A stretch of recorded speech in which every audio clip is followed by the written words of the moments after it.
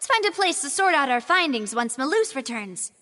It seems to me that there are several things that don't add up here. Apologies for the wait, demoiselle. So, what did the guards say? Did the criminal escape through the vent? They believe the odds of that are very low, since the vent leads to the Opera House's basement. The guards have checked the area carefully. No one left through the basement during the performance or after the incident, and no one was found hiding there. So the tunnels become like a secret chamber then. You know, like the kind you usually see in novels. The plot thickens. Halsey's disappearance and Cowell's death are both quite inexplicable. No wonder Farina was so confident in her accusation. All the current evidence points toward Linny and Lynette. In other words, the charges are very likely to be upheld unless we make some considerable progress. Charges and then trial. So if the charges are upheld, they'll announce a sentence? That's right. This is how a trial goes in the Opera House. During the proceedings, the Chief Justice and the Oratrice will hear statements from both sides.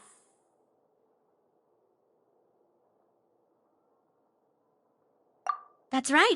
This is how indemnitium is produced. The statements from both sides, the defenses from attorneys, witness testimonies, and even the audience's emotions will all be projected on the Oratrice. To put it simply, it's as if the Oratrice has its own will, and is a judge in its own right. This also precludes any kind of favoritism on the part of the Chief Justice. Not that this has ever happened anyway.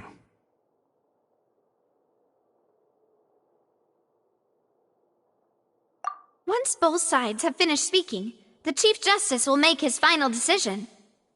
This, too, will be used by the Oratrice as a reference. Then, finally, the Oratrice will be consulted by officials. The result it returns is the will of justice itself. Huh? So that machine is the one that actually decides? Paimon thought Neuvillette called the shots. In practice, there is very little difference. Both have always come to the same judgment, which is why people have great faith in the Chief Justice. Yes, the guards also asked me to convey that none of us will be allowed to leave this place before the trial. Huh? Why? Because we've chosen to act as the twins' proxies. That makes us persons related to the case. They're concerned that we might be colluding with outside parties, or that we might find outside help to disrupt the case. And even if that were not so, it could prove problematic if we happen to spread key information about the case ahead of time. I'm ready to break out at any time. Whoa! There's no need for that! Paimon thinks they have a point. That said, are they providing food? Of course. I just hope you don't mind the lack of options. I'm afraid that catering to all tastes is not in the cards, nor is any guarantee of balanced nutrition.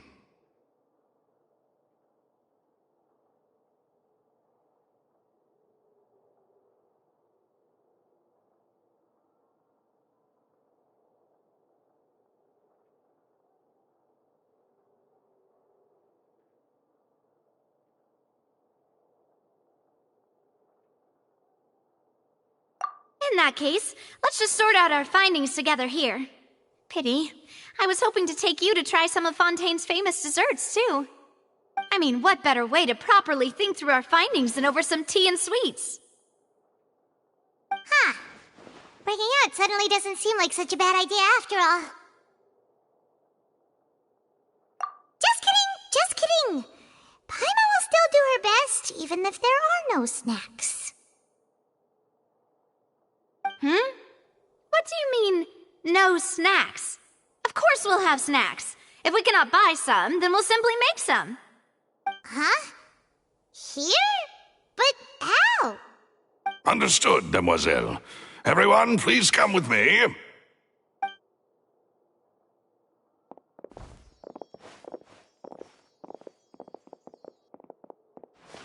Wait, you're carrying a portable stove with you? Yes, I must be prepared to meet the demoiselle's baking needs whenever the fancy strikes her. I have eggs, sugar, and almonds at the ready. Good work, you two. Then I'll get to it. Please sit tight for a moment. You'll get to taste my awesome snacks soon enough. These three are quite the interesting group.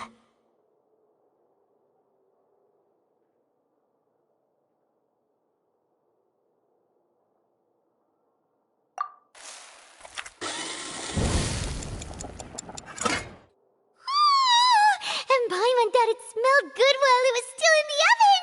Oh, it's even better now. Paimon can't stop drooling. From the way you had these two guys carrying all that stuff around, Paimon thought you'd have them do more during the baking process. But you ended up doing the entire thing by yourself. Beating the egg whites, grinding almonds, everything. I was applauding. And I was giving encouraging smiles.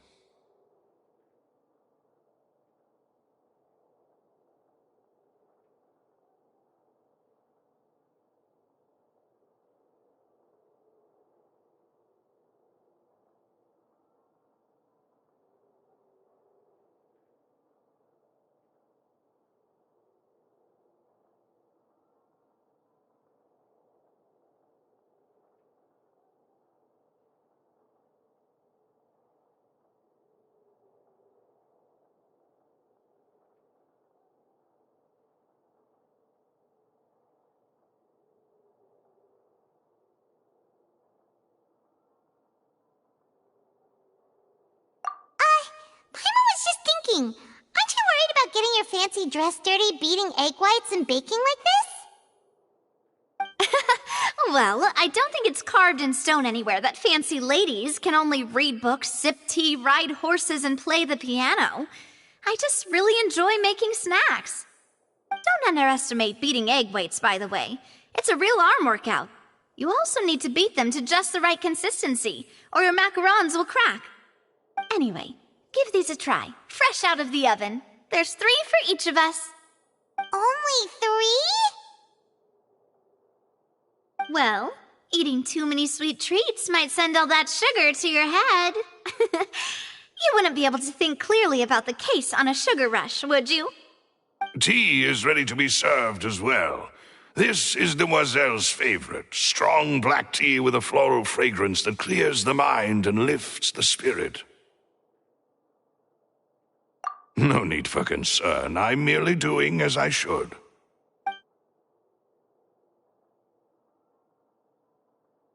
All right, then. Down to business. As Paimon mentioned previously, the tunnel seems to be something of a secret chamber. However, we can assume that Lyney and Lynette were not alone within it. Some criminal also occupied its sealed confines. The magician twins could have committed the crimes, of course, but they lack any logical motive. Exactly! Why would they do such a thing right when everyone was watching?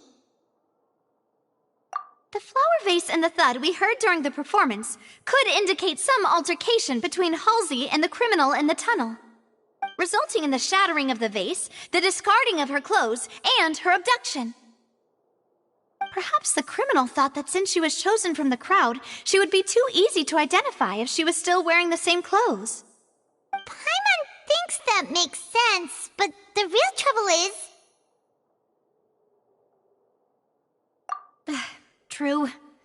None of the clues we found thus far support the existence of this third person. But the only people left to consider are both technically victims, whether it's the missing girl, Halsey, or poor Cowell. Huh. Could Halsey have secretly made modifications to the magic props in order to murder Cowell before making her escape?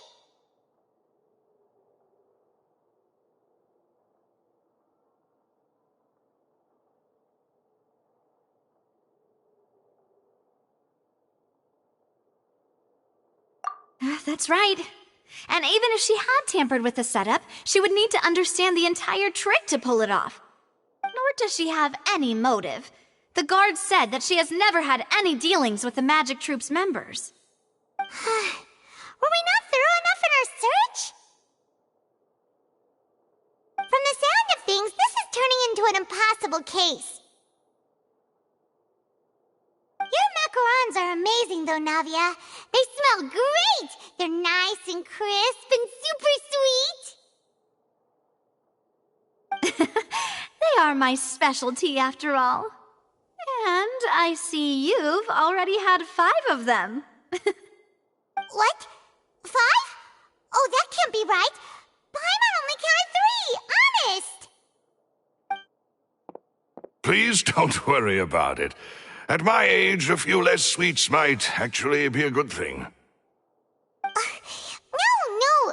Being greedy is one thing, but Paimon knows how to count. Besides, Paimon knows that if she ate too many, then others wouldn't have enough.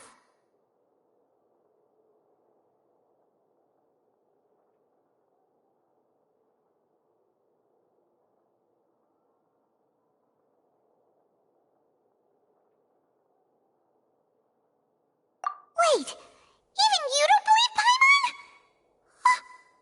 How could you? If Paimon ate those 2 extra macarons, then may they turn into stone in her stomach! All right, we get it. Well, I suppose one of us might have gotten too engrossed in our chat and eaten them by mistake. No big deal.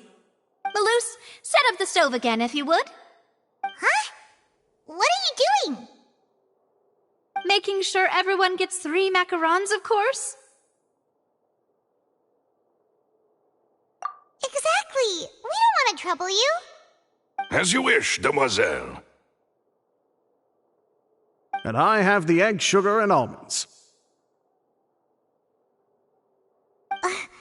Well, this really is your hobby, huh?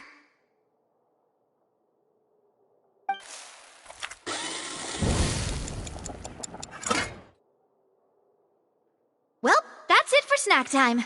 I'm going to have another look around the area.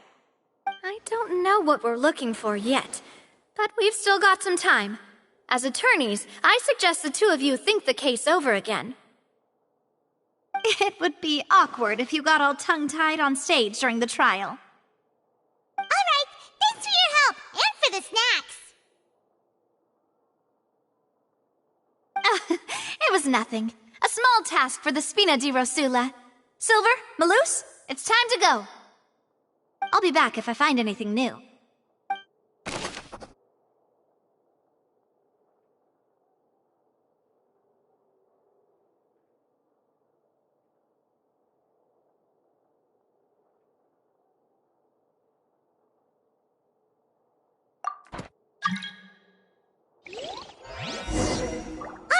It's time to put our heads together. We've got to get our defense ready for the trial.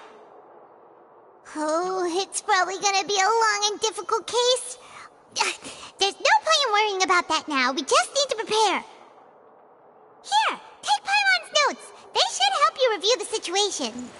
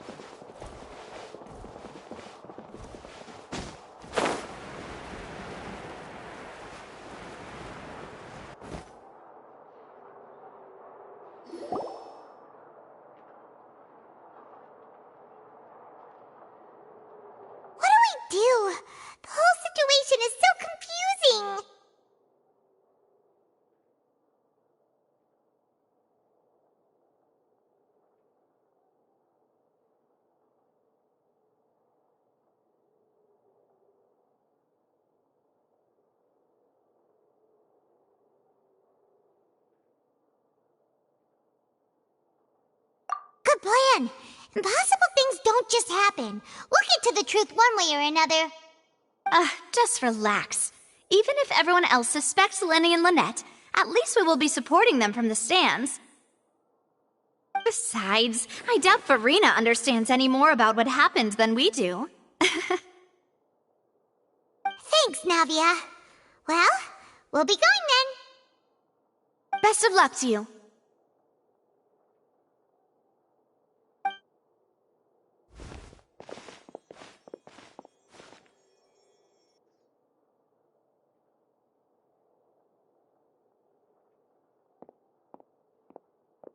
Ah, finally, you're back. Well, how did your investigation go? To be honest, you might be disappointed. No. We're already very grateful that you were willing to help. Well now, don't you all look disappointed.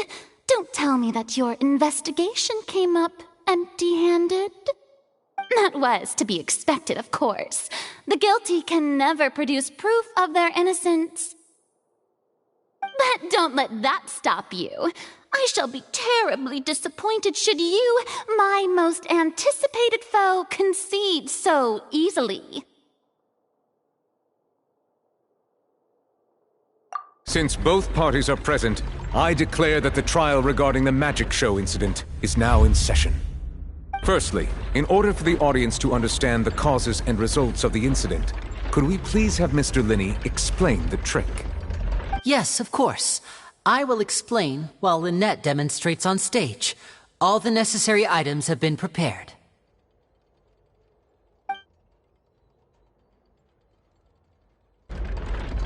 Thank you, Mr. Linney. In that case, I take your statement to be that you ran to and remained hidden within the magic box in the audience stands once the trick began, and thus could not have committed the crime. Is this correct? Yes, that's correct, Your Honor. In that case, I call upon the prosecution. Lady Farina, do you wish to refute his statement in any way? Why, of course I do. Allow me to take the first shot and break this case wide open. Mr. Linney is clearly lying. There is no way you could have been in the box the whole time if you were to abduct Halsey and murder Cowell. In fact, I'd say you were hardly in that tunnel at all. That is simply your hypothesis based on the presumption that I'm guilty. Oh, is that so? And if I may ask, what did you hear while you were inside your box? The roaring countdown of the crowd, of course. That's how I kept track of the time and built anticipation for the finale. And you didn't hear anything else at all? Nothing that might leave an impression of any kind? No, nothing. I see. But when the count reached 30 seconds or so, there was a thud. One so loud that I believe practically everyone heard it. Huh? Hey, hang on. Something's not right here.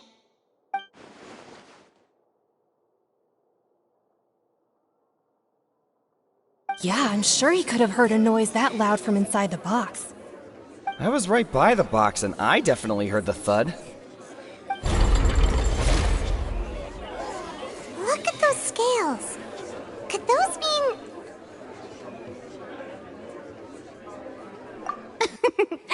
Well then, ladies and gentlemen, allow me to use the words of the magician himself. You never know what can happen in the blink of an eye. Indeed, it seems his alibi can also collapse in the blink of an eye. Of course, I have armed myself to do far more than smash your alibi. Confidence cannot go unfounded, and my foundations are rock solid. Tell me, aren't you and Lynette actually from the House of the Hearth? The House of the Hearth?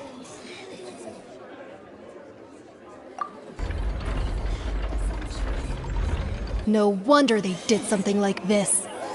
So the serial disappearances were the Fatsui's doing. Now it all makes sense. I've got a feeling that what happened on stage probably wasn't just an accident. That's irrelevant. Our identities have nothing to do with what happened. Indeed. Then perhaps you could tell us everything that happened during that 1 minute. Your first priority is to prove yourself innocent after all. I'm sure there is little that needs to be kept secret now. Unless your script already has holes in it. The Outlander is speechless. My, oh my, don't they look flabbergasted? Now comes the infighting in Discord, I suppose.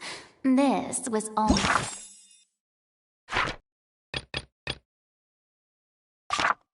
was too easy. Oh, good thing I made all those preparations. Seems the all-nighter I pulled last night is really paying off. Hey, Linny, why didn't you tell us this before?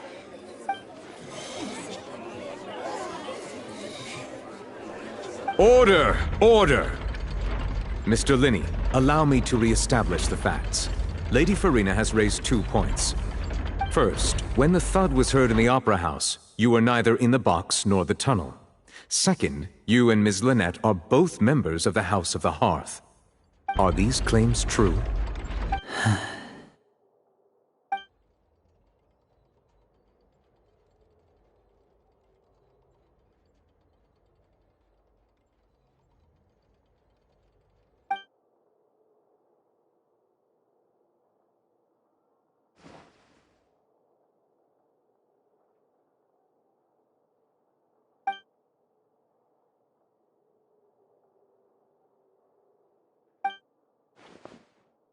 Please answer my question, Mr. Linney. I'm sorry. Yes, they're true, Your Honor.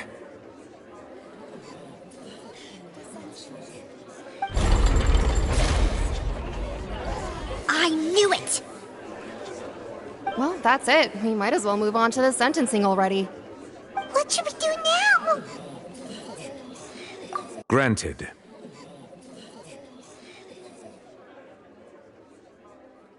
In that case, what is your request? Is that really necessary? They're already as good as guilty. The defendant deceived their own attorneys. What is there left to discuss? Order! Order, I say! Your request is reasonable, and we shall adjourn. This trial will reconvene in 1 hour. So you would stick to Mr. Linney's defense even after knowing what you do now? You certainly have more professionalism than I thought. In that case, my dear audience, let's allow the joy of victory to steep for a little while longer.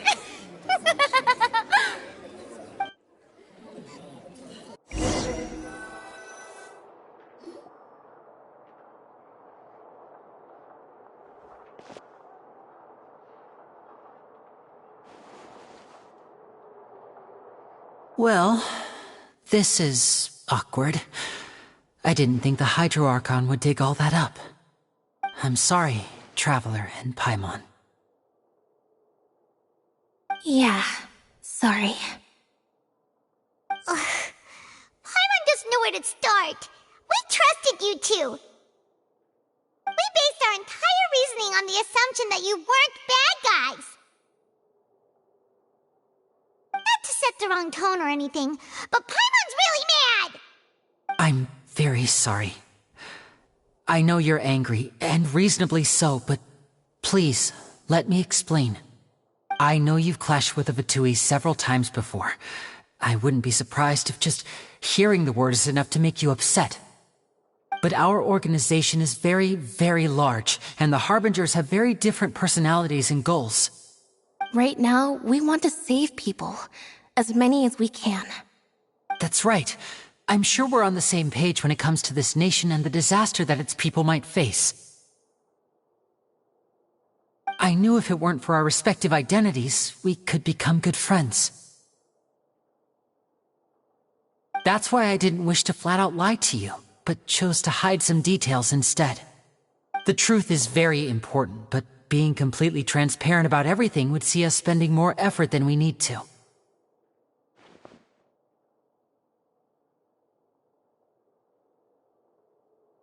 Right. So, you be the judge. Heck, if I were you, I fear that I'd even struggle to trust me at this point. You met a Fatus who works as a magician, a trickster by trade. All by coincidence, too. But still, I'm asking you to trust me. I am no criminal. At least, not in this case. Sorry. Please forgive us. Well, you both say that, but...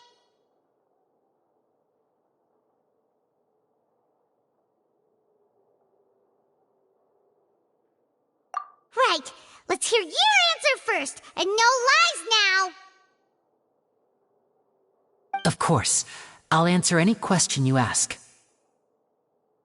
We've been trying to find out how the Oratrice operates. We want to know why it has a consciousness. Why can it deliver sentences accurately? During our investigations, we learned that the machine's core is beneath it. From that moment on, Lynette and I have been designing this box swap trick, with the objective of getting close to the core. Is that why you needed a whole minute? That's right. In truth, the audience would take about 75 seconds to count down from 60, while I would only need 15 to get to the opposite box. So, after jumping into the tunnel, I accessed the Opera House basement via the vent, and went to investigate the room in which the core is stored. That air vent was created during the construction of the tunnel specifically to execute this step.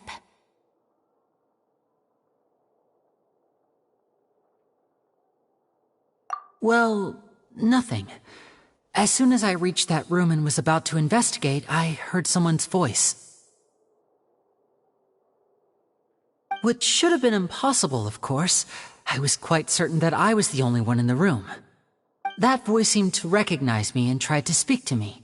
I chose to err on the side of caution and retreated the way I came. On the way back, I saw the broken vase and the clothes on the ground, but the countdown was almost finished, so there wasn't time to give it any thought. After that, the homicide occurred just as you saw. Well, that explains why you didn't hear the thud.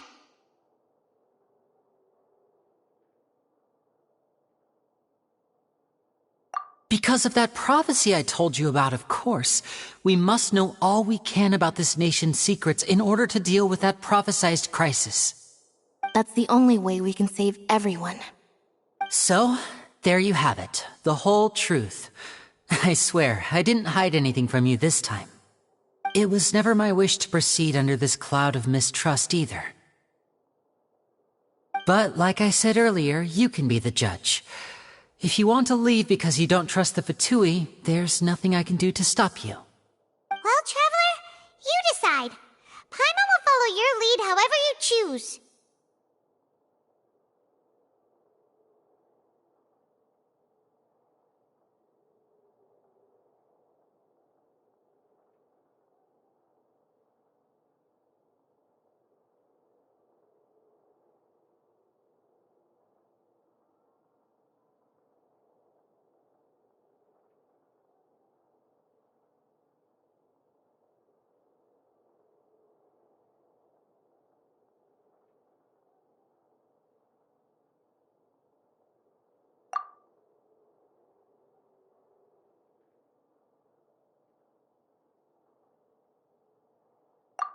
Okay, thank you. Thanks for giving us a chance. The current problem is that the scales are tipped pretty badly against you two. If we want to refute the Hydro Archon's accusations, we're gonna need a seriously watertight defense. Huh? Oh, Paimon thinks she gets what you mean.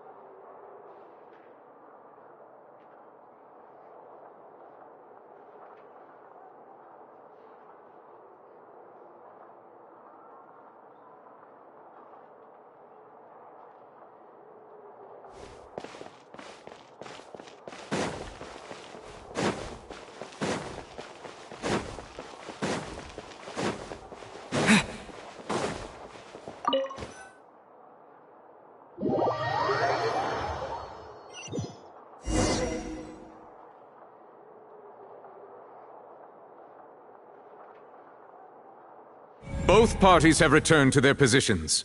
Let us continue the trial. When last we left off, Mr. Linney acknowledged the new evidence presented by Lady Farina as fact. Therefore, Lady Farina may continue stating her reconstruction of the events. That took long enough.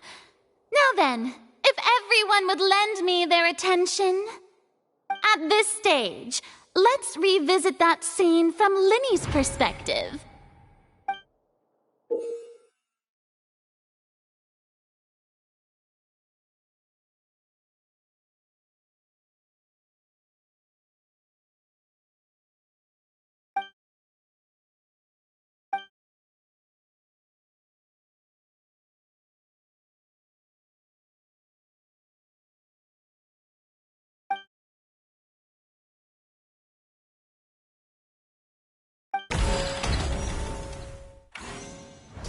As the countdown began, he entered the tunnel.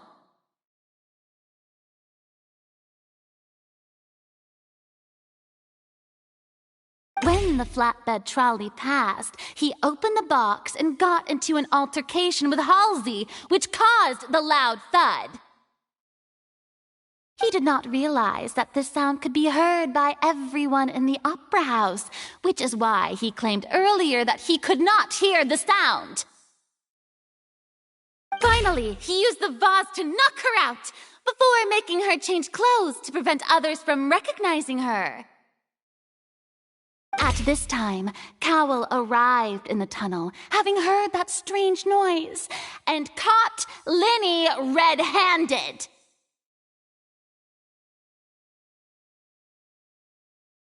So Linney proceeded to knock him out too before stuffing him into that box.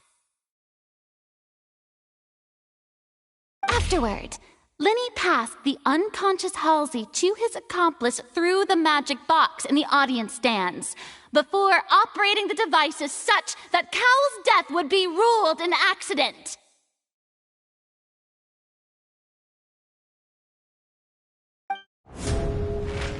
And there you have it. That's the truth behind what happened. Does the defendant's side have any objections to Lady Farina's description of the events? The key to refuting Lady Farina is the order of events, what Linney experienced, and what he saw.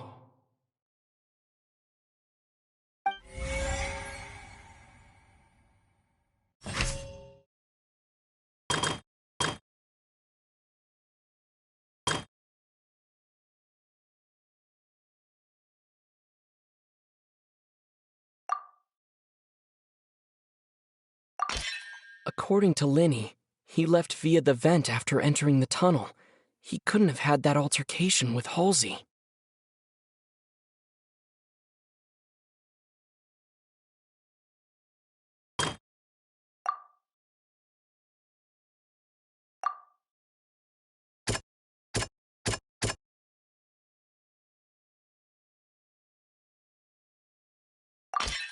Linney went to the room that contains the Oratrice's core. This is the actual truth.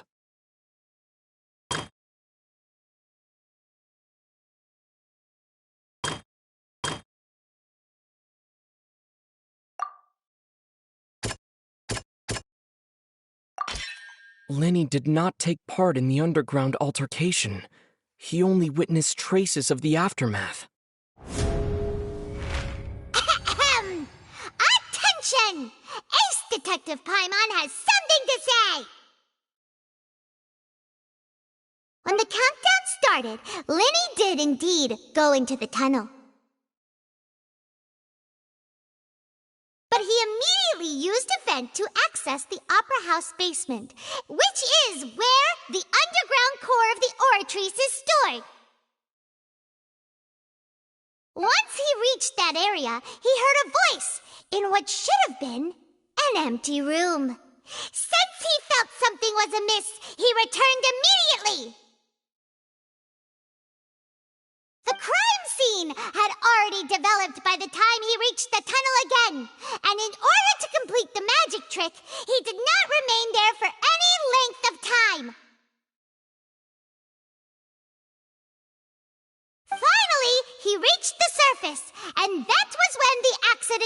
happened from his point of view. Therefore, he's innocent!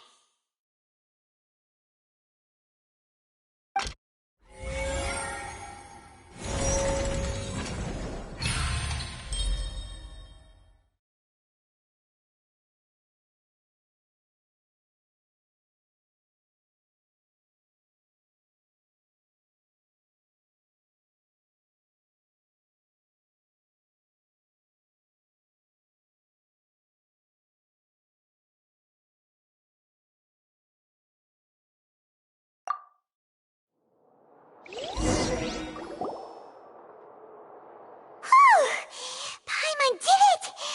Paimon actually managed to say all that! Oh, wasn't it awesome? In other words, you believe that he knew nothing of the incident? That's right!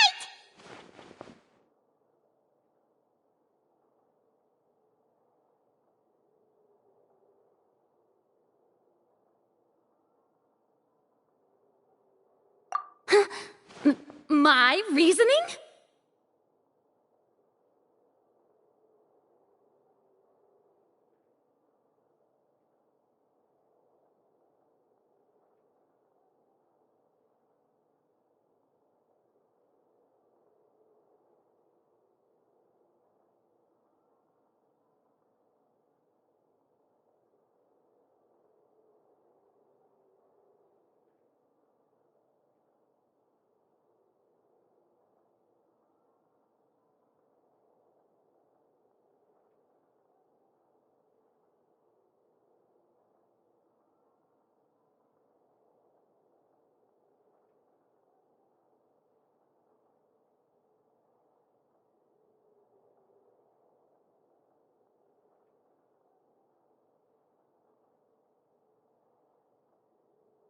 If that's the case, then if Cowell hadn't entered the tunnel, who was the entire setup meant to kill?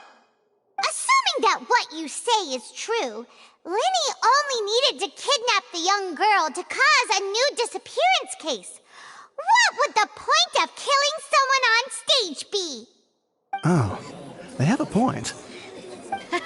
That's right, you tell him! And that's why they're partners of mine. They've managed to turn things around. Oh, well, your denial is very strident, I'll give you that. But what proof do you have to back your claims? Of course I do. If he had been in the magic box the whole time, how could he have not heard that sound? Why do you ask? You're saying that he wasn't?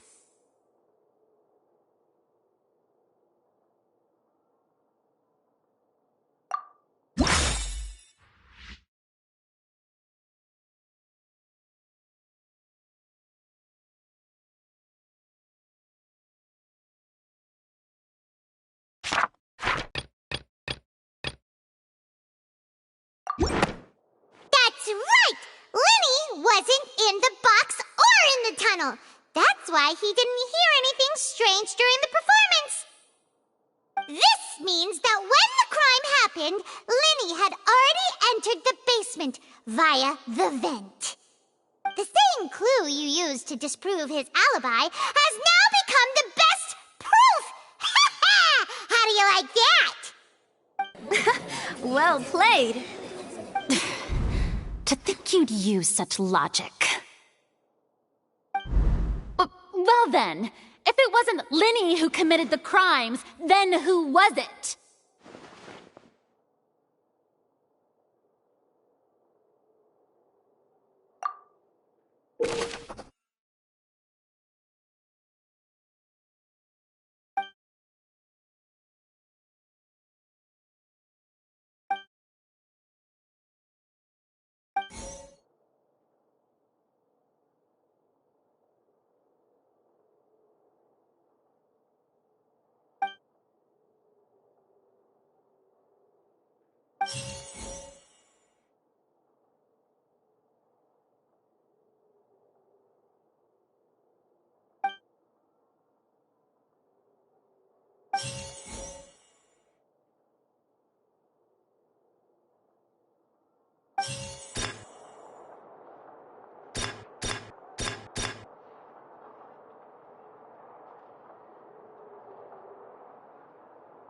The deceased's name is Cowell, Linny's assistant. Halsey is the missing person and an ordinary audience member. Could there have been a third person involved?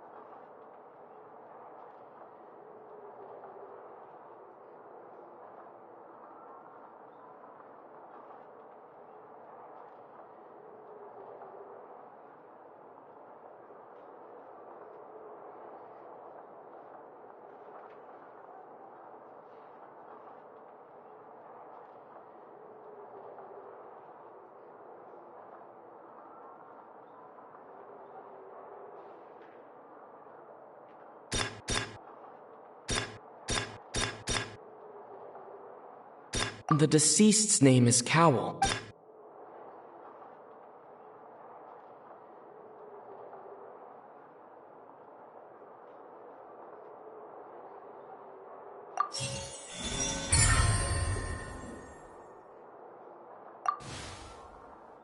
Huh?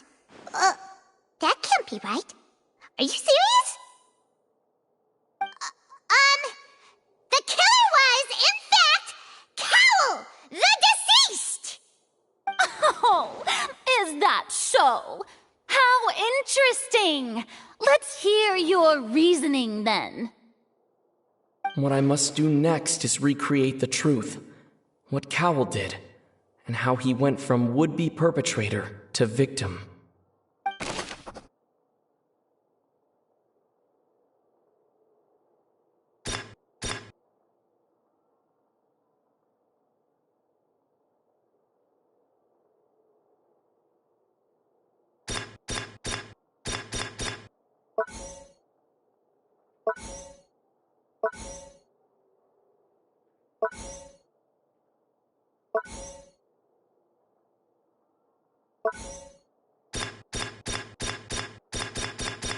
No one entered or left the Opera House through it. The deceased's name is Halsey's clothing was in the sound we heard may have come from... Linny was not in the tunnel. It would have been tough for both people to fit into that vent.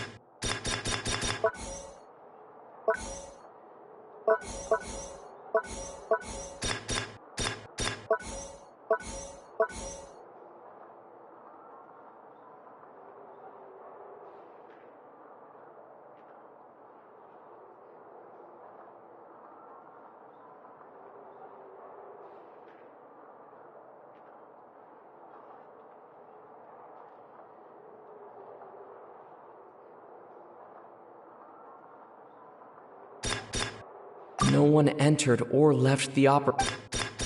The sound we heard may have... It would have been tough for both people.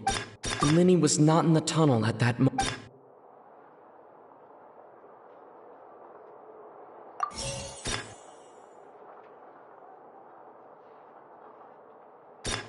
The sound we heard may have come...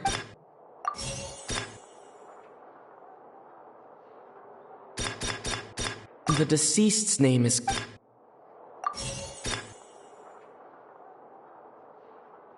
Halsey's clothing was in the tunnel.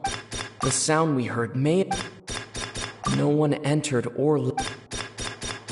It would have been tough for both people to fit in...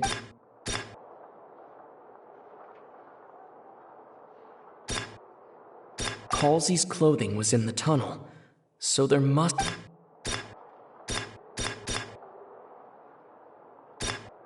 No one entered or left the Halsey's clothing was in the tunnel, so there must have been some fear that she would attract attention.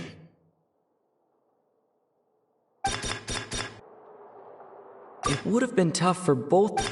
The sound we heard may have come...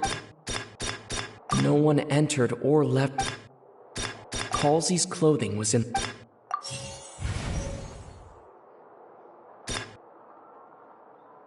It would have been tough for...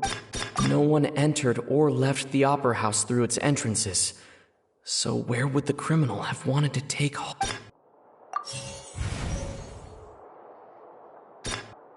It would have been tough for both...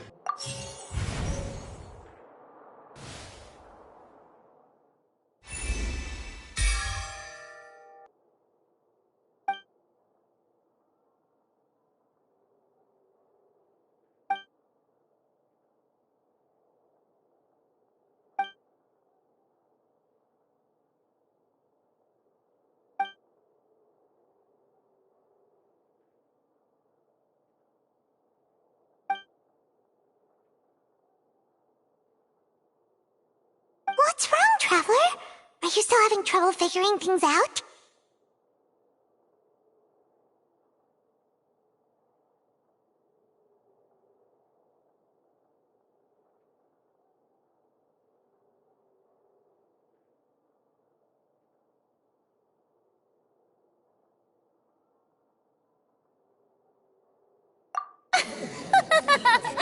I see how it is. So this was all just a bluff. And here I thought you had something to show for it.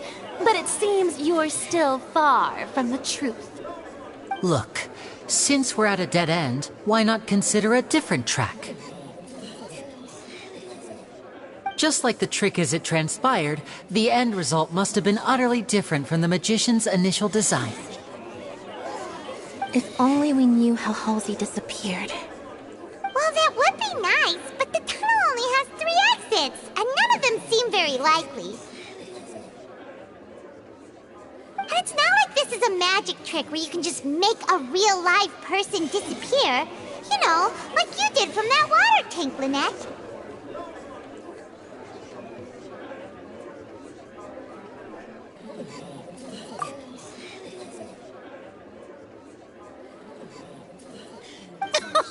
Excuse my interruption, dear opponents, but do you not see that the crowd is growing impatient? There is no greater sin in this opera house than an awkward delay in the performance.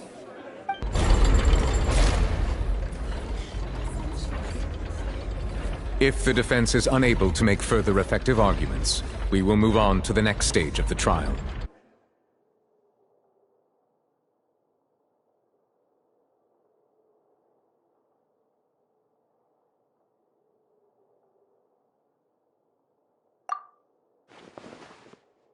Linny was not in the tunnel at that moment, which gave our criminal ample time.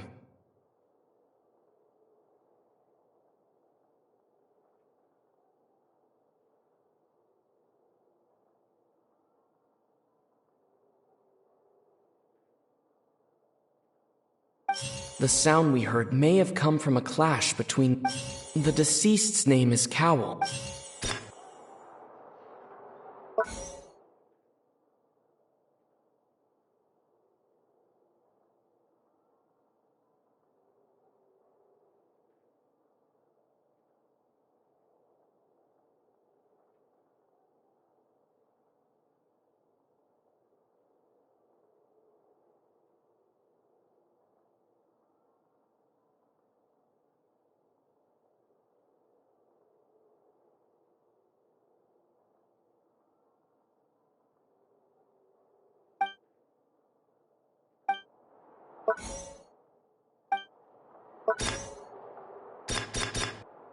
The vase was not broken.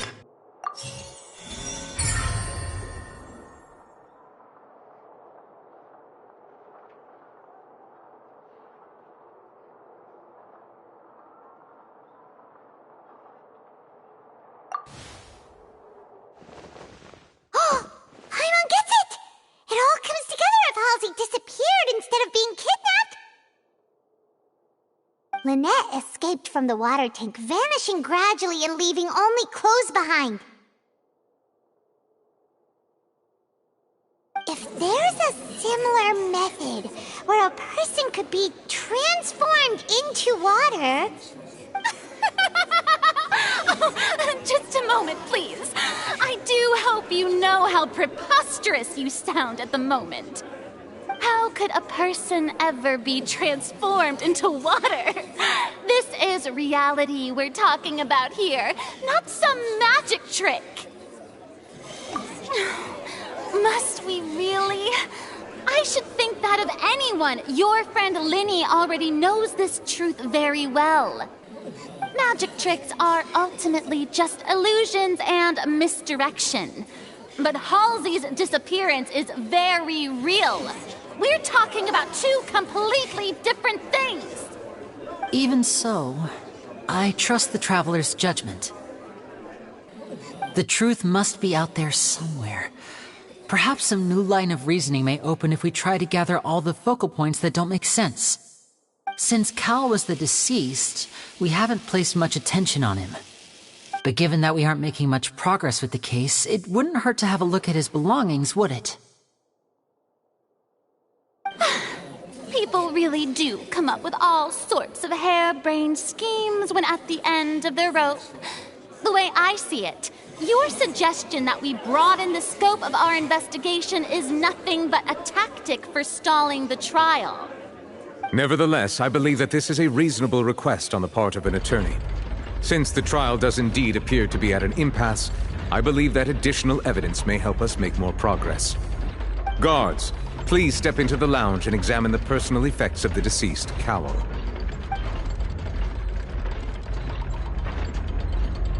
We are still examining the items, but we have already made critical progress that we feel must be shared with everyone post-haste.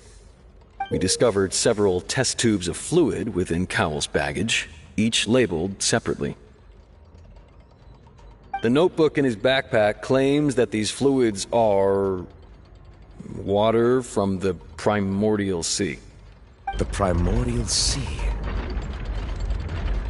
The note's contents also indicate that Cowell belonged to an organization that sells illegal drugs and that he had an accomplice. The notebook has many entries concerning safe usage of these fluids, in which the keyword dissolve appears many times. One of these tubes was labeled Opera Epiclese, along with yesterday's date. It is empty. The notes also state that these dissolution properties work exclusively on people from Fontaine. It's likely that Halsey was chosen as some sort of test subject. As such, we believe that the defense's hypothesis is, in fact, supported by sufficient evidence. You've got to be kidding! People dissolving into water? Could something so ridiculous actually be true?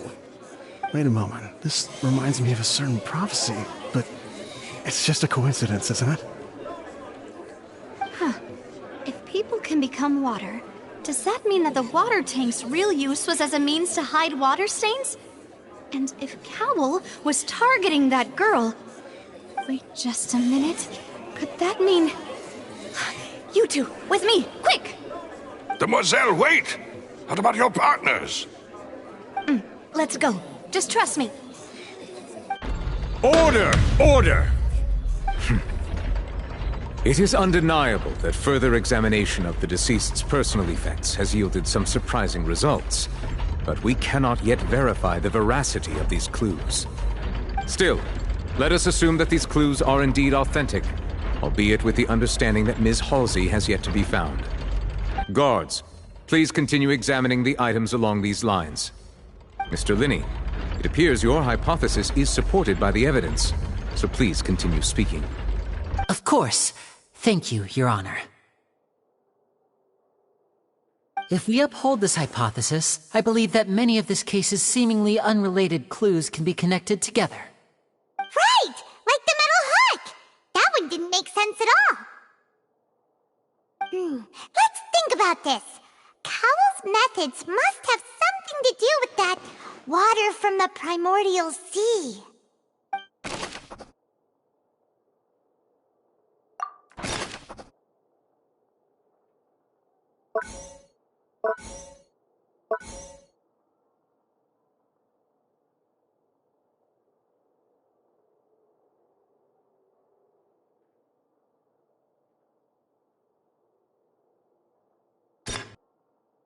The deceased's name is...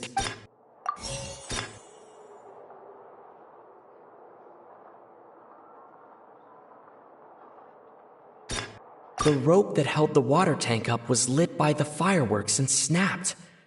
As such, the focus here is on the water and not the tank. Now it seems like the hook rope was not meant for another magic...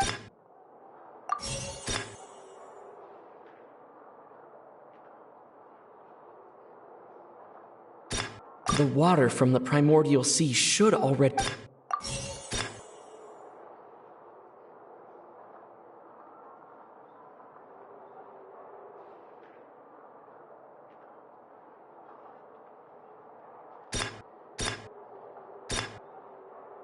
Lynette was in the magic box on stage the entire time. Did she have something to do with this?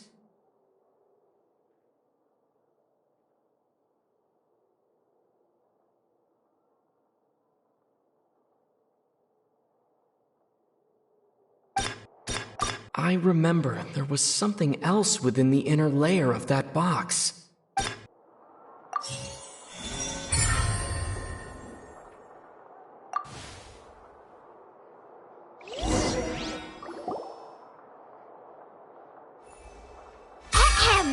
It's Ace Detective Paimon's time to shine again!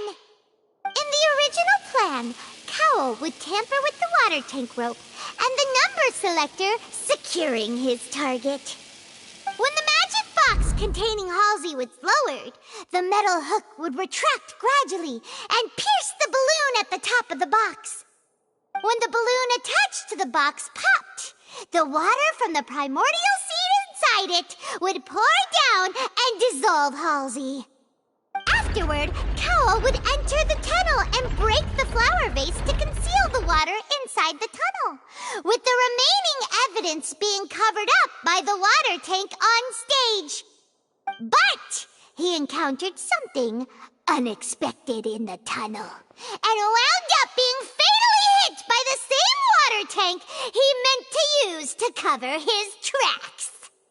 Huh. That does make sense. That actually links together a lot of the more confusing pieces of evidence.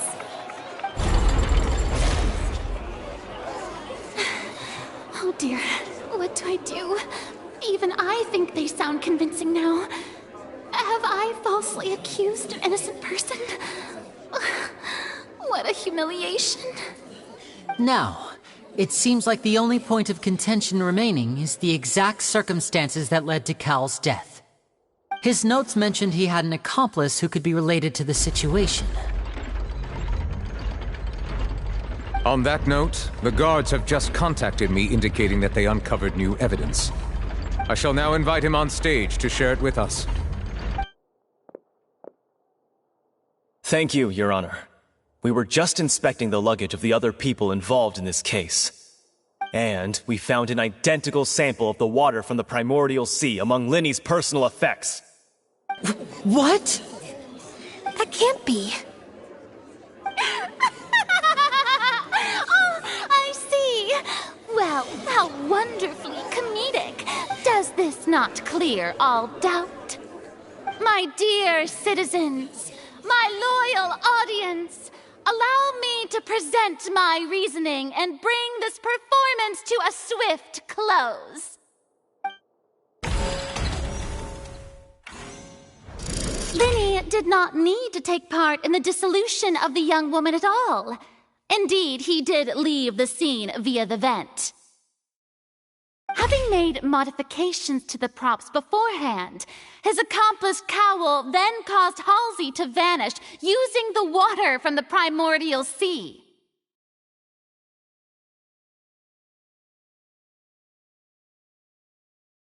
But upon his return, in cruel avarice, Linny desired sole credit and prepared to do away with his partner in crime.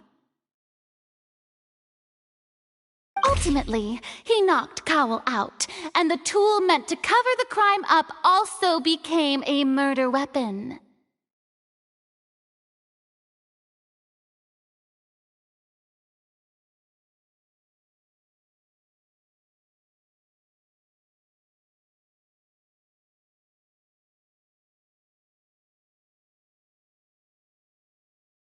Now, as much as I regret having come to such a viciously straightforward conclusion, it does seem that the famed Fatui is quite the cold-blooded and ruthless organization.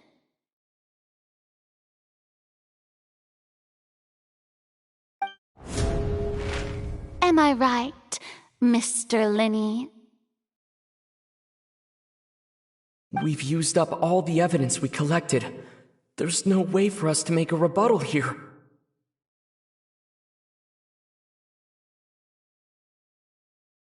Is this the end of the road?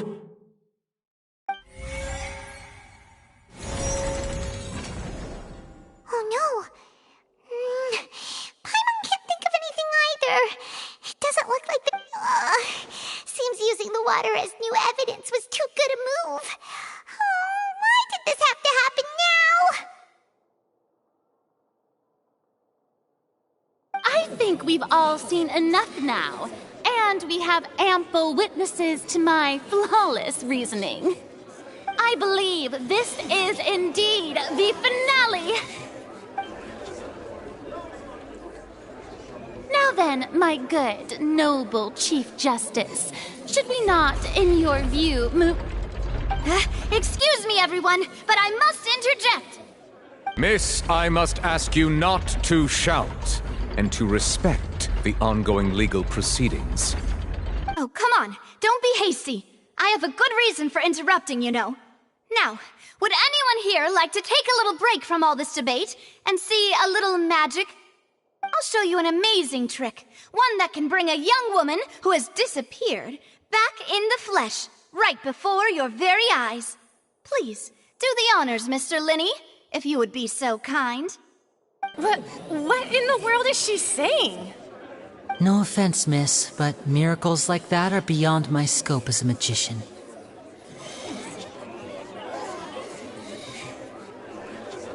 Come on now, don't be silly. Magic is all about misdirection, isn't it? It often conceals the truth while presenting a fascinating illusion. But once everyone believes the illusion, can't magic reveal the truth to them once again? And wouldn't such a trick be the most marvelous finale to today's performance? Come on, Linny and Lynette. Give it another go. Don't worry. Spina di Rasula has made the necessary arrangements on your behalf. But, as the magic makers and stars of the show, I think I should leave the final performance to you. I understand.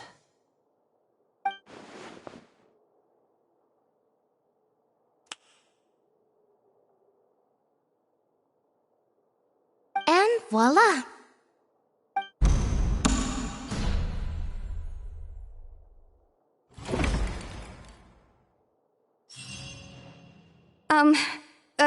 Sorry for the interruption. Wait, isn't that Halsey? So the whole thing about people dissolving wasn't true after all? To be clear, I'm only here because this person told me that if I testified, the merit of doing so would lessen my sentence. I was hiding outside this room listening to the proceedings because I was afraid that I would be the one put on trial. I was just feeling happy that no one had noticed me, and then before I knew it, she caught me. That'll teach you to underestimate us three. Where should I begin? I'm sorry. I'm the one who killed Cowell. I admit it. What? Why? Firstly, my name isn't Halsey. It's Lillian, and I'm originally from Mondstadt. I heard that Linny's show was going to be a real thriller, but I missed the chance to buy a ticket, so I stole one. That's how I make a living. I steal stuff here and there. And I'd never been caught before. But I was noticed at the harbor a few days ago, and I barely got away. Linny was the one who caught me in the act.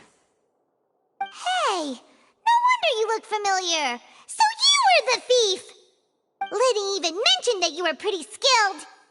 Well, and I thought that would have been the end of it, but then the number selector chose me. He even mentioned the Fortress of Meripede.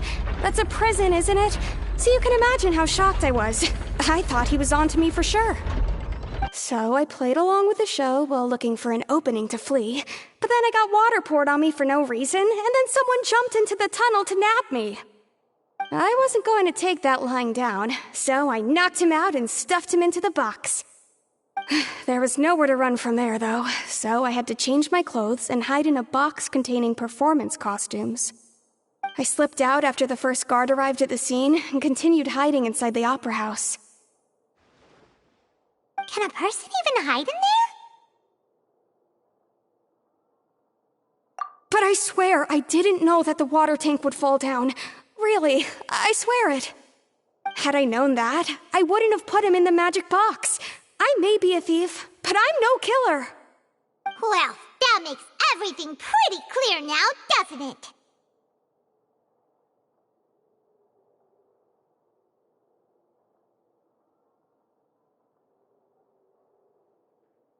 This time, we need to tell the entire story from Lily-Ann's perspective.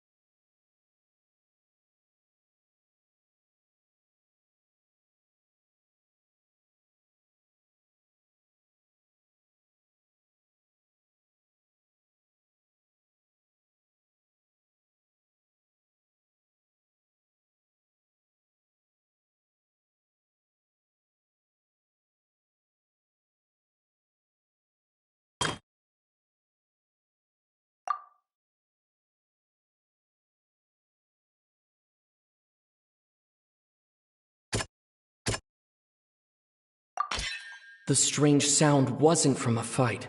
It was Lily-Ann's attempt to break out when she was frightened.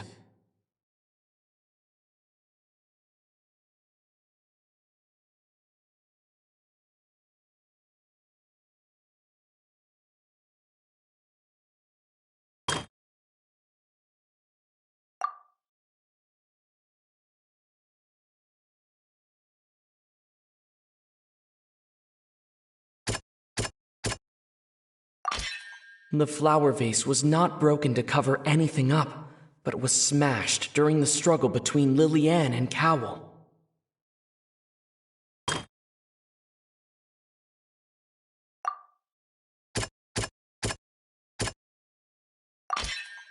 Lily-Ann was afraid that she would be recognized if she left, so she changed clothes and hid, biding her time. Just what one might expect of an experienced thief.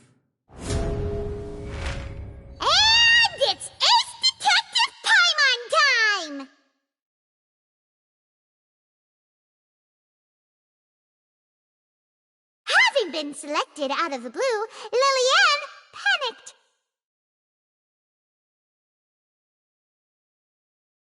Her panic only intensified after she entered the tunnel and had water poured on her head. So she kicked the door open, producing the thud we all heard.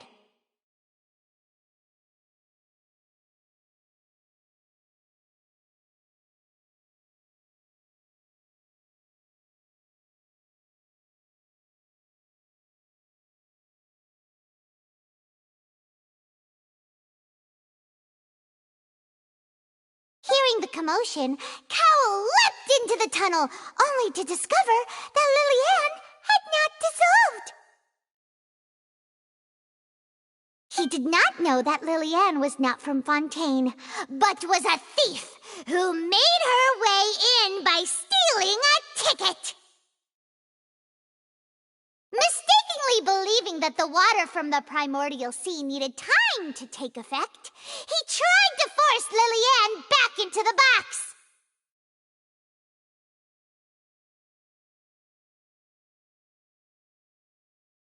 The two broke the flower vase during the struggle, but Lily-Ann came out on top, knocking Cowell out and putting him in the box.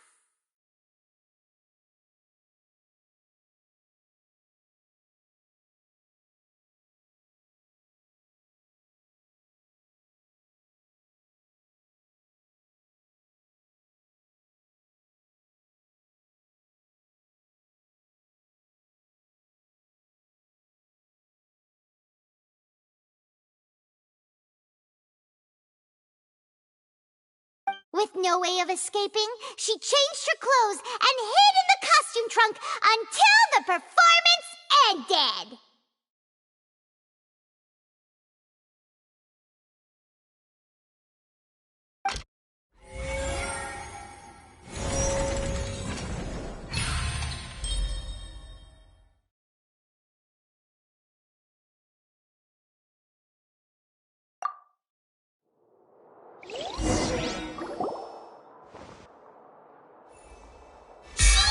That she would have to go through guard inspection if she tried to leave afterward. So, she has been trapped in the Opera House these last 2 days. She had already become desperately hungry by the time we were chatting over macarons. So, she swiped 2 of them right under our noses. Talk about a sneaky thief. At this point, all the events that happened in the tunnel have now come to light.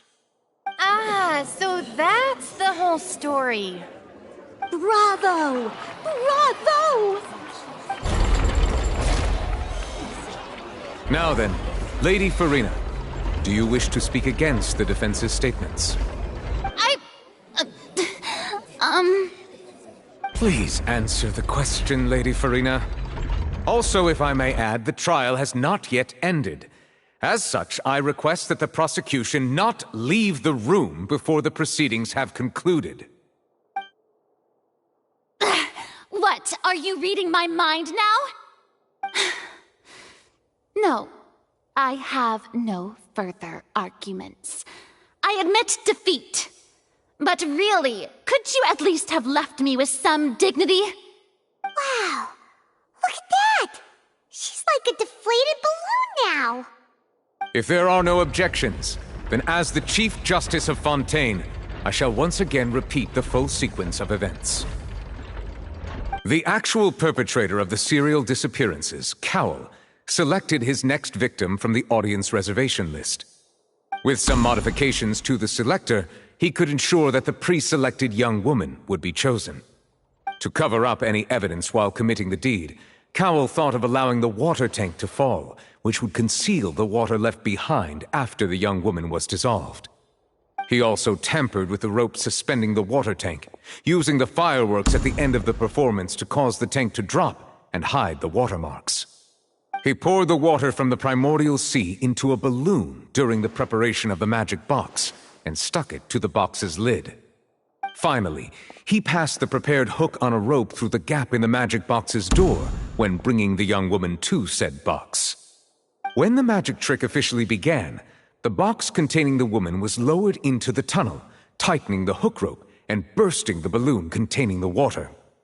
If all had gone to plan, the young woman would be dissolved at this time. However, Lily-Ann was not from Fontaine, and thus fled the box with a loud noise. Realizing that there was trouble, Cowell entered the tunnel and met Lily-Ann. Thinking that the waters had not yet taken effect, he decided to proceed. However, his opponent was more capable than he thought, and he was overcome, knocked unconscious, and placed into the magic box, and thus became his own final victim. Lily-Ann, according to her own statements, then changed clothes and hid until the performance ended, before hiding in other parts of the Opera House. As for Linny, he was in the underground structures within the Opera House, and was thus ignorant of these happenings. From this reconstruction of events, we can conclude that Linny, the accused, is in fact innocent.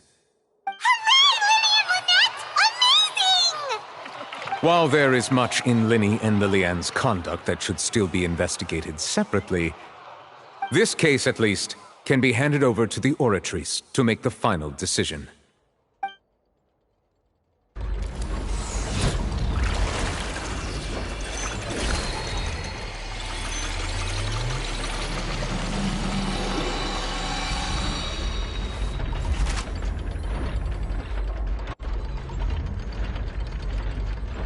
As such, Linny and Lynette are officially declared not guilty.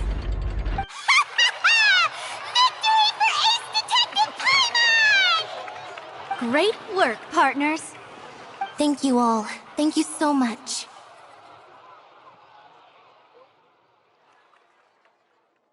Next, I think we deserve an explanation, Guard Vaughn.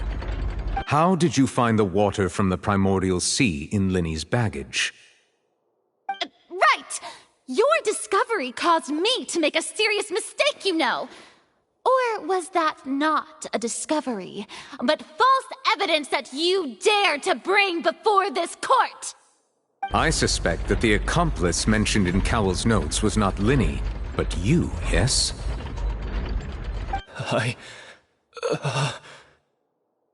I'm sure you know what you must do to lessen your sentence. Speak quickly! Unless you want to earn yourself a one-way ticket to Coupon Town. I was just following orders. We were supposed to place blame for the serial disappearances onto Linny, and thus cause suspicion to fall on the Fatui. The higher-ups said this was the best opportunity to do so. And now that your plan has fallen through, and the secrets of the water have been revealed, you have become a liability to said higher-ups, yes? Therefore, you would be wise to tell everything you know, and seek the protection of the guards. Yes, I'll tell you everything I know. Our boss discovered that the water can cause people to dissolve. It can also be made into a potion, which when extremely diluted, can cause people to experience unforgettable exhilaration. We've been in this business for a while now, and have made decent mora off it. The disappearances were also the boss's idea. I mean, this is the boss we're talking about.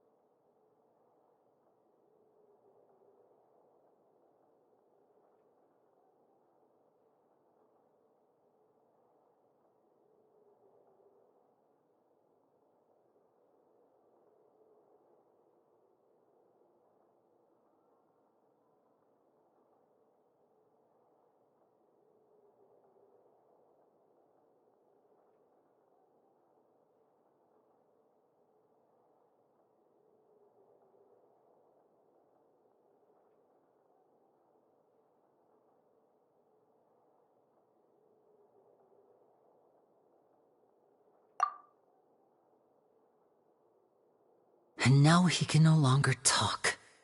Such ruthlessness. I shouldn't have expected any less of them. An outrageous act. All present, please submit to inspection immediately.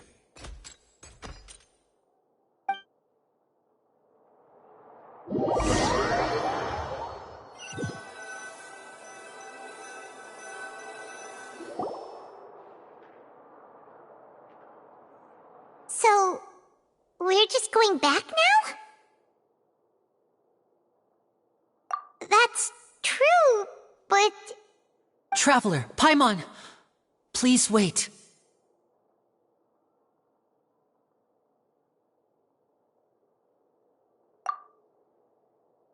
Linny... I know you may not want to speak to me right now. Maybe you don't even want to look at me. But But still, let me thank you again for defending me to the end, even after you learned that I'm a member of the Fatui. I guess. But regardless, I'd like the opportunity to set things straight. I didn't approach you with any ulterior motives or ill intent. I've spoken to you as myself, just plain Lyney this entire time. As for why I'm a Fatus, it's because the goals of the House of the Hearth align with those of an orphan like me. That's all. That was how Father, who you might know as the Knave, approached recruiting us back then too. The Knave? The one who controls the House of the Hearth? She's your father?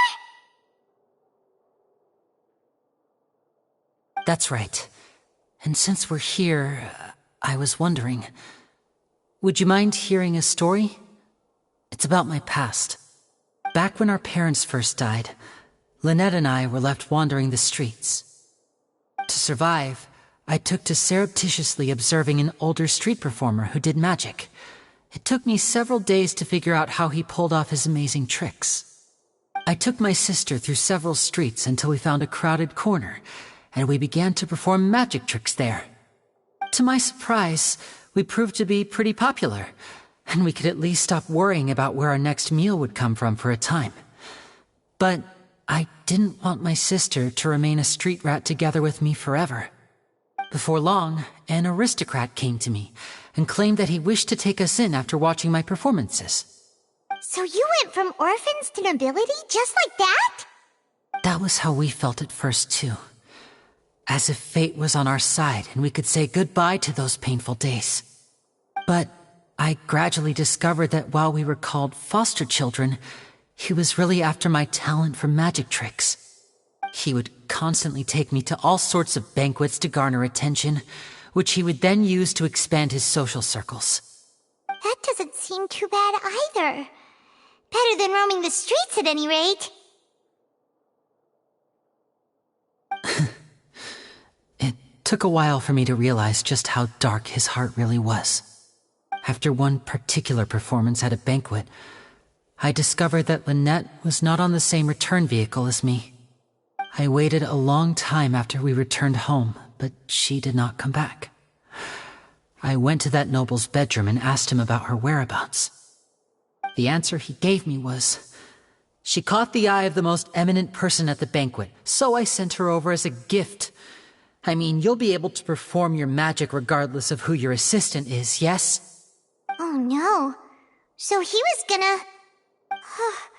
But wouldn't Fontaine's laws deal with such people? As far as outsiders are concerned, this is a relationship akin to adoption or foster care, and they have their ways of escaping the eye of the law.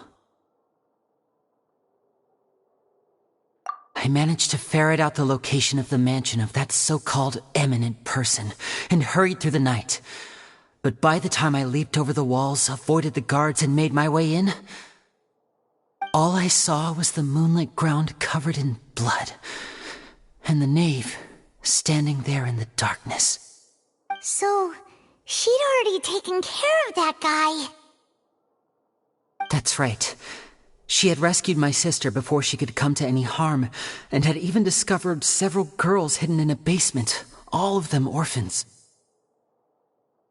Father, the Knave, might have seen something in me, and so she made me an offer.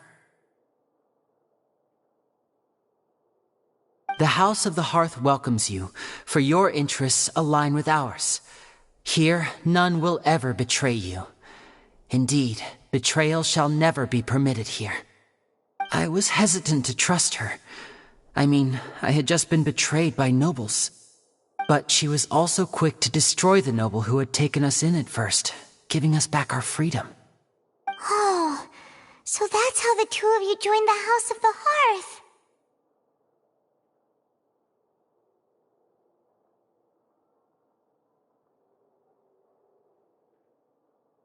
She has her own plans. She has gained permission from the Tsaritsa to first use the Gnosis' power once she obtains it. She plans to use it to find a way to break the prophecy and save Fontaine. So, she believes in that prophecy too? That's right. The whole House of the Hearth is currently working to combat that crisis. Today's case has also proven that people from Fontaine can indeed dissolve into some sort of water, thus further supporting the prophecy. Everyone at Hotel Bouffe d'été, including the knave, has their roots in Fontaine, and we will always defend our homeland. To us orphans, the only connection we have left to this world, apart from our family, is our homeland. So, from small deeds like distributing magic pockets to huge schemes like stealing a Gnosis, everything is aimed at dealing with that prophecy.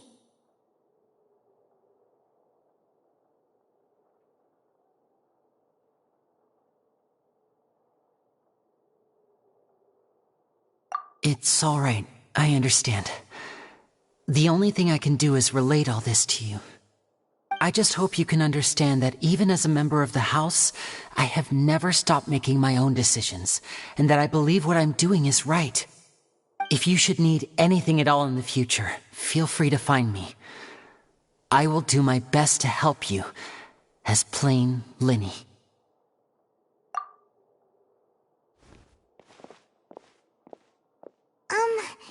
Bye, Lyney!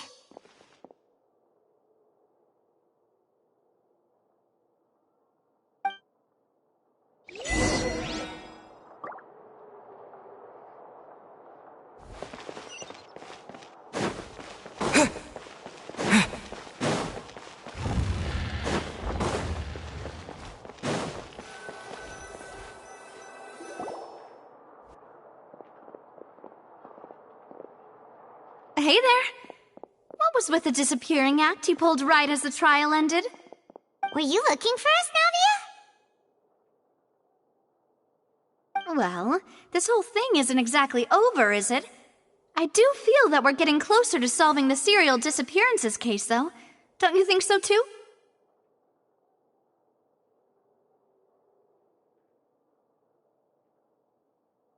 Huh? What's wrong, my dear partner?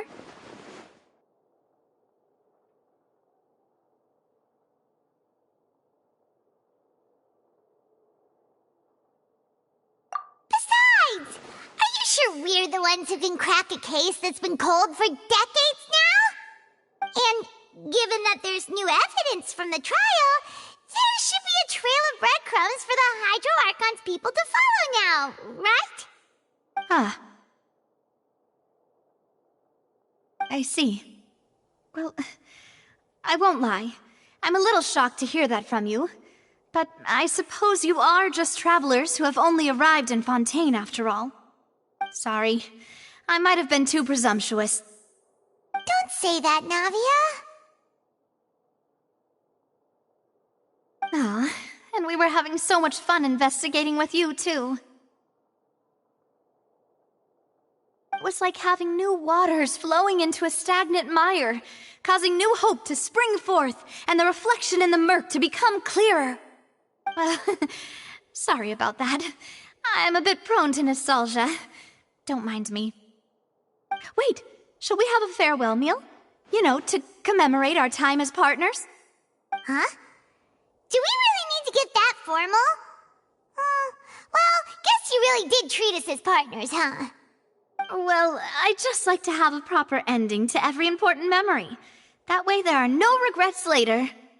Anyway, it would just be a meal, so it shouldn't take up too much of your time.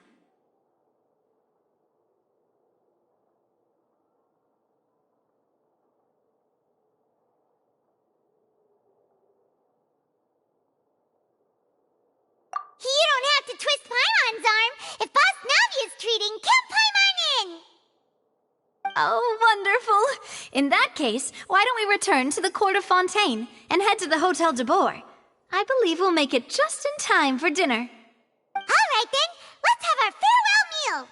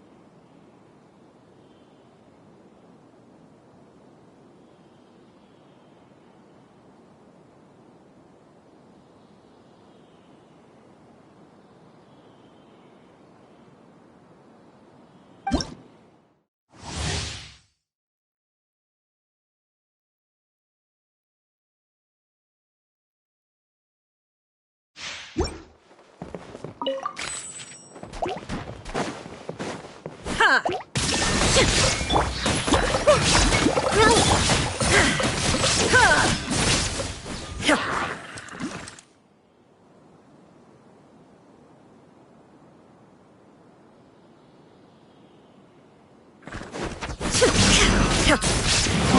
to oblivion! There is no escape! Yes! The Temple of Wisdom!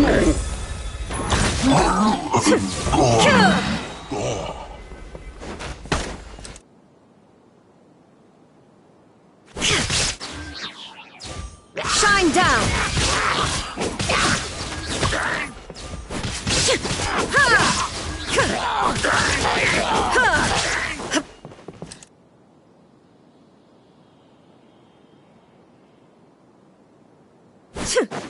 There is no escape!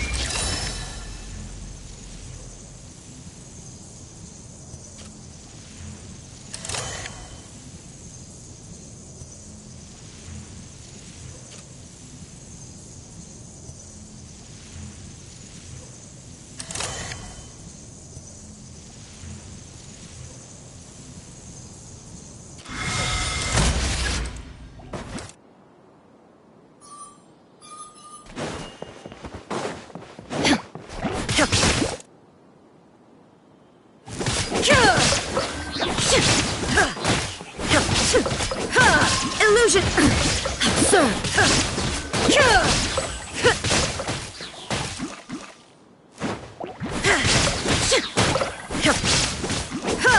There is no escape!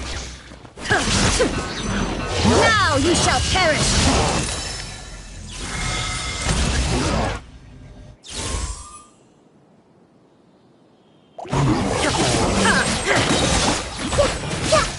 Share my knowledge! Shine down!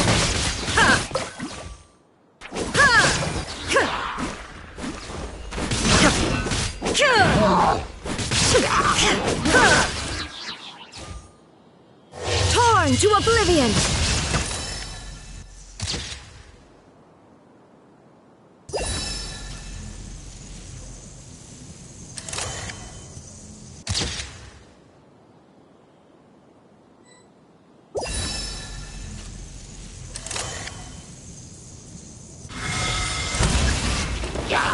There is no escape! Committed to memory!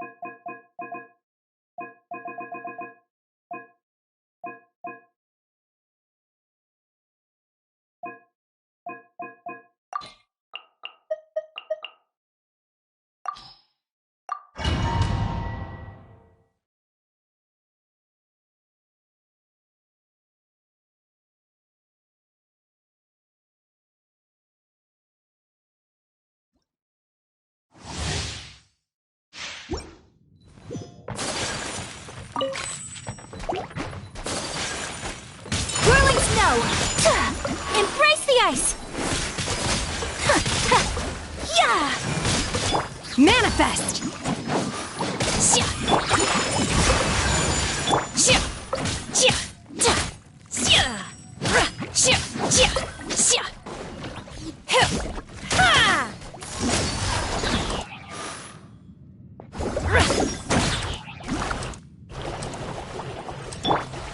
My apologies!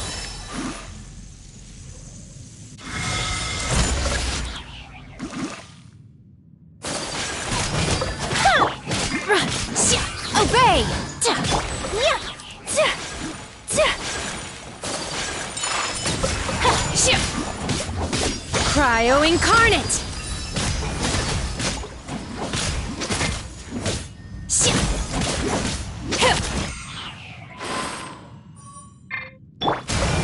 Whirling snow!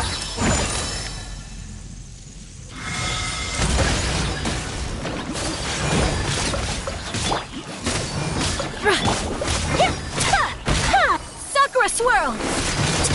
Take flight! Unleash! Do your master's bidding!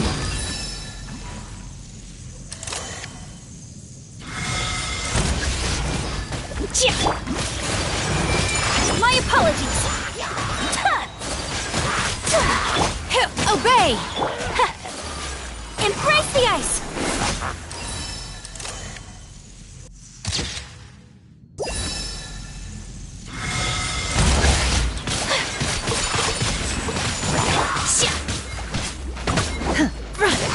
By ordinance divine!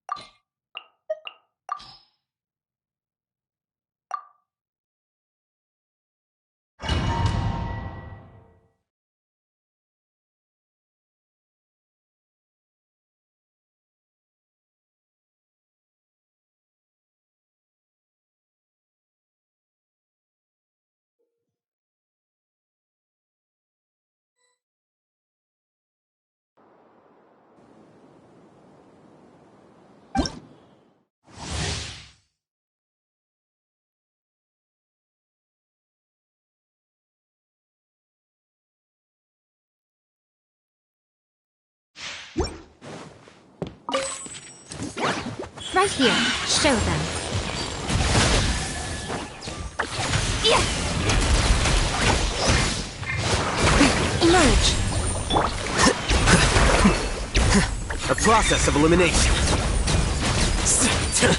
Oh.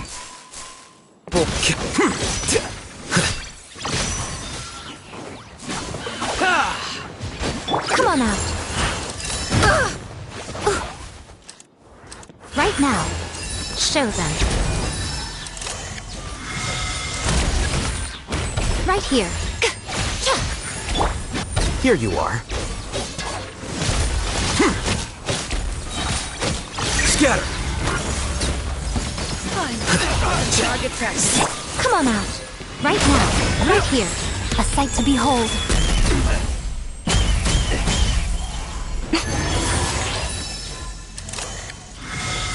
Goodbye.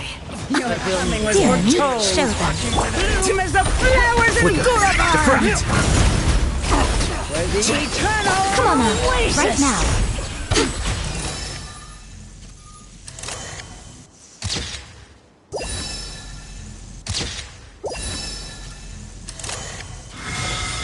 The eternal oasis. Right here.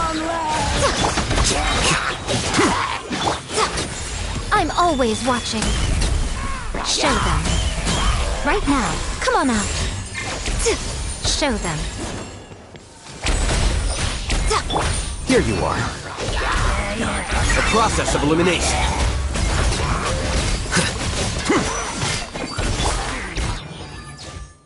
Emerge.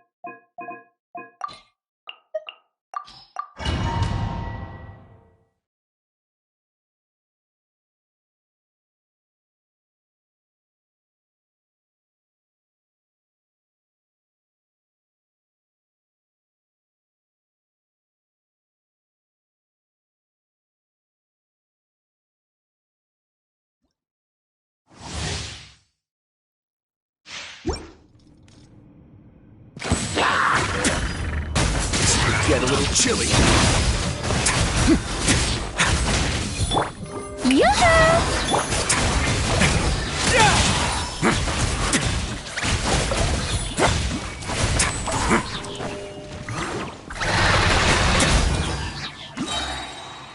Stay cool and face your guilt.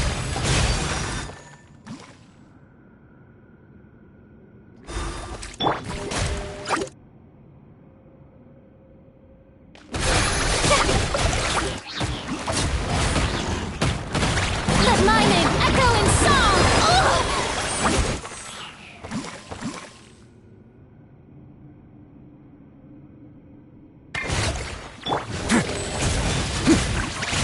Let's begin.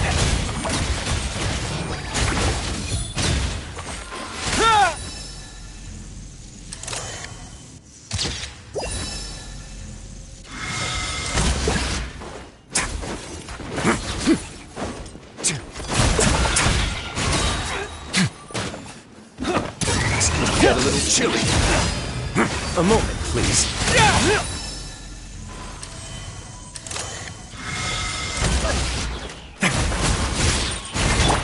Shower me with praise! Let the world come alive!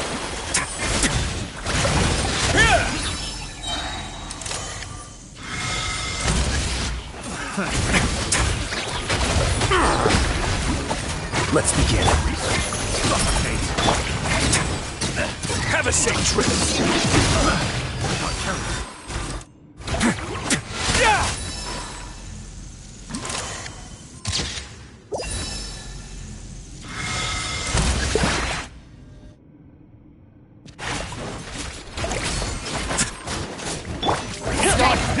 How dare you! Let my name echo in song!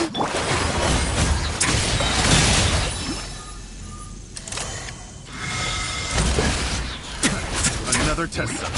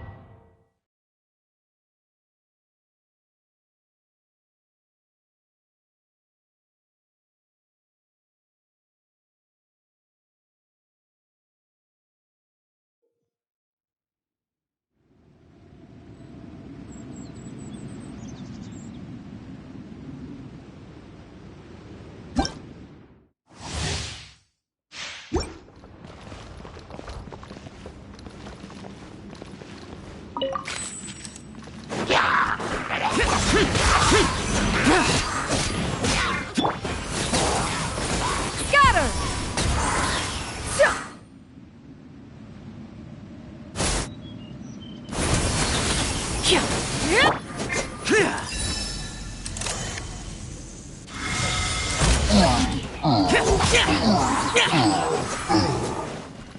Evil conquering!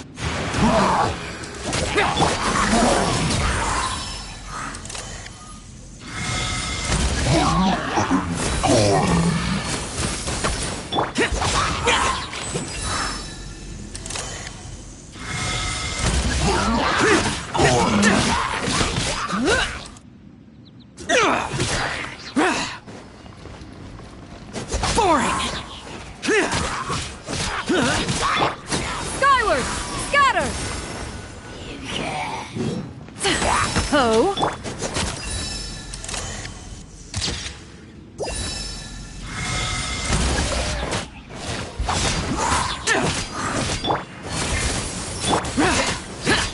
Disappear!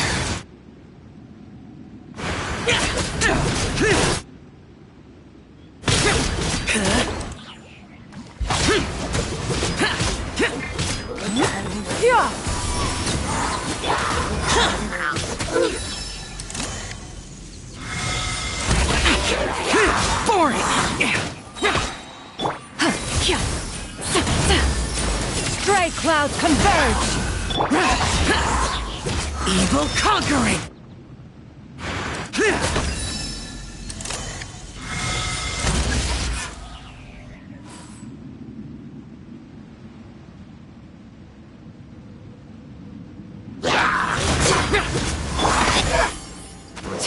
Skyward!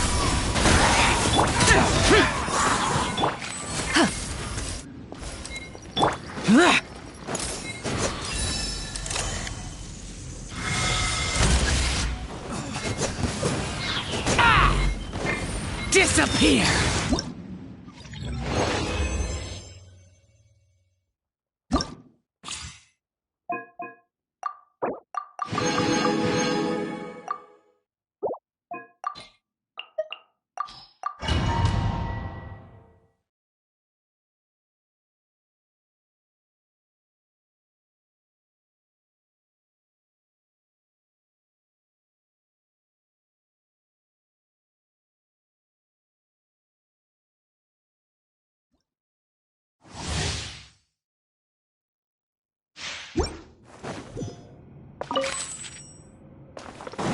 Wind Strider!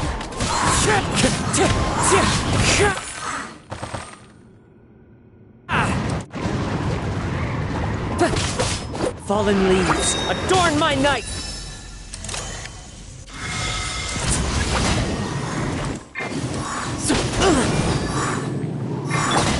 Settle down!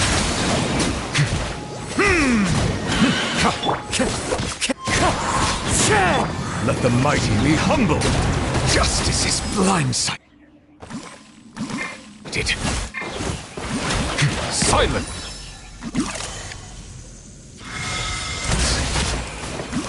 Time to get... As one with wind and cloud!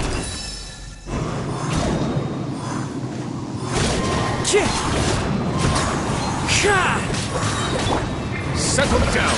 Be sanctified!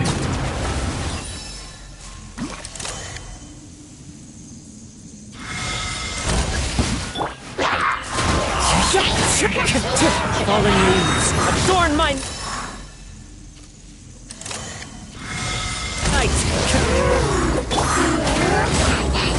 Bow your head!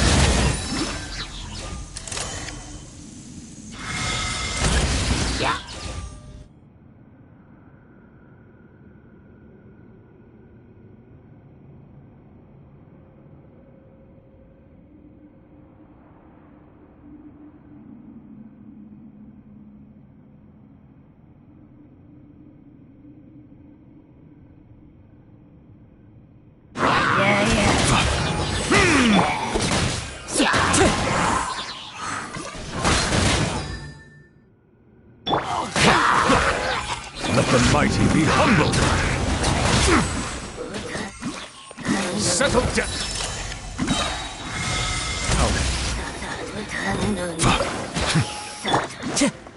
Have a load of this! One with wind and cloud! Joy, we've only just begun! A little Bow your head!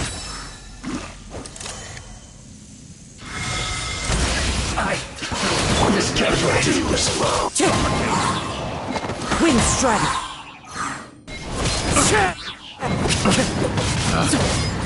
Fallen leaves, adorn my night!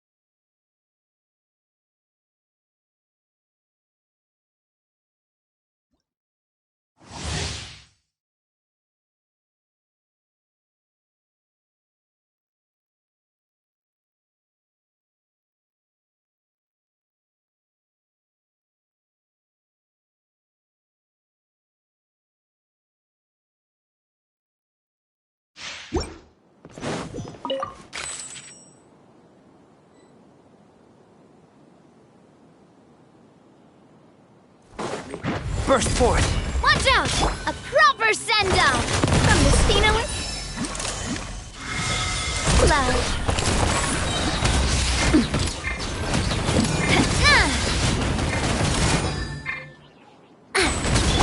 Live! Moment of birth.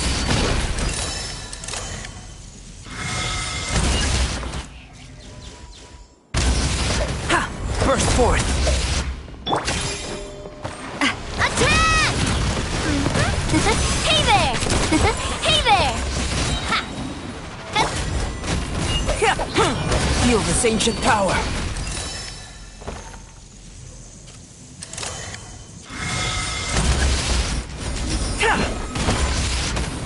Coming to be. Hey there! A proper send-off from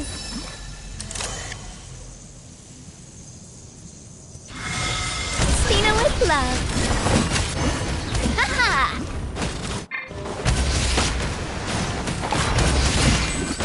Hey there! Moment of birth.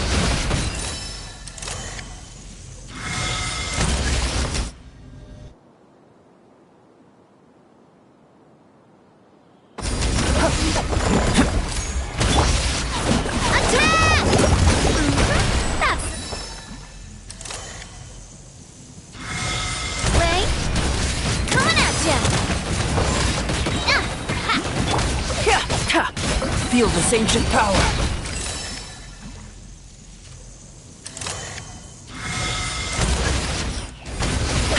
Live!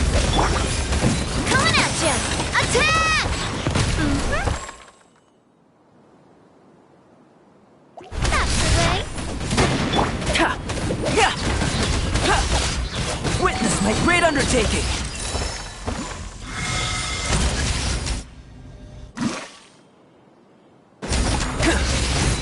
Coming to be. Hey there! A proper send-off from the Spinalist Love. Moment of birth.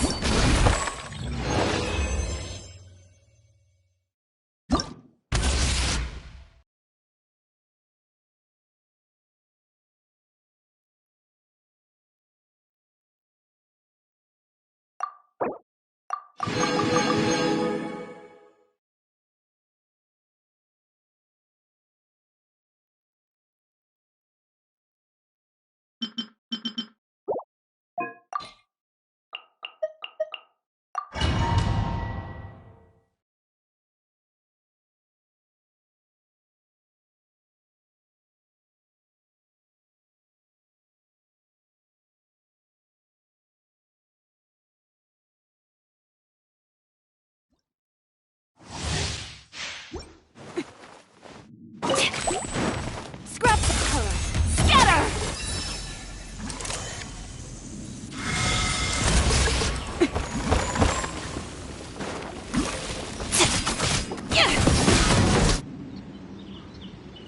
Oh, coming through!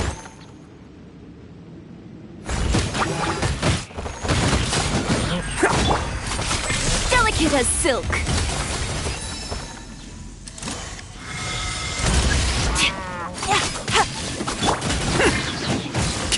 Let's roll!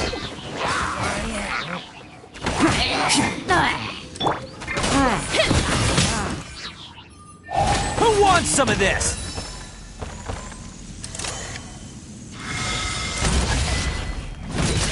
Attaboy! I am the cutting edge of fashion.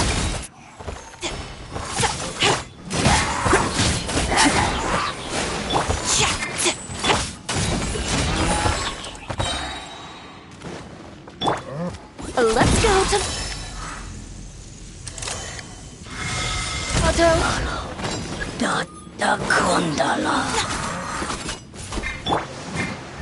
Odin coming through!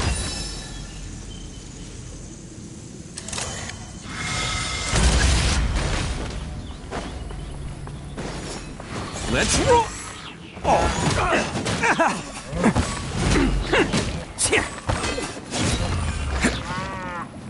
Prepare yourself.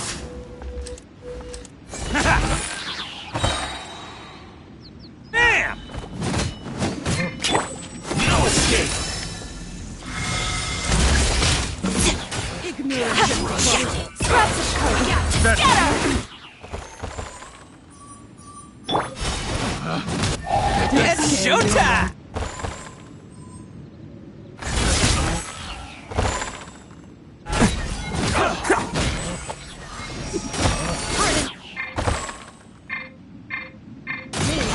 I've warned you. Delicate as silk. Please hold. Tacky.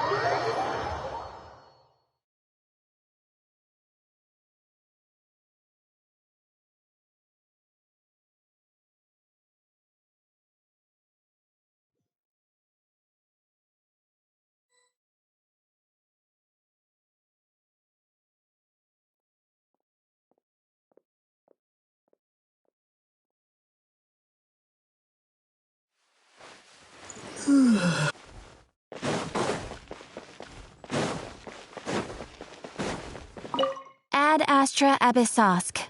Welcome to the Adventurers Guild.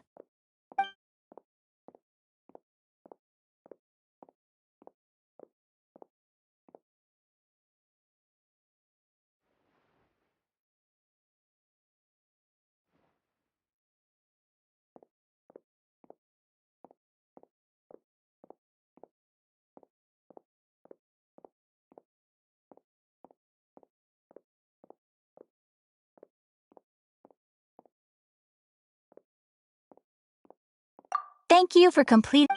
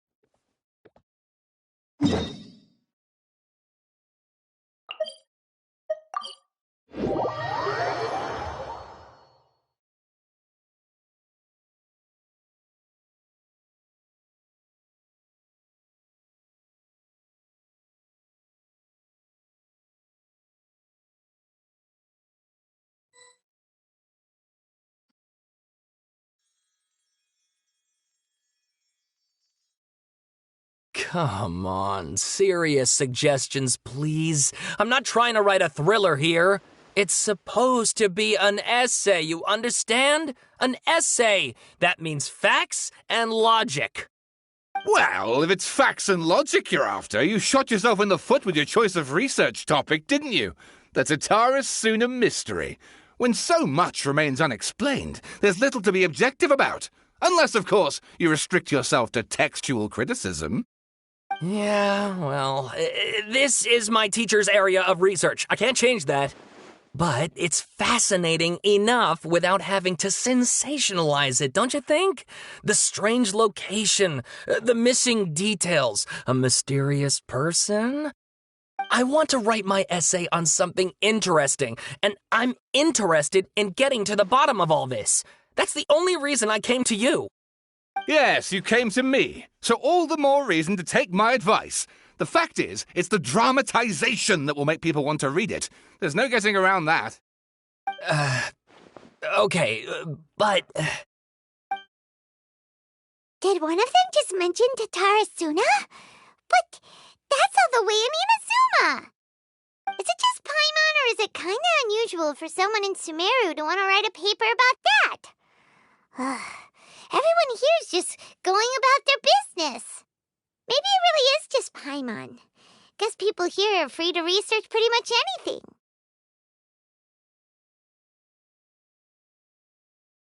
Great! Let's go find out what this Tatara Suna mystery is all about.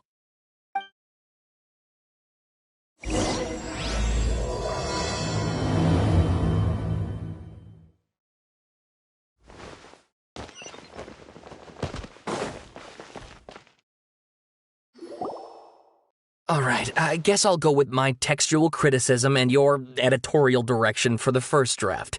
I have a feeling that the missing Kabuki Mono will end up being the main focus of this paper. Ugh, if only we knew where to find that traveler. From what they say about him, this seems like the kind of thing he'd know about.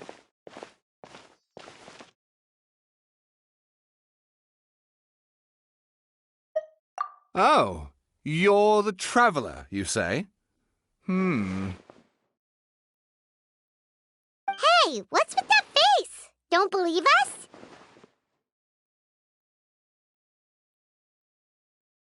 No, of course I believe you. Actually, I first heard about your great exploits when I was still in Inazuma. This is my first time coming face to face with you and your mysterious silver-haired companion. I couldn't believe my luck, and out of force of habit, I started, examining the evidence. Sorry. Sawada, for the love of... Sorry, we don't get out much, so our social skills are kinda lacking. Traveler, I hear you've helped many people a great deal and been to many places. Would you be able to tell us about Tatara Suna? Actually, we don't know much about that place either. In fact, we only came over here because we heard you talking about it and wanted to learn more. I see.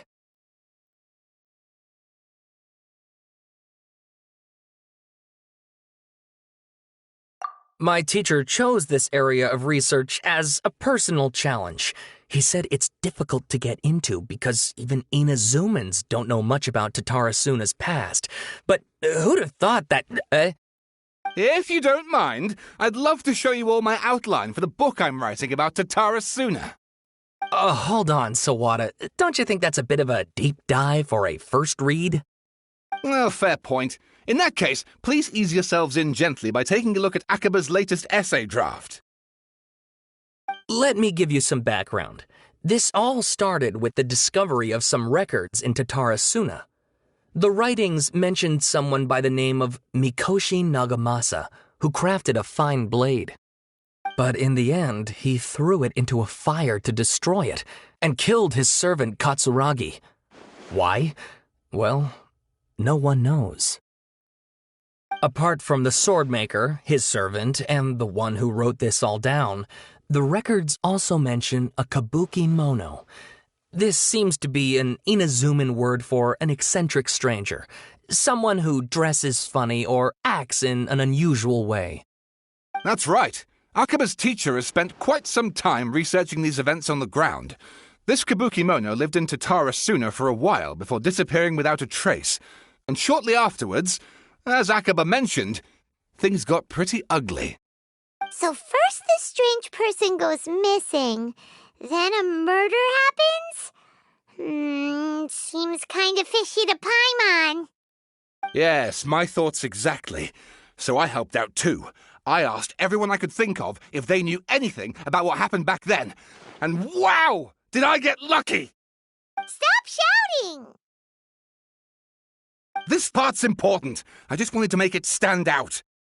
It just so happens that a friend of mine works at the Government Records Office. He looked into it for me, and I can now confirm that all the aforementioned individuals did, in fact, live in Inazuma over 400 years ago. Even back then, Tatarasuna was already at the center of Inazuma's smelting industry. The man in charge was a government official named Niwa. Curiously enough, it seems like he went missing too.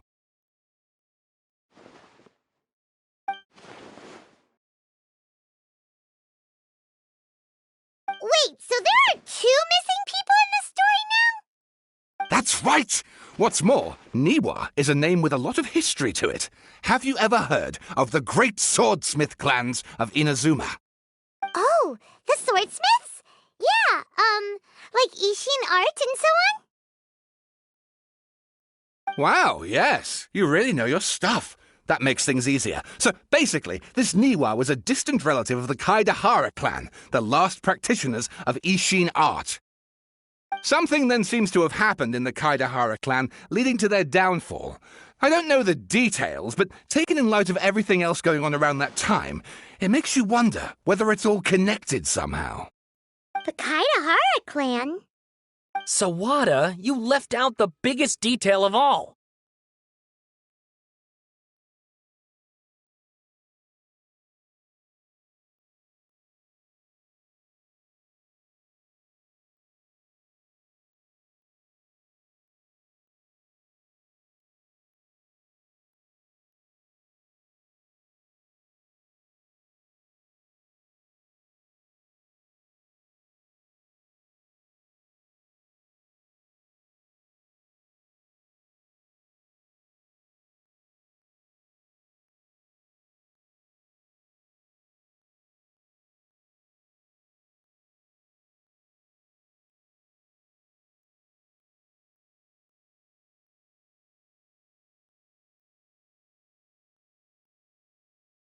Oh, yes, of course. How could I forget? Brace your minds, ladies and gents, for they are about to be blown. Or maybe you won't believe your ears. I wouldn't blame you, of course, because in all my years as a writer, this is by far the most. Get to the point, for Pete's sake. According to information acquired by Akaba's teacher, the Kabukimono was not a human, but a puppet. A puppet?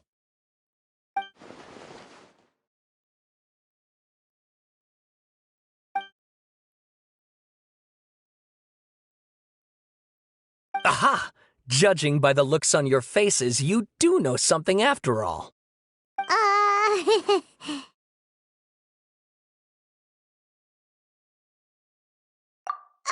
No! Paimon just meant, how creepy. The way you described it makes it sound like a ghost story. I agree, it does. But considering that non-human races in Inazuma are by no means uncommon, spooky events are to be expected. And that's exactly what my book is about. Please, take a look.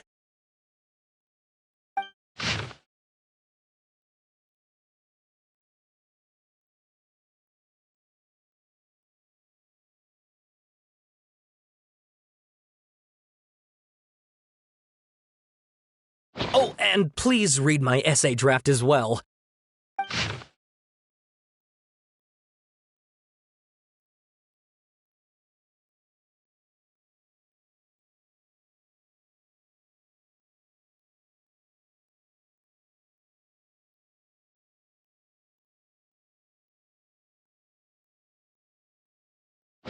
Sawada was encouraging me to follow his more creative approach, but I think essays should be grounded in facts. I don't think explaining everything away with mysterious forces will cut it. Oh, how about if I plug the holes in Sawada's narrative with political intrigue? Like, I could put a turf war between rival factions at the center of the whole series of events. Wait, you're allowed to just make stuff up? Pretty sure. Akaba, look. Your teacher has researched this extensively. I've reached out to everyone I could think of. Whatever information we have now is all that there is to know. This is as much detail as you're ever going to get. Besides, if there really was a political power struggle going on at anything like the level you seem to be suggesting, what hope would we ever have of finding out the truth? Good point. Okay, back to the drawing board, I guess. Give me some time. I need to find a new angle on this. We have some other stuff to do, so we'll have to say goodbye for now. Good luck with your essay! All right, thank you. If you find out any more info about all this, please do let me know. Thanks so much.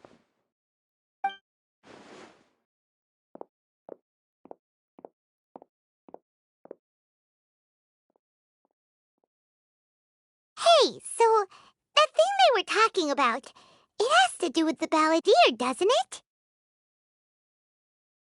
Okay, then, even if we did know something about it, we probably couldn't share it with them, huh? After all, we kicked his butt and got him locked up. Information about people like that is usually super confidential, isn't it? If you ask Paimon, Akaba should just pick a different topic. There must be as many essay topics as there are trees in the forest. There's no point in...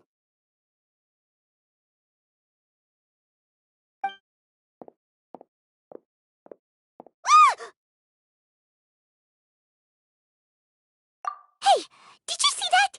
He literally just went by, over there. It looked like... the balladeer! No, it can't have been. He got locked up. Oh, quick, let's catch up and see.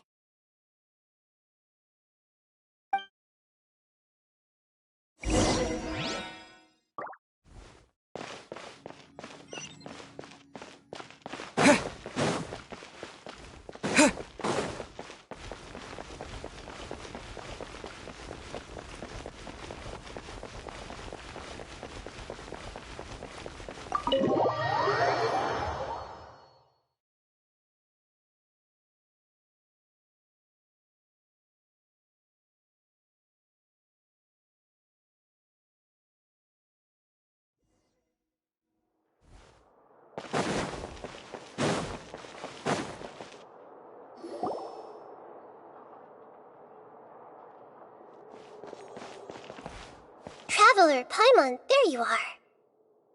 Nahida! Bad news. We just saw the balladeer strolling around in public. Did he escape or... Ah! It's him! Sure enough, you're here. Hey! What are you doing in the sanctuary of Suristana? Aren't you supposed to be locked up? I know you must have a lot of questions. Please, allow me to explain. It was my idea to set the balladeer free. We made a deal, and he's gonna do some investigation in Irminsul for me. A deal? Huh. You sure you trust this guy? What did you expect? Why do you think Sumeru would keep me around otherwise? Or maybe killing me is all you can think about. But if that's the case, why haven't you done it already? Don't flatter yourself. It was... Nahida said there's still some mysteries in you to figure out. Ah, so if it were up to you, you'd finish the job? Guess I had you all wrong. There I was thinking you were just getting cold feet.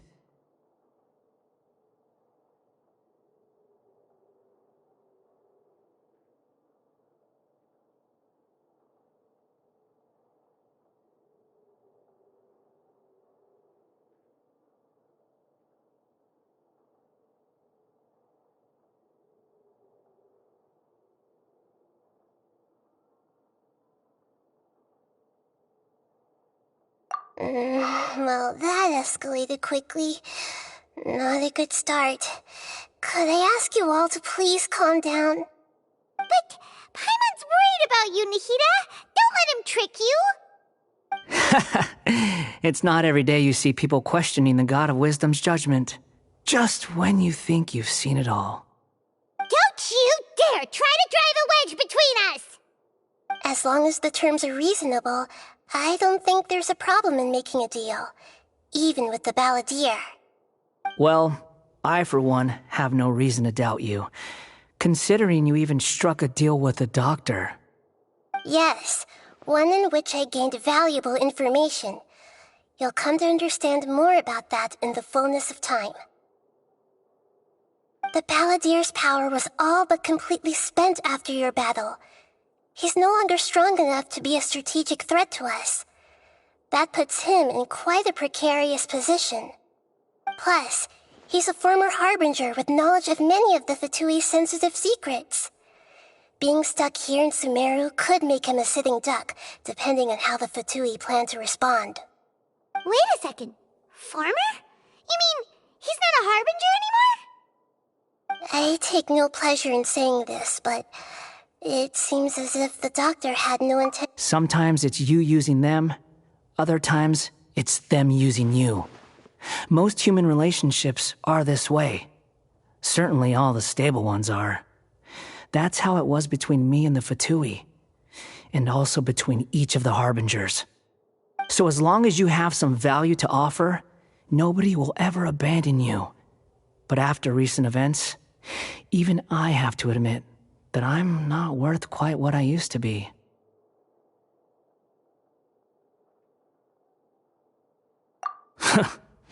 Well, if the Fatui are gonna reevaluate my utility, I need to have a backup plan for myself. As we discussed, I don't like causing harm to living beings, and you said you need protection. So, why not join forces with us? I think these two have made their objection to that idea fairly clear, don't you? And they're your friends, so I guess you'll be siding with them. Yeah, obviously! Nahida, don't listen to him! Then let's put that discussion to the side for now. We still have time. Today can be a trial run. Where we go from here will depend on how well we manage to cooperate today. All right, then I'll do what we agreed. Good. Go now, and keep in touch. Nahida, are you serious about this? Yes. I have my reasons for this decision. In fact, I'm largely doing it for your benefit.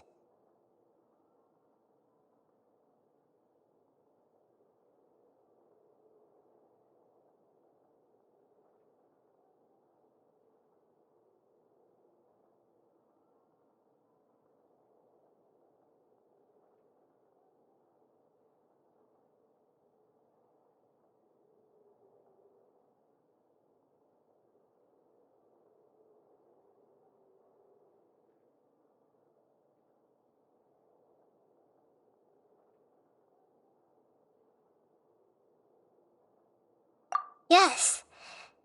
Oh, yeah. Actually, that's the whole reason we came to see you today. So, you have an update on that? Mm-hmm. You may remember me mentioning that the Fatui had not included your twins' details in the Descender category. This is an extremely important point. It's possible that the Fatui have other information that even I don't know about. And since the Balladeer used to be one of them, he'll be better acquainted with this information than I am. He was granted the power to connect with Irminsul when he almost became the god of a new era. Even though he no longer has the Gnosis, some traces of its power remain in him. He can still connect. The amount of information in Irminsul is vast beyond description. Sifting through all of it without knowing what to look for would take too long, even for me. So I asked the Balladeer to search in Irminsul for any information about the Descenders. He's more familiar with this kind of information, and should be able to find it more quickly.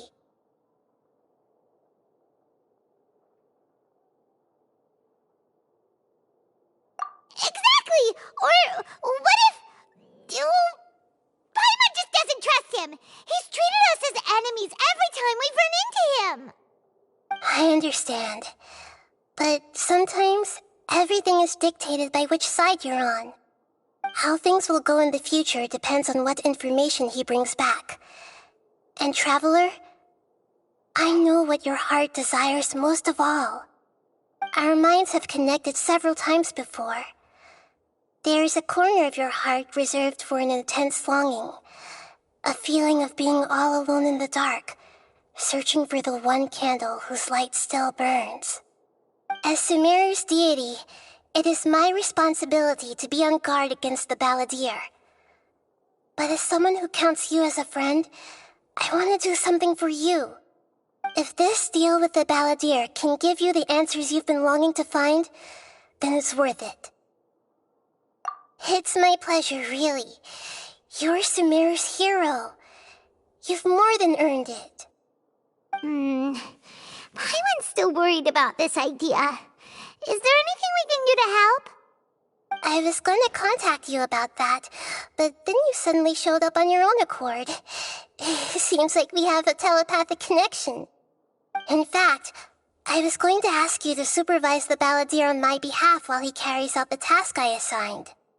Even though he only has a fraction of his full power left, that's still a fraction of a former Harbinger.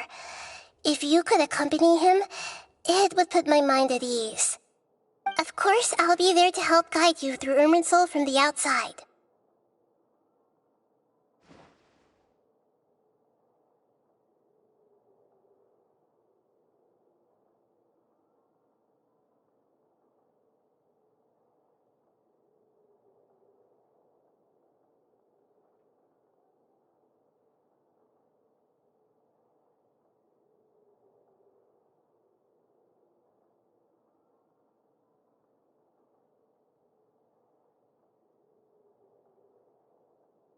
Great, thank you. Prepare yourselves. I'm going to transport you into Irminsul.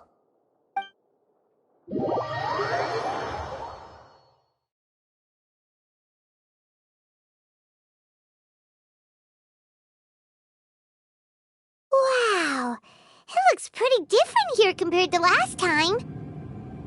The colors are gentler. Guess that must be because Sumeru's at peace now.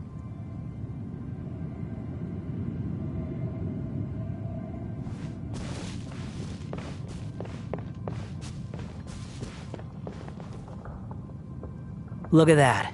Hot on my heels. You know, you didn't have to cut your catch-up short just to keep me company. Oh, but I guess you panicked when you realized that I might enter Irminsul ahead of you.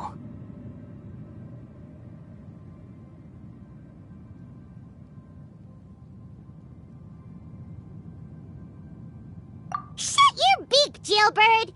No way a prisoner gets to be so smug!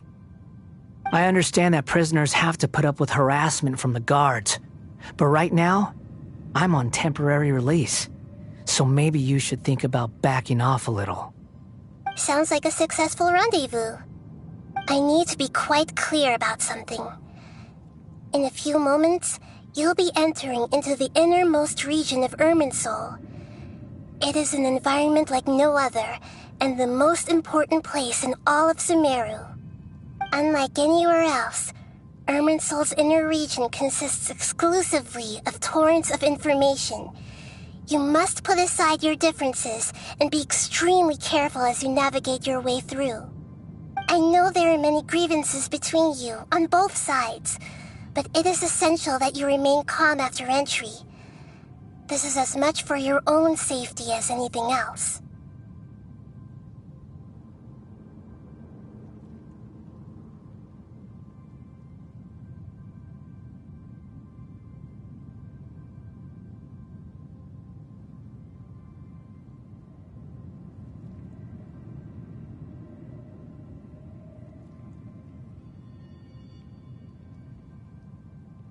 Fine, let's call it truce, but only until this mission's over. Let's cut each other a little slack, shall we? We are gonna be traveling together after all. Per my agreement with Lesser Lord Kusanali, I'll be at the front. It's my job to lead the way and get rid of any obstacles in our path.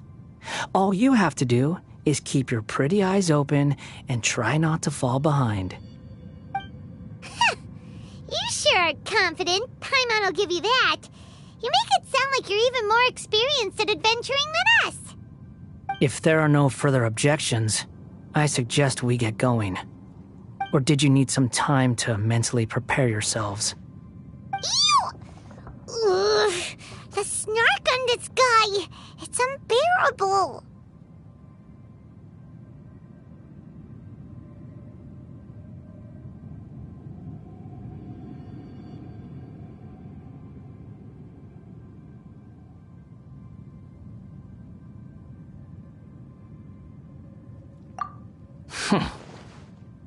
We can start now. Irminsul access granted. Initiating connection procedure. Is this a small sapling? Oh, darn it! Come on, let's catch up with him.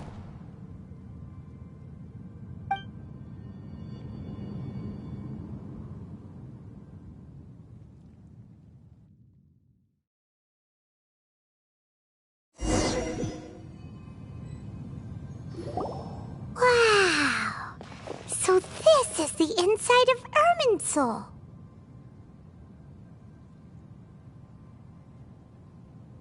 Ooh, Paimon's never seen anything like this.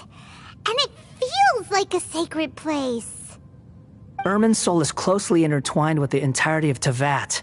Every bit of information flowing here means something. Pick your jaws up off the floor. It's time to go. Why is it that Paimon just wants to do the opposite of everything he says? Lesser Lord Kusanali, we will now proceed to the heart of Irminsul. Can you still sense where the heart of Irminsul is? Yes. Permission to begin searching for information there? Permission granted. Go ahead. Let's go. Stay close. Don't go running off. Hey, so... say we did go running off in here. What would happen? What are you smirking at? I was just imagining the look on your travel companion's face if you went and got lost. Anything's possible in here. You can't rule anything out. So if you want to stay safe, your best option is to stick close to me.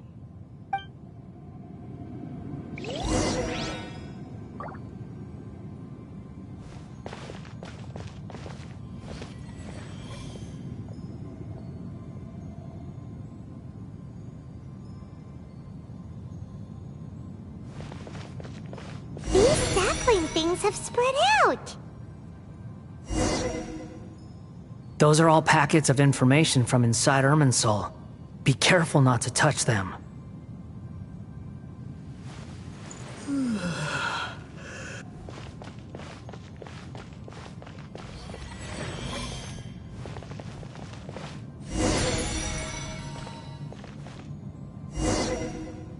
It looks the same in every direction.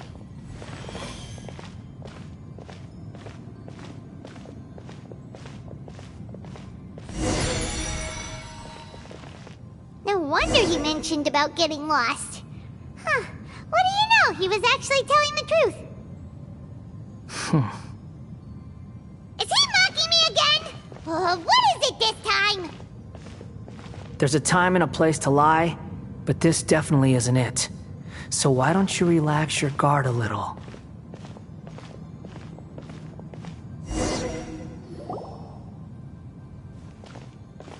We're here.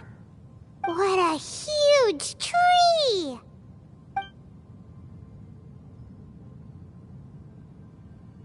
Lesser Lord Kusanali. Good, you made it. Are you ready? Ready when you are. Then please begin.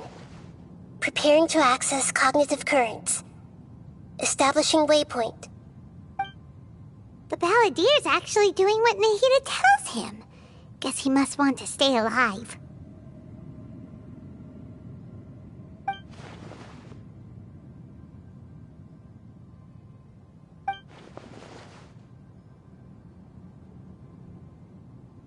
rest is up to you. If you discover anything at all, make sure to share it with us. Will do. Huh. For once, we're the ones with nothing to do. Traveler, Paimon, would you like to talk?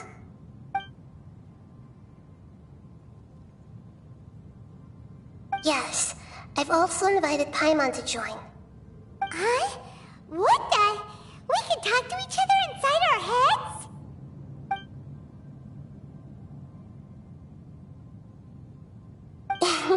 That's part of it. Plus, we're all friends. There's nothing wrong with us talking like this once in a while. Paimon's never tried this before. This is great! So, Paimon's been wanting to ask you something. Don't you think the Balladeer's a bit of a walking contradiction? He's always talking back, but he seems to listen to what you say.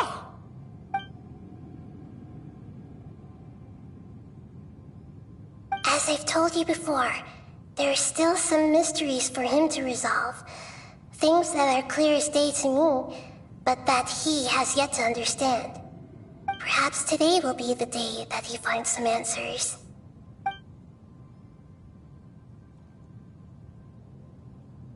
Well done. Smart and attentive as always.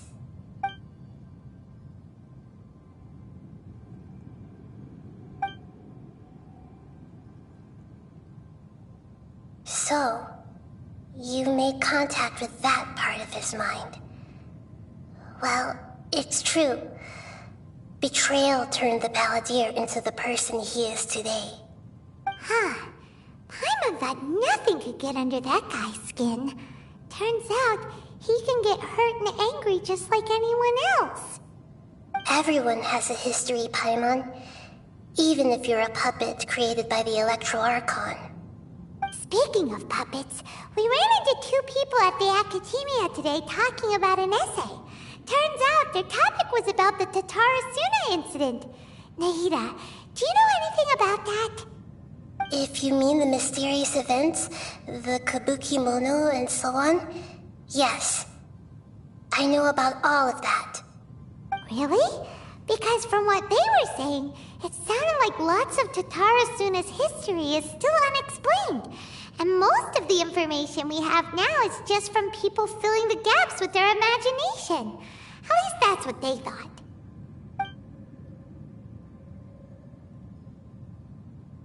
Oh? How interesting. Those two managed to deduce quite a lot through guesswork alone. So the Gesse got it right? Well, they guessed right about one thing. Tatarasuna was sabotaged. Must be a riveting conversation you three are having. Funny how all the good ones happen when I'm not involved. What makes you think we're talking to each other? Don't insult me. You're having a private conversation without me. Obviously, I must be the topic of said conversation.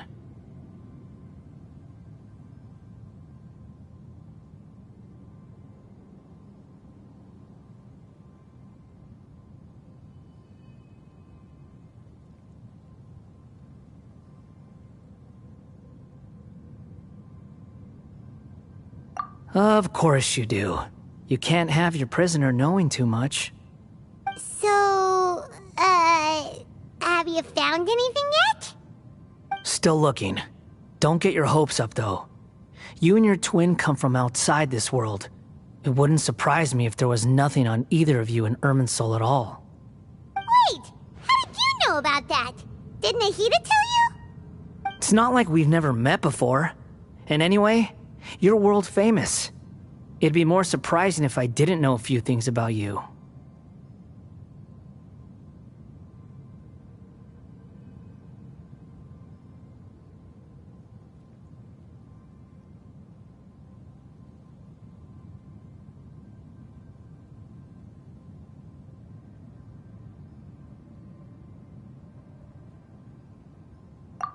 Right now, we have to keep the peace.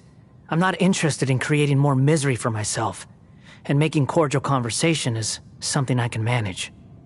Huh? Wait. This light, it looks similar to those saplings. What could it be? Anonymous data. Hey, don't you forget the agreement! You have to share it with us! Shh. Just wait. Mr. Niwa, are you certain this is worth the risk? We are talking about Tatara Suna's furnace, after all. It may not pay to act rashly. There's no one else who can enter the furnace. It has to be me. Is that so? Well, since you insist. It's...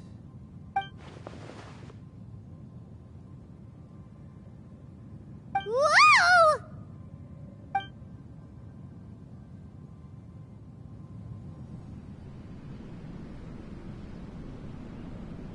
I have been in Tatara Suna for some time now.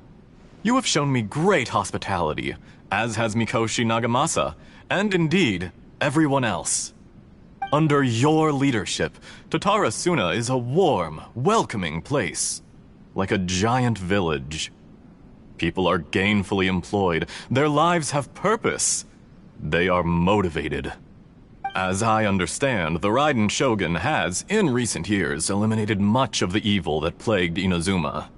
As for Tatara Suna, it was originally established as a means of safely disposing crystal marrow.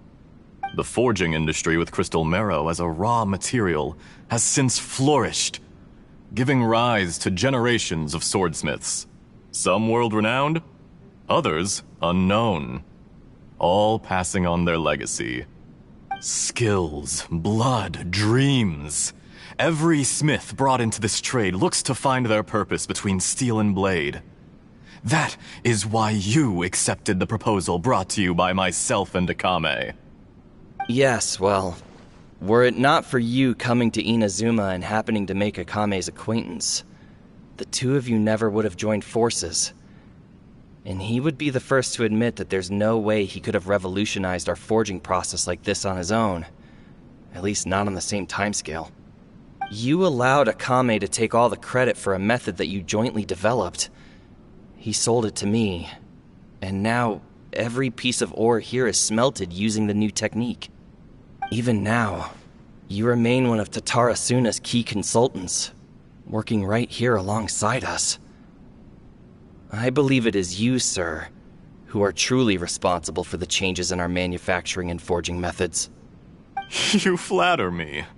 From the outset, I saw much that was commendable in the forging industry of Inazuma, and it has been my great honor to befriend you all. So you say, Escher. But is this really the truth? My good sir, what do you mean? I tried to resist thinking it was all connected, because I didn't want to speculate, and I didn't want to believe that things could turn out this way. What have we gained from adopting your new technology? Ominous black smoke? Mounting production problems? Worker fatigue and casualties are up and continuing to rise at an alarming rate. And recently, as you well know, someone died because of that strange filth inside the furnace. We've kept the truth from spreading outside, but still, I suspect you understand it better than I do. None of the people who went out to get help have come back. Now, our mutual friend, the Kabuki Mono, is taking the Golden Feather to Narukami Island to seek an audience with Shogun.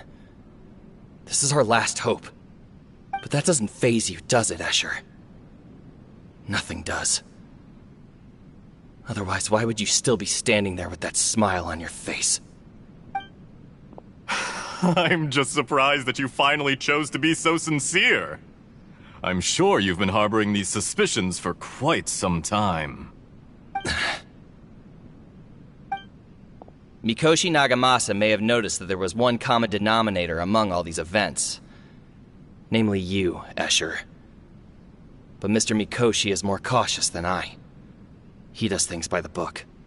After all, Nagamasa is the adopted son of Mikoshi Torichio, the yokai struck down by the Shogun's own hand.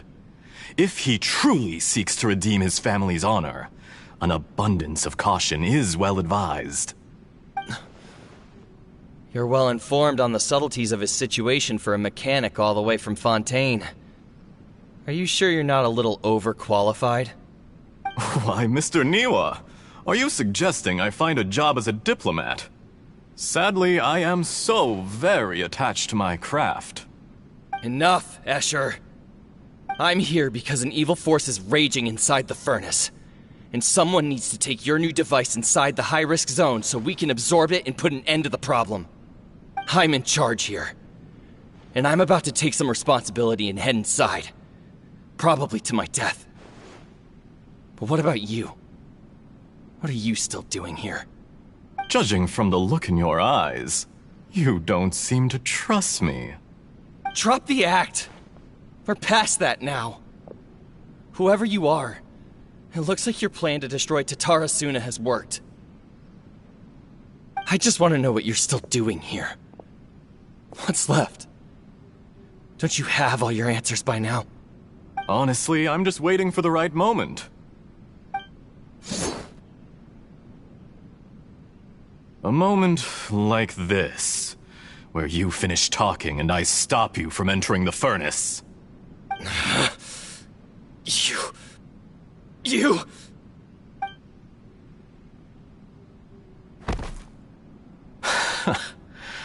You're a little smarter than I initially gave you credit for.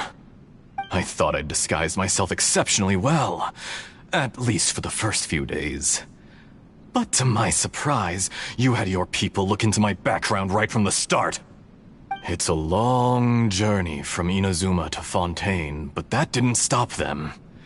Eventually, they managed to confirm that Escher was an alias, and that I was not from Fontaine at all. And yet, despite all of that, you still fail to realize my true identity, and what I seek in Tatara Suna. Did you really think you would be able to see through my plan? If you kill me, there's no one who can get inside the furnace. So you're really going to destroy this place? Is that it? Oh, but you're quite wrong. There is one other person. Some may not see him as a person, but you told him yourself. You're not a puppet. You're a human. You're just missing a heart. Whoever you're working for won't get away with this. They'll be found out. But this makes no sense. What are you really trying to accomplish by all this? Why go to all this trouble? It's no trouble at all. Patience is a virtue which I have in abundance. This is all part of a carefully controlled experiment. If you must know, I'm happy to divulge my true identity. I'm a Fatui Harbinger. Call me the Doctor. The Fatui? Who? What do you want? Just to create a minor inconvenience for your nation. That's it? That's why you gave us your cursed technology? Just to let loose the evil energy from the crystal marrow? Look how even the righteous soul is filled with venom when faced with its demise. My device functions precisely as you say. It is the only chance you have of preventing a catastrophe and keeping the truth from the outside world. However, I did not make it with you in mind. It is easier for a person to be possessed by evil spirits when they are filled with hate. So give in to your fury. I want to see what happens when a malevolent heart is placed into an unsuspecting puppet. Make no mistake, even without you, that pure, innocent puppet would only end up being used by someone else instead. What other reason would a human have for befriending one who is not of our kind?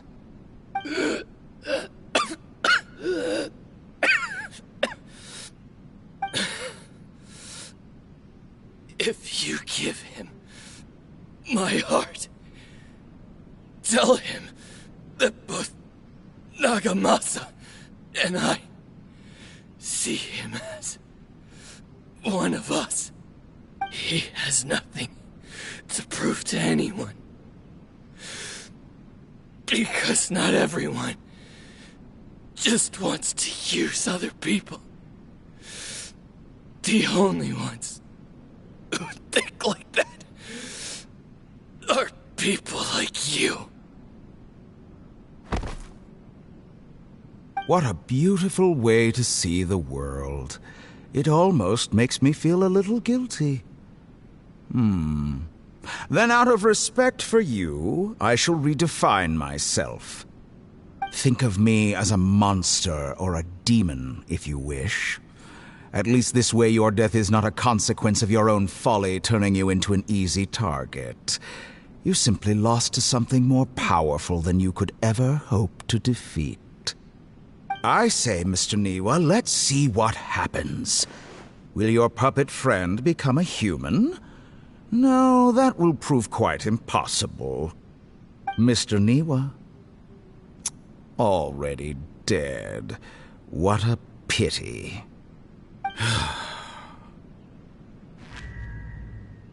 Jester, I have completed the task you gave me.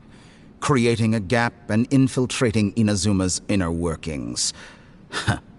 What fun it was.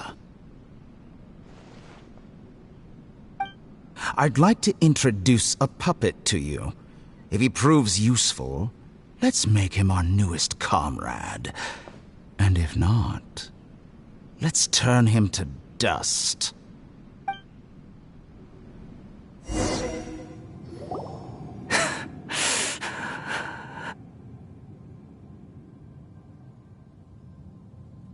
Hey, are you alright? Dottore?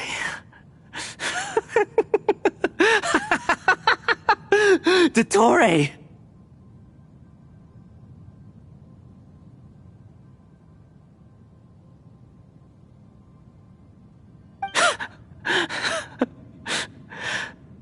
Good. Good. Was that the doctor? Did he? But why did we see things from his perspective? When I touched the doctor to confirm whether he'd eliminated all his segments, I read this memory in his mind. You have to admit, it must be the truth. Maybe so, but it means nothing. Does it? But this memory shows that Niwa didn't betray you. He never meant for you to be the one to take the device into the furnace. You know very well what that means. Even more so than I.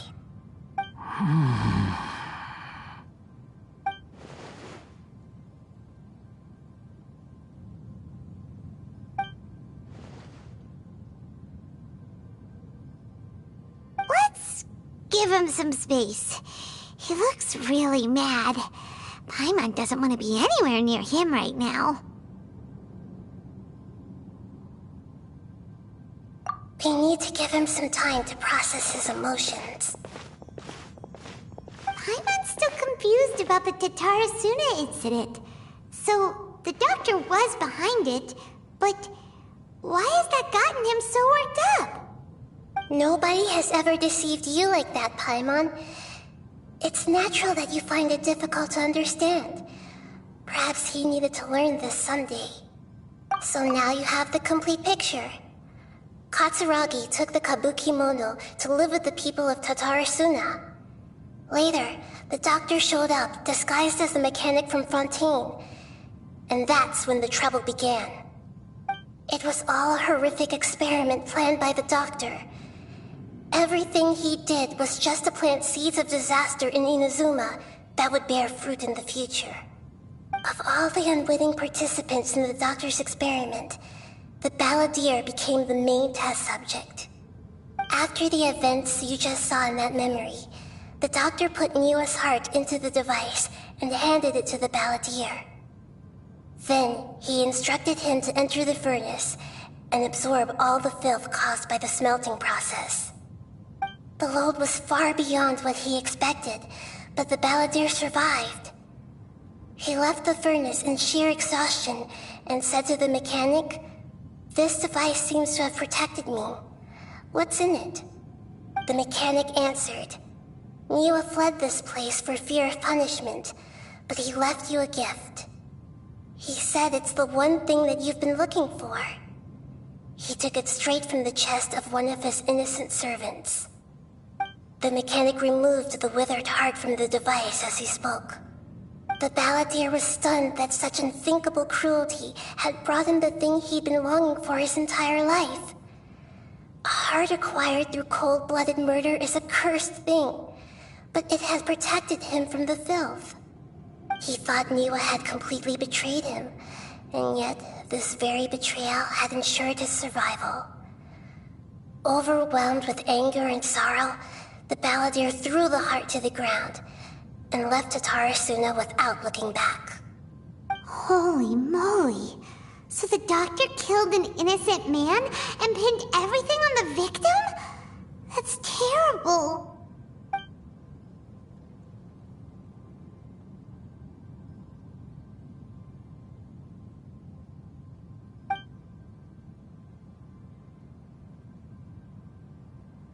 Yes.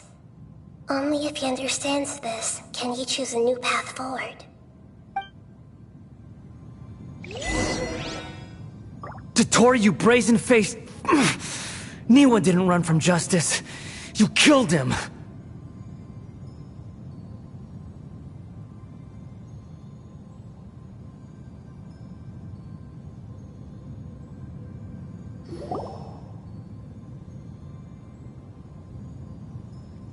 Shall we see how he's doing?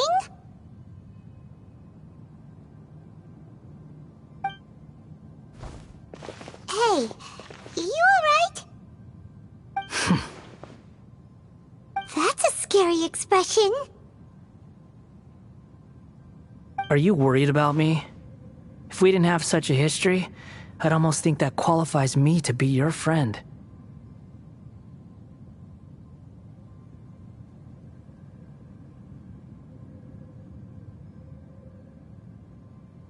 It won't. I'll keep my end of the deal. Hey, are you investigating the stuff we want to know about? That's why we're here.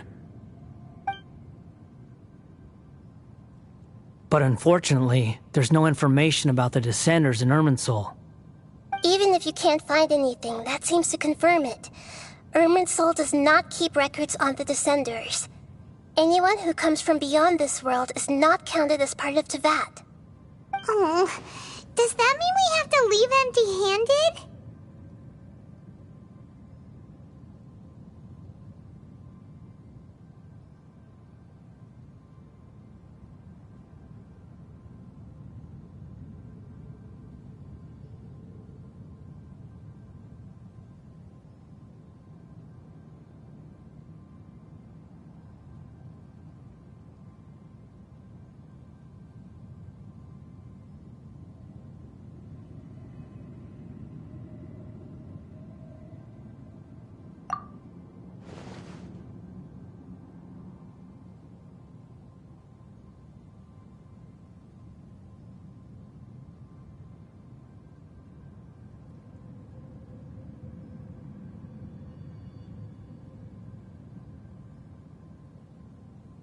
Don't thank me just yet.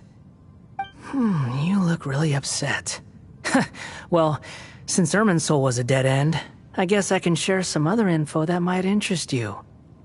Huh? About what? The reason why there are records about your sister in Irminsul. It might have something to do with Khaenri'ah. Apparently, Khaenri'ah was her first destination when she arrived in this world. Plus, she only came to this world because the heavens responded to the summoning. The heavens responded? The Jester told me this himself. You can take his word on this. He was a royal mage in Khaenri'ah, and lived with your sister for a time.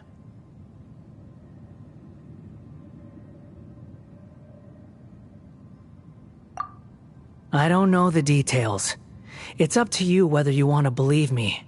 All I can say is, I wouldn't lie to you about this. Did you get all that, Lesser Lord Kusanali? Yes.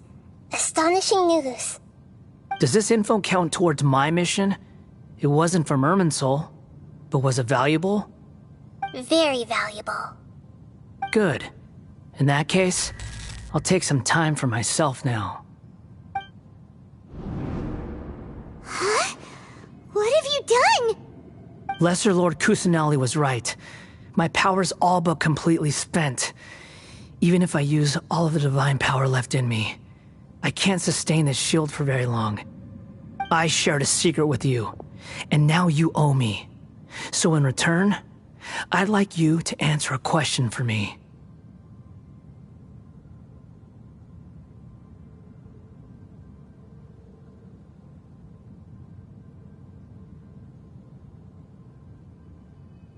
Give me your hand.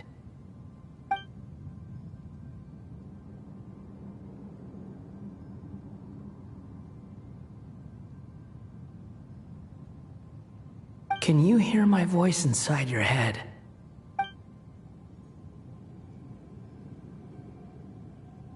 No, I can't do anything like that anymore. At most, all I can do is exchange a few words with you. So tell me, in this world, is it possible to change the past?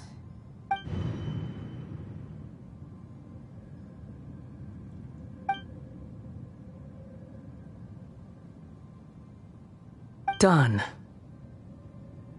Huh? What the? What happened?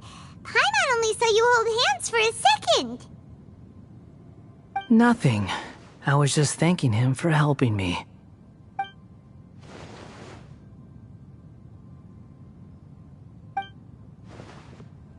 So long. I suggest you get yourselves out of here quickly. Where are you going? Hey, wait up! Didn't you say not to go running off?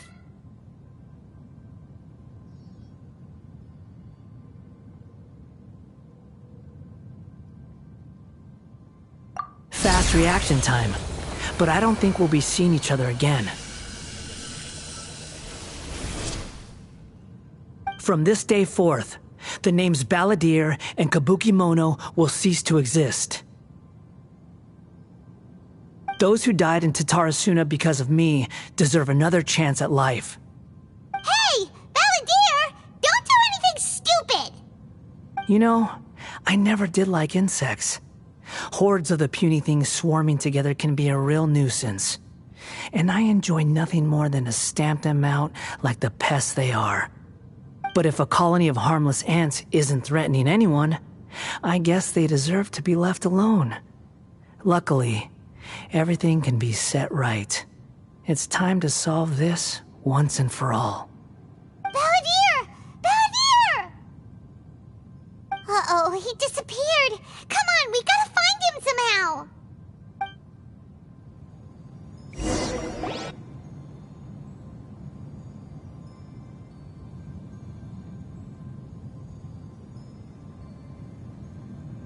Oh no, he's really gone! Oh, can you hear me? Nahida! Traveler, Paimon, Balladeer, what happened just now? I was suddenly cut off by some kind of power. It was the Balladeer's fault. He shut you out! I didn't think he'd be capable of something like that with so little power left. Did he keep some of his power hidden when he was defeated? Or did he achieve something beyond his abilities, and it took everything he had? Where the heck did he go? Ugh, it's all our fault. We were supposed to keep an eye on him. Sorry, Nahida. Don't be. It's not your fault. Please, let me handle this from here, even though I'm not sure I can solve it. We're running out of time. Follow my lead and get out of Irminsul as soon as possible.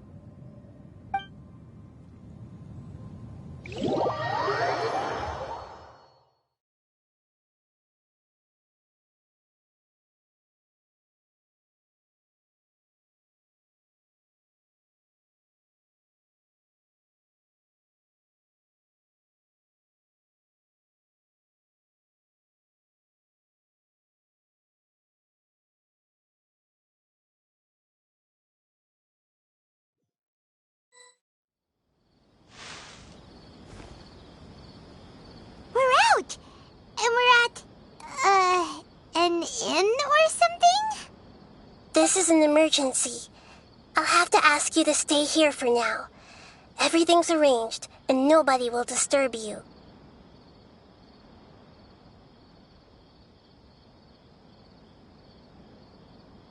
I'm sorry, but this isn't something I need your help with.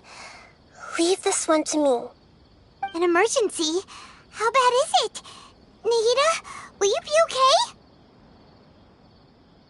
Don't worry. If my assessment is correct, though there may be some minor disturbances, it won't lead to a disaster. Please rest and recover your strength here until I say it's safe. Her voice has gone. Paimon can't shake the feeling that something really big has happened. What do you think the Balladeer meant? And why did he suddenly grab onto you before?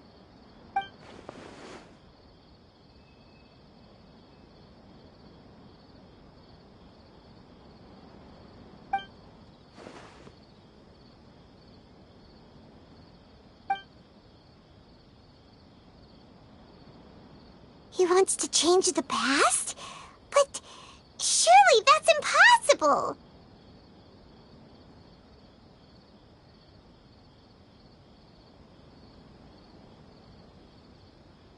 Right! You can't just rewrite history! All that stuff happened already in real life! It's like, imagine Paimon drank all the water in this inn. Even if no one was there to see it, Paimon would sure as heck remember drink. So, why does Paimon still have a bad feeling about this? Paimon can't help but feel scared about what he might do. Oh, Paimon's so confused. Huh? Ah!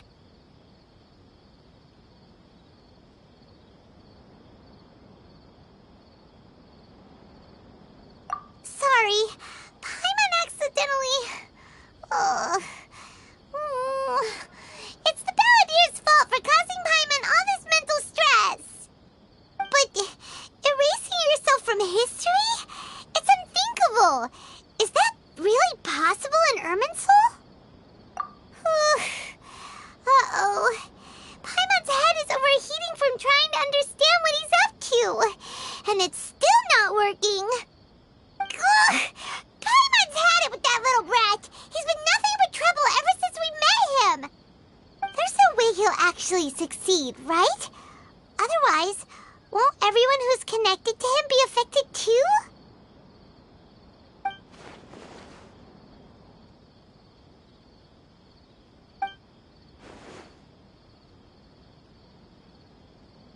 There's nothing we can do about it at this point. Hey, have you got any ideas on what we should do next? Seems like now there's nothing left for us to do but to go to sleep. But Paimon's still so worried. Paimon won't be able to sleep a wink tonight. So, how about, we list all our favorite foods to take our mind off things? Heck, if that doesn't work, Paimon's probably gonna collapse of anxiety here. Alright, Paimon will start. First dish. Munstack grilled fish. Oh, and chicken mushroom skewers. Tea break pancakes, cream stew, sauteed matsutake, and Dragon chili chicken, almond tofu, satisfying salad. Oh, also Adeptus Temptation, golden shrimp balls, triple layered consomme, lotus seed and bird egg soup, and...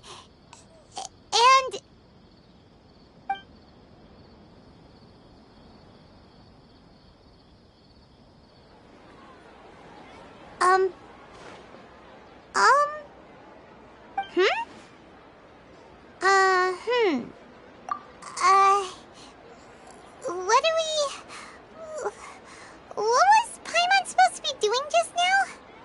Paimon was, talking? Huh.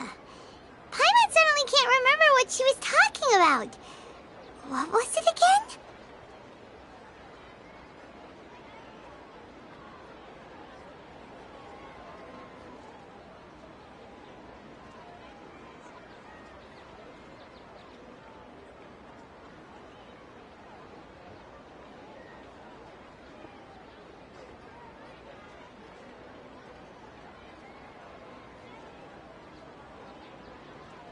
The Balladeer? Is that a food too? Huh. Weird name, though.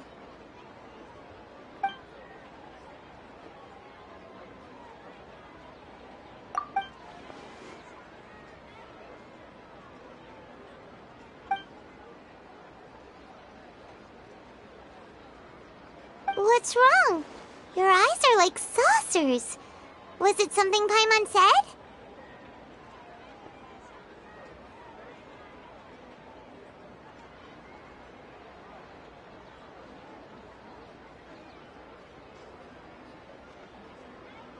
So, the Balladeer.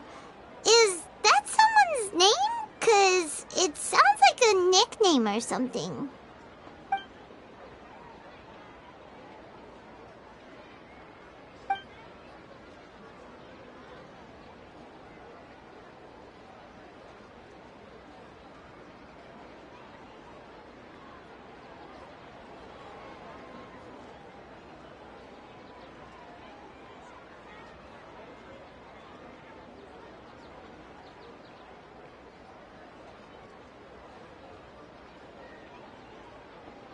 Okay, sure. Where are we going?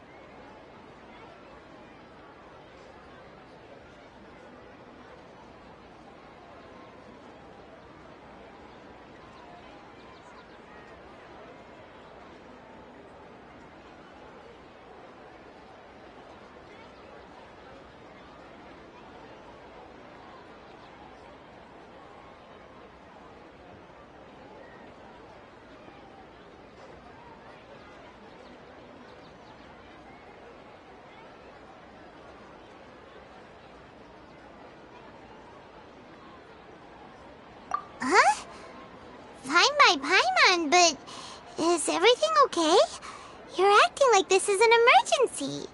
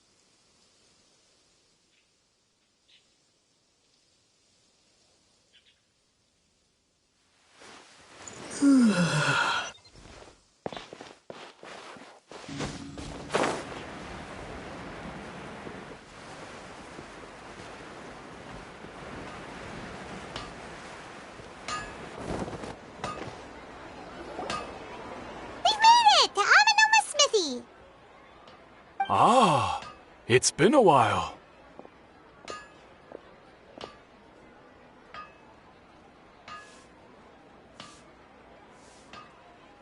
Of course. Go ahead. Oh. Now there's a question I wasn't expecting. Very well. I'll tell you what I know once more. The once renowned Raiden Gokuden, comprised of 5 branches: Amenoma, Futsu, Ishin, Hyakume, and Senju. The art of forging practiced by these 5 clans was first taught to them personally by the almighty Shogun. Over time, the 5 branches diverged from one another as generations of bladesmiths honed and perfected their craft until they became 5 distinct traditions. Most of the great swordsmith clans of old have since fallen into decline, and for a long time, only the Amenoma branch kept its art alive. But fortunately, Kaedehara Kazuha recently returned to Inazuma and took up the mantle of the Ishin art. Now, 2 clans remain of the original Gokuden 5. If my memory serves me right, you yourself were present when he forged the Ishin blade. Oh, yeah, we were! Paimon remembers that now. We learned a bit about the decline of the Raiden Gokuden then, too. It seems like such a shame.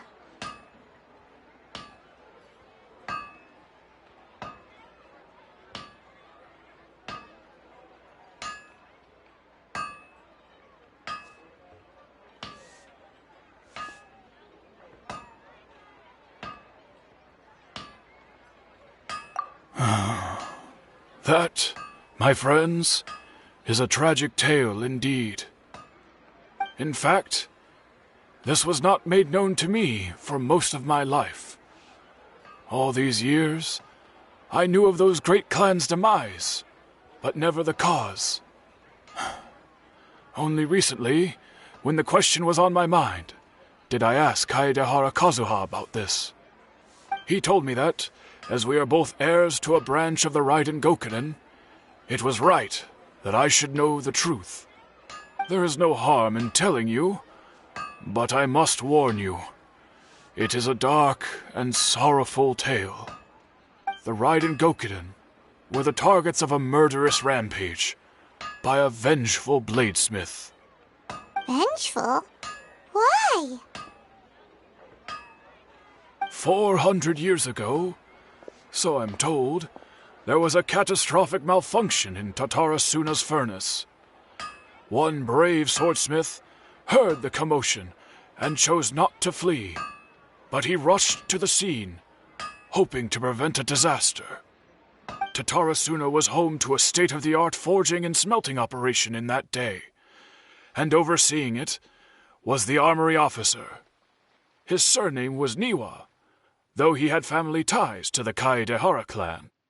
Knowing that they had just one chance to save countless lives, Mr. Niwa and the swordsmith leaped together into the furnace. The furnace quickly stabilized, but neither of them made it out. The smith's death, though heroic, dealt a devastating blow to his family's fortunes.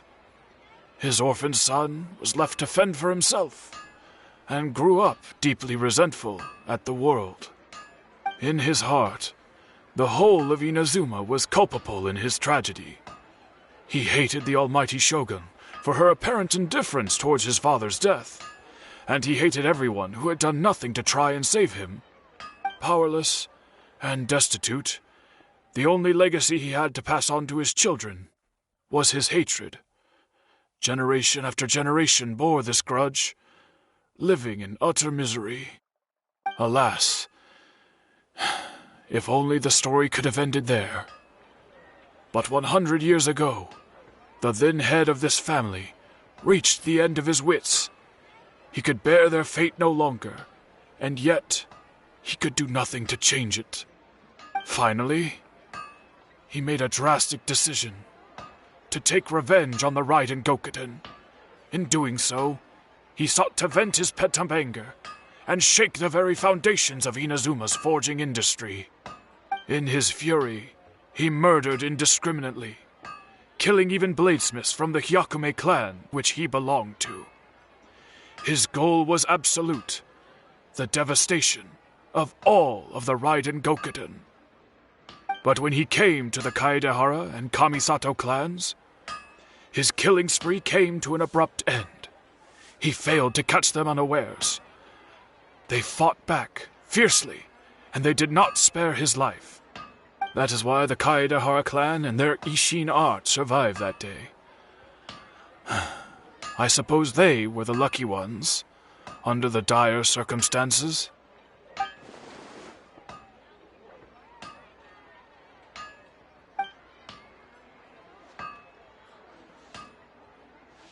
Was there anything else you wanted to ask?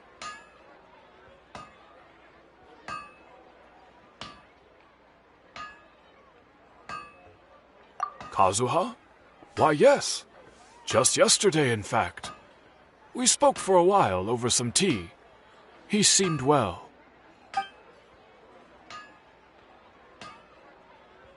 My pleasure. Don't tell Paimon. There are other places you want to visit too, right?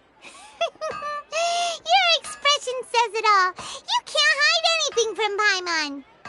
On to the next stop. Lead the way, traveler. Paimon will be right behind you.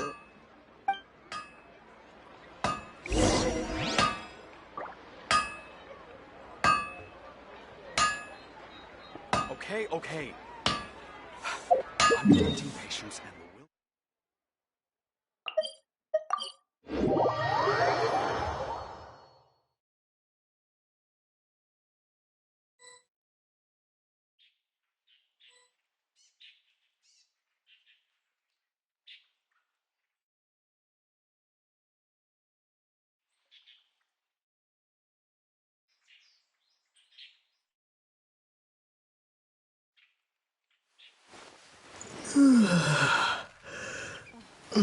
How will the Sokoku decree affect that?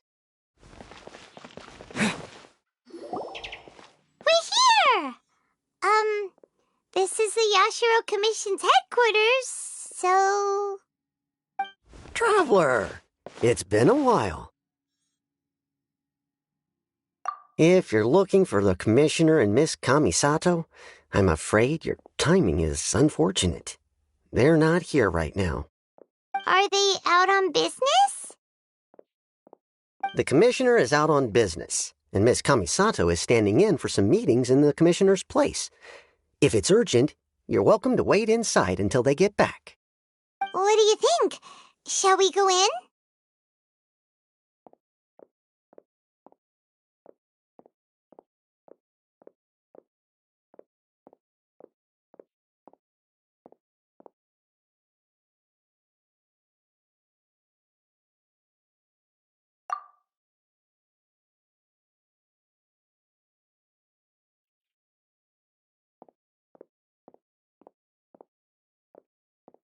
If it were anyone else, I couldn't allow it. But seeing as you're so close with the Commissioner and Miss Kamisato, I think it should be okay. We'll be heading in then.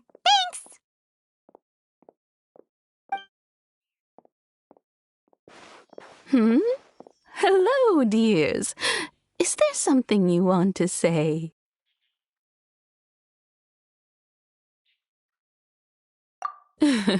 Of course, traveler. Yes, I know who you are.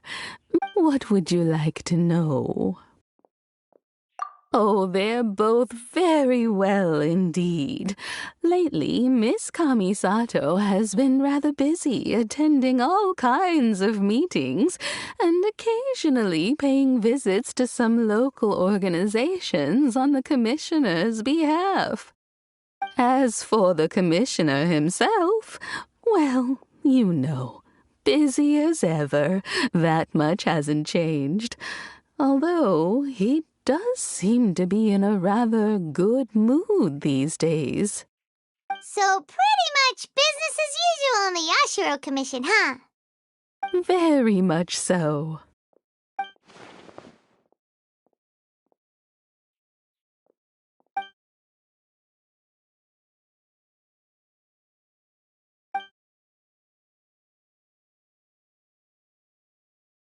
Well, got any more questions? You're very welcome. In fact, I would love nothing more than for you to come and visit more often. But I'm sure you must be far too busy to have time for that. Miss Kamisato talks about you all the time. She seems so thrilled to have you as a friend, and she's always saying how talented you are and how much she admires you. I must say, many things in Inazuma seem to have taken a turn for the better since you arrived here. So you're not just Miss Kamisato's knight in shining armor, you know. You're a hero to us all.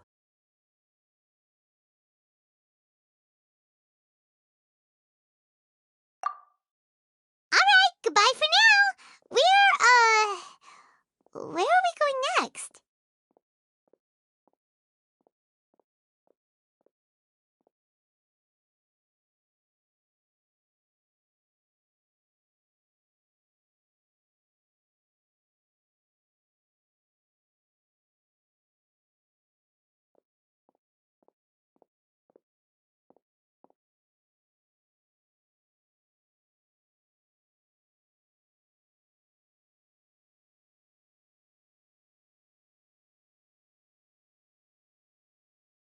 Great! Goodbye, ma'am! Don't worry, we'll see ourselves out. All right, then. Take care now. Hope to see you soon. Oh, are you two leaving already?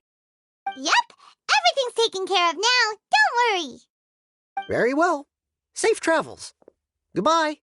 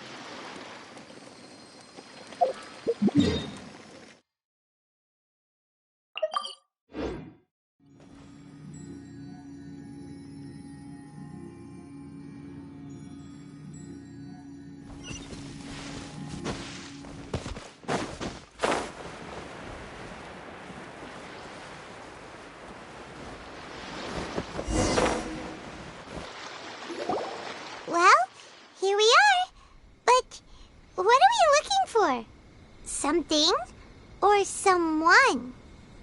Do my eyes deceive me, or is that the Traveler and Paimon?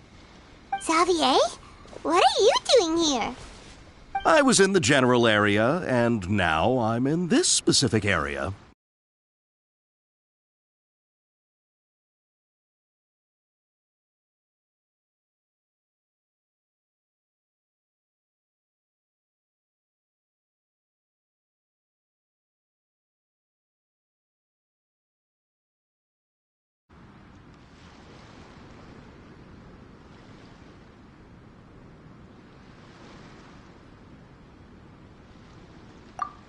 Certainly do. I've researched the furnace here in some depth. If there's anything you want to know, just ask away.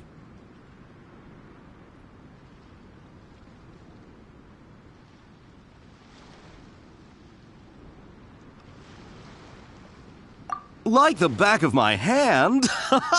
Make no mistake, I have been here a good many times before.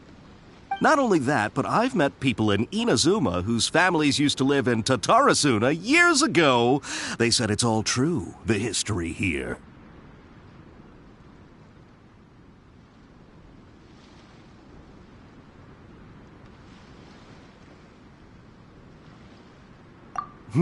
Oh, well, it's a long story, don't you know? The tale of Tatarasuna starts a long time ago.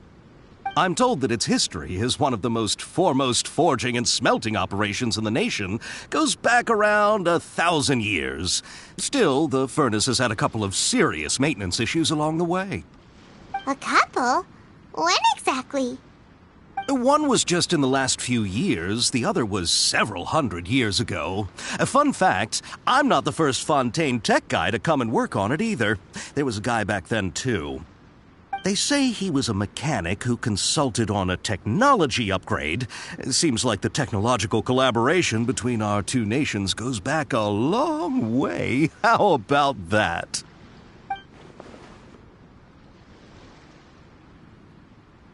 Hey!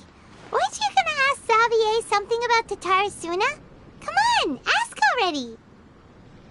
Oh, I didn't realize you two were here for a history lesson. Me neither. Paimon doesn't know what's gotten into this one today. Feels like we've been preparing for a history exam or something. What brought this on? Did you just wake up today with a sudden burning desire for historical knowledge?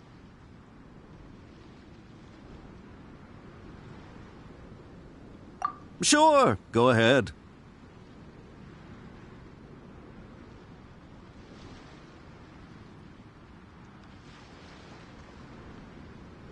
A kabuki mono? No, I can't say that I have.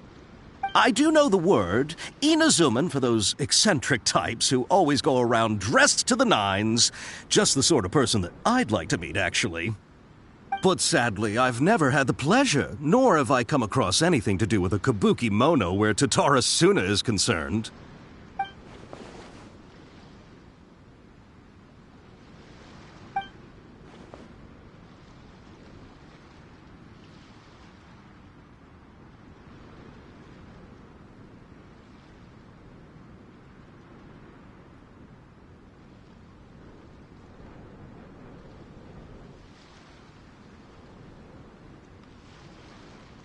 Of course! Don't mention it.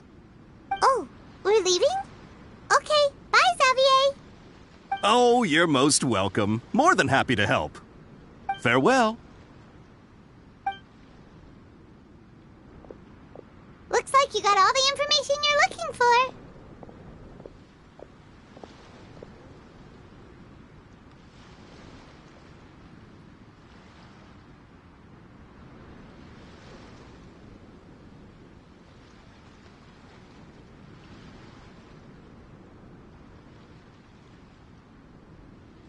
Sure, but what's up with you today? Whatever it is, it seems like it's really troubling you. Keep your smile, Spinal Crocodile. No matter what happens, Paimon will always be there for you. Come on, you gotta keep it together. Why don't you grab something to eat? You can't go facing life's challenges on an empty stomach. All right, let's head off and go meet Nahida.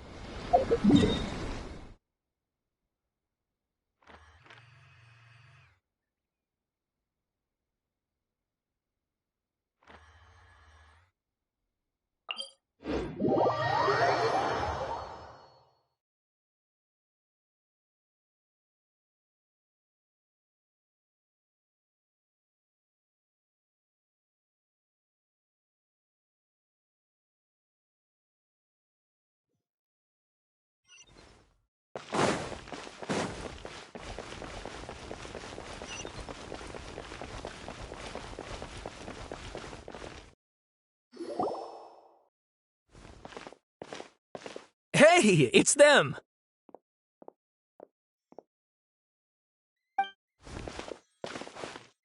Akaba, Sawada, you're still here?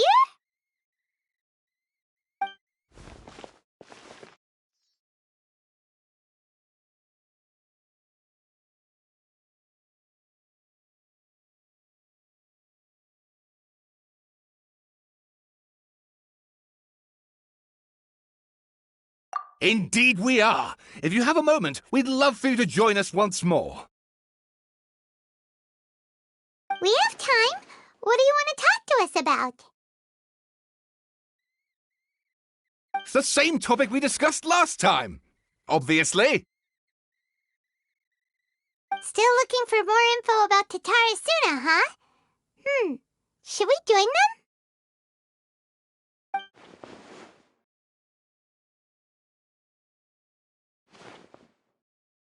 Unfortunately, we haven't made any real progress. Huh? Oh, of course.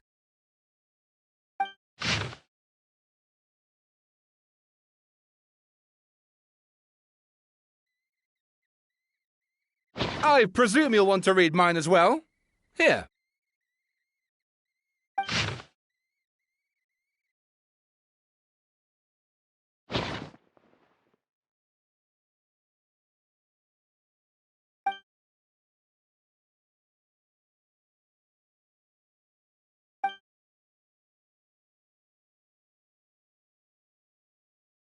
Well, what do you think?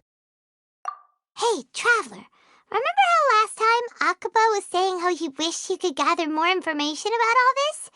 Well, we just got back from Inazuma. So how about we tell them what we learned? What did you find out? Something big? It's a long story. Basically, we have some friends in Inazuma, and...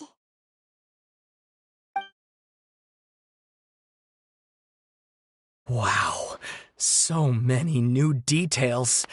Thank you so much for sharing that with us. Well, well. So it all comes down to one man's desire for revenge. Huh. You heard this from a member of the Amanoma clan, you say? Then I guess it must be true. Ugh. So there's no ghost story here after all. This new information actually lends further credence to my hypothesis. Evidently, swordsmiths were seen as having an incredibly prestigious role in society those days, to the extent that harming them was conceived of, at least by the perpetrator, as a way of exacting revenge against those in power. Yes, okay, point taken, you were right. But that doesn't mean I can't carry on with my novel. And they're back at it. These guys are really into this. Oh, so sorry. Look at us, prattling on about our projects and ignoring you. Thank you so much for the information. You're welcome. See ya. Keep us in the loop if you find out anything else. Will do.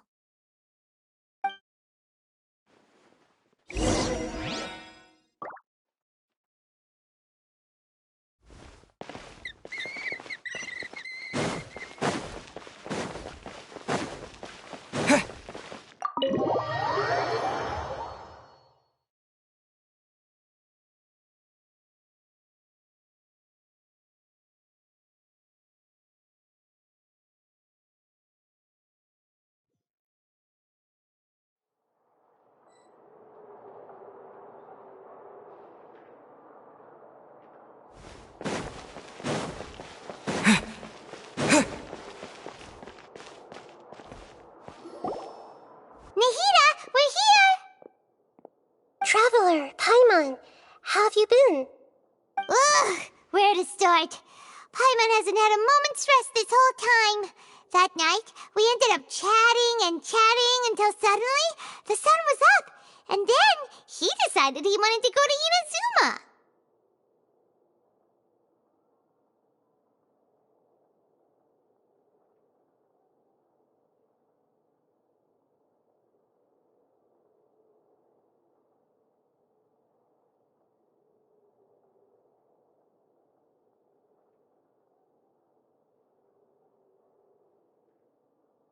The Balladeer? Sounds like some kind of code name.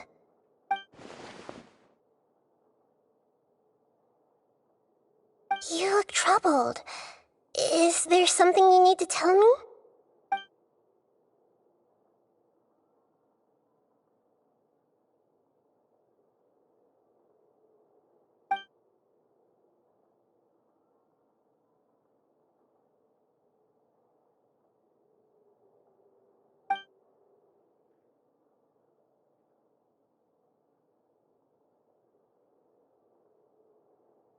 Traveler? Hey, what's wrong? You look so upset.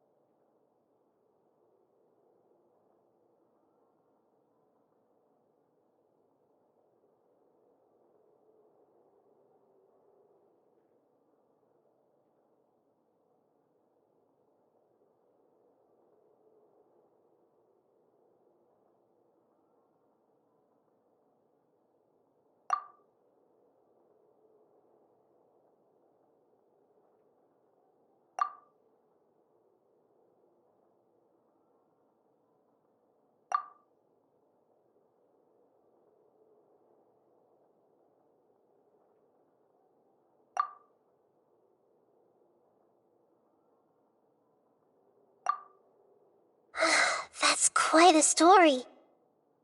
So, this puppet known as the Balladeer erased himself from Irminsul, hoping that he could change the past. But how was he even able to do that? As the Traveler said, he very nearly became Sumeru's deity. Admittedly, I remember it a little differently. I don't recall finding anyone inside the machine after we defeated it. Nevertheless, it does make sense. If someone were to successfully erase themselves from Irminsul, the world would change to reflect the new reality. So, you believe this person really existed, and we just don't remember him because... well, because he literally changed the world? Yes. Theoretically speaking, it is possible to do this. But I'm struggling to imagine the kind of person who would dare go through with it. The Traveler comes from a world beyond Teyvat. That's why there's no information about him in Irminsul, and it also explains why any changes to Irminsul wouldn't affect him. So if there's anyone in the world capable of retaining memories from a past that has been rewritten, it's you. It's quite incredible when you think about it.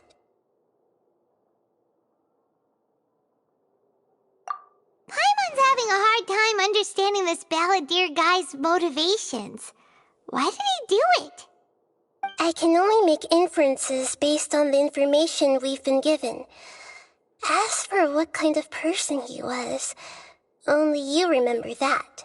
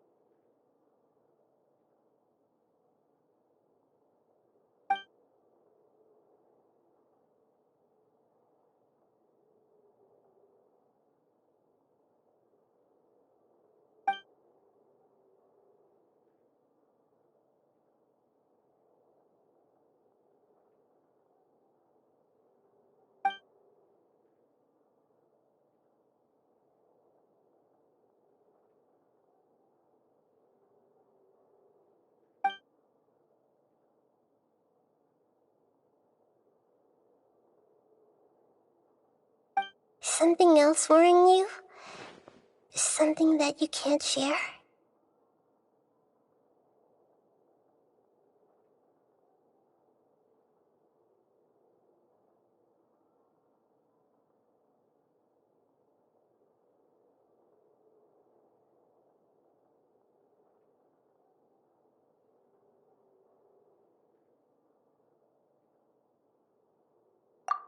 It couldn't change the fate of the ones who had died, right?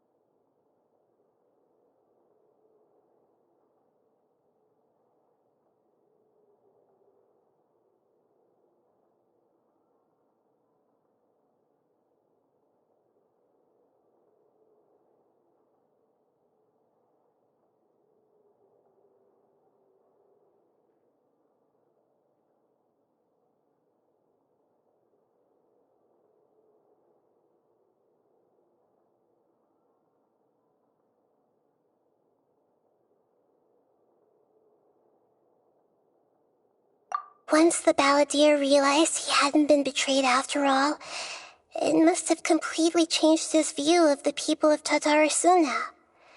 Now he saw them as friends again. He couldn't keep hating humans after that, and if he thought there was a chance he could save his old friends, it would be hard not to try. The story makes sense, every part of it. The balladeer tried to achieve godhood with the doctor's help. He was unsuccessful, but retained the power to connect with Earth. That power then enabled him to change what was recorded in Irminsul and erase himself, even though he didn't have much strength left. Yeah, it does make sense, but it still ended in tragedy for his friends. It just feels so hopeless. He gave everything to do this, but it seems like he got nothing in return.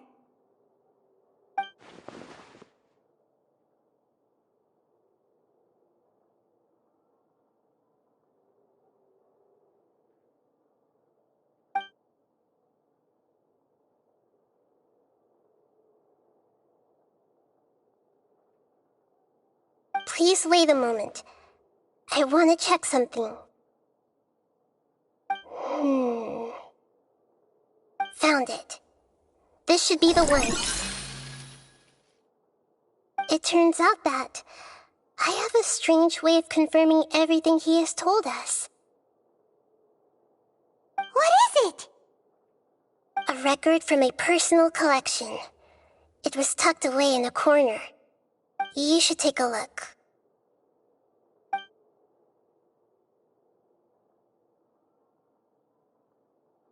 Is this a fairy tale?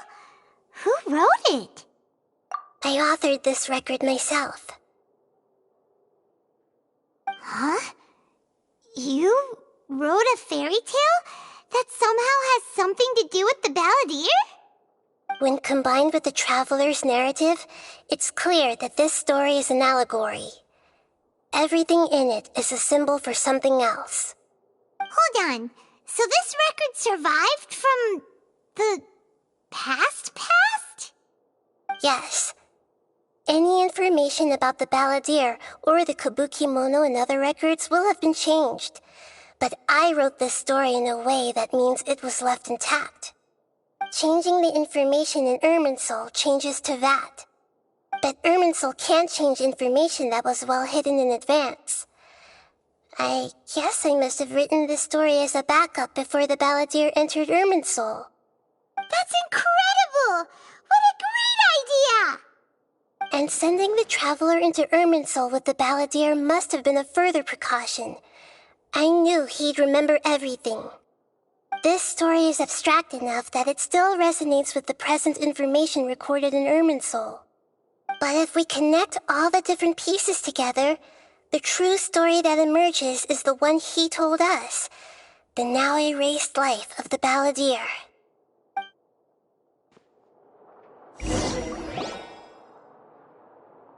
There was once a lone monster draped in fox fur. The monster found a family of foxes, joined them, and they became friends. The monster lived with the family day and night, and everyone treated it as one of their own. Once in a while, the monster would take off its fox fur at night and lament to itself as it gazed at its reflection in the water. I am a monstrosity, yet they are too foolish to see it. But the monster soon found solace when another came to live among the foxes who was not their kin. A kitten, carved from the wood of a white tree who had been abandoned by the humans. The kitten too wished to become a fox, but its tail was too slender and it could not grow a coat of richly colored fur. Yet when the other foxes saw this, they spoke words of comfort to the kitten. Even without a tail and fur like ours, you are still one of us. Furious at this happy resolution, the monster lit a fire on the mountain. The terrified animals panicked as the fire spread. The only way to extinguish the flames was to make a sacrifice. A gray fox stood up and addressed the monster. It said, "You are the cleverest among us. Surely you can help us find a way to solve this." The monster smiled, led the fox toward the fire, and murdered it. The gray fox's heart was turned into a beautiful drop of water, clear, spotless, and pure. The monster gave the heart of water to the kitten, telling him, "The foxes have decided. You are the one who must be sacrificed. Take this, quench the flames, and die for your fox kin." The fire was extinguished, but the kitten lived. It left that side of the mountain and found a little bird who had a broken wing. The two promised they would spend their whole lives together, but the little bird did not have long left to live. It passed away soon after. After burying the bird, the kitten left the mountain for good. Never again would it cherish a single creature, nor a single blade of grass that stood on that mountain. The kitten spent the nights wandering aimlessly, gnashing its teeth at the moon. How it wished to swallow the moon and devour the moonlight. If the world could only return to darkness, then it would finally be peaceful and content. I will become the new moon, the answer to everything. Then, no one will know that there were once birds, foxes, and cats in this world. And no one can know that they were different.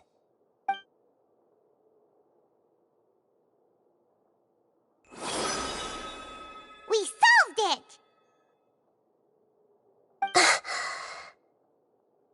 I remember now. This is not just the Balladeer story. It is his very own memories. I made a backup so that it would be preserved no matter what happened. To become a god, he was experimented on and modified countless times. It was brutal torture, and the only reason he was able to survive is that he was a puppet. This memory was extracted from him by the scholars. Presumably, they kept it to have something to defend themselves with. Creating a deity was just the first step. Some of them wanted to be able to control it. That's why they backed up his memory for later use. I buried it deep inside one of my own dreams, and then hid it inside an allegorical story so that it wouldn't be altered. It's hard to believe that this person really existed, let alone that he tried to get rid of us on more than one occasion. Paimon has no memory of him at all. He completely vanished like a puff of smoke. The Balladeer agreed to help me look for information about the Descenders, and although he was unsuccessful, he still helped you. Before he vanished, he confirmed an important detail, that Conria was where your twin first came into this world. We still don't know how the change to Irminsul will affect the senior ranks of the Fatui, but in all likelihood, they won't even remember their own Harbinger.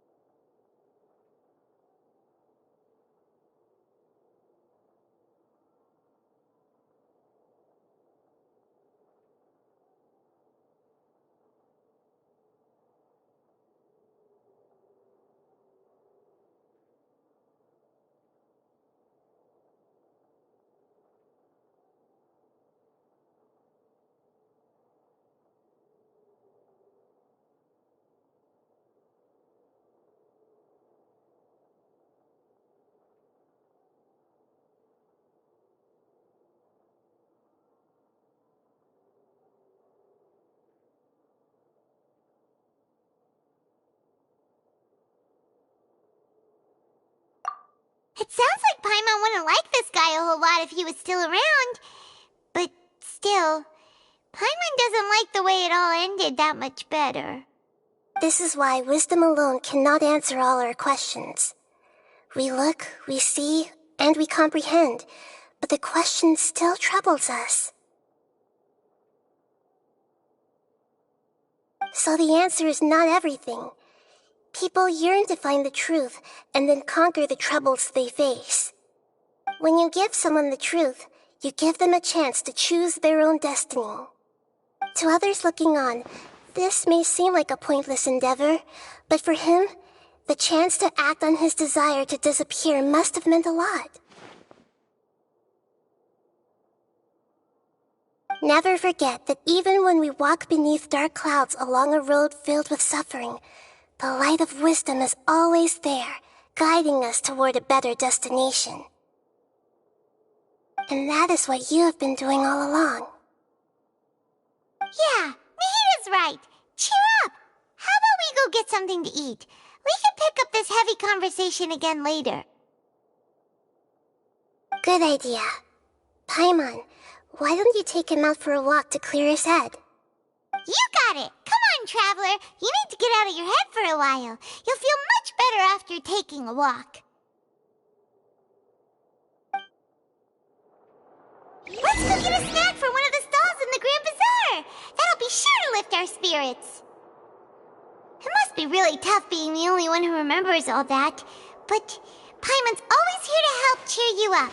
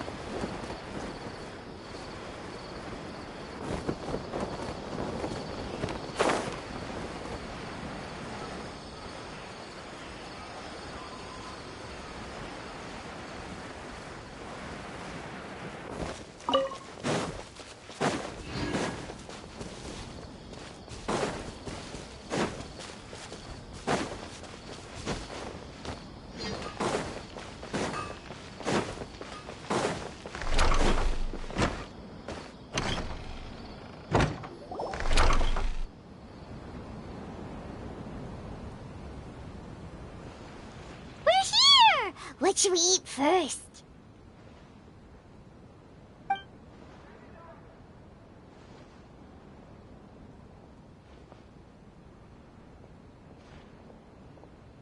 Hey, are you gonna answer or what?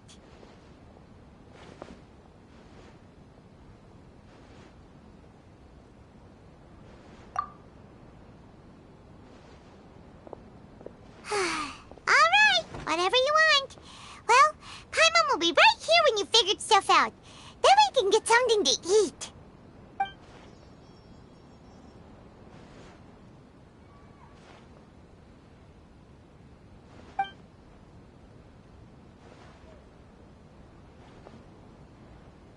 What is it? Have you figured it all out?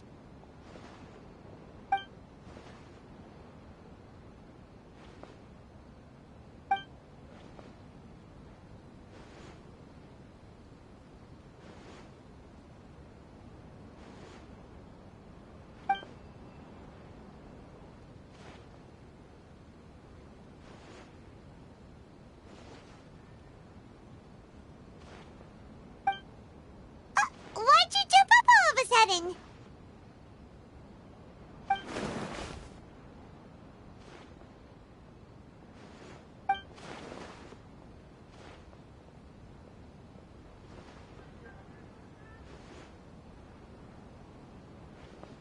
Excuse me, boss. There seems to be a small problem with the last bill.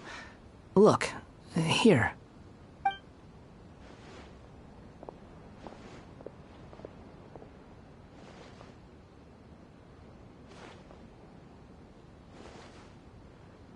Hey! Hey, wait!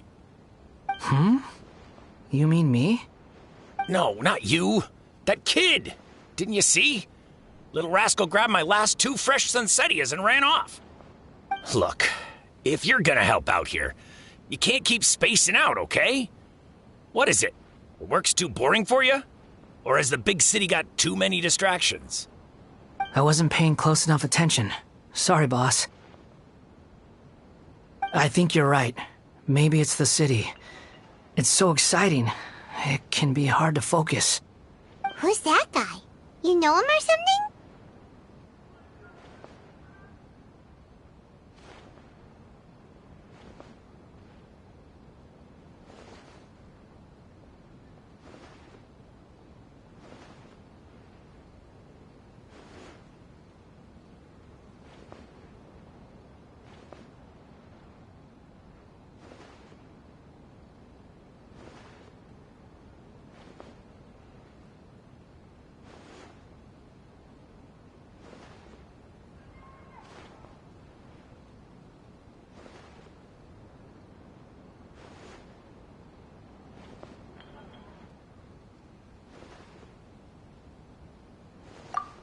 who? You're a strange one, kiddo. You say you don't want any money for helping out here, and then when I actually give you some work to do, you keep letting yourself get distracted. I don't want to take advantage, so I'm happy to pay you what I'd pay anyone else. But if you keep acting like this, pretty soon I won't be able to afford to. No, please. I mean it. You don't need to pay me anything. I'm just so thankful you agreed to take on an outsider like me. You're welcome, I guess. But I got bigger things to worry about. Look, we're all out of Sunsetias, and I promised the lady down the street I'd deliver a fruit bowl this evening. Leave it to me. I'll find some more. Just a moment. I'll be right back. Stop. I'm gonna level with you, kiddo. I've never met a worker who said they didn't want a wage before. And at first, I got greedy. Couldn't believe my luck. But I figured you'd start asking for something in return eventually. You don't want money. You don't take days off. And in your free time, all I see you do is wander around, taking in the sights. Are you a drifter or something? That's right, I am. We can talk more about that later. First, let me get those fruits you needed. Sunsetias, was it? I'll be right back. Hey, what do we do now?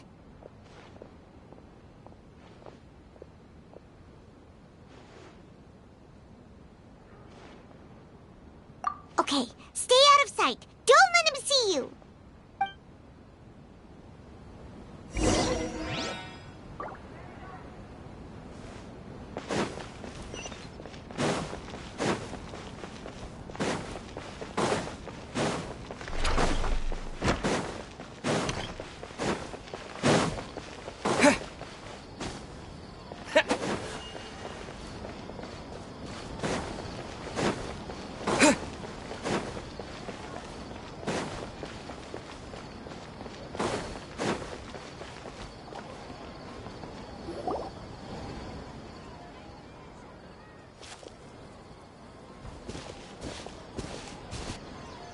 Yeah, this'll do. Even though you say he's the balladeer, what are we planning on doing? Stealing his Sunsetias? Isn't that a bit too cruel?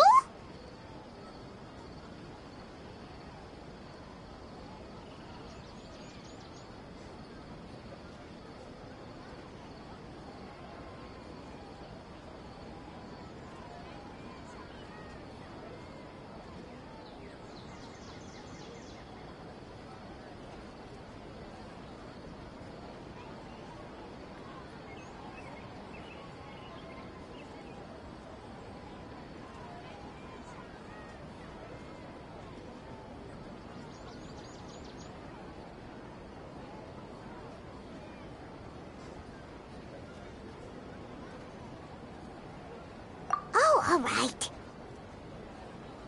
This should be enough. Guess I should wash them before I take them back.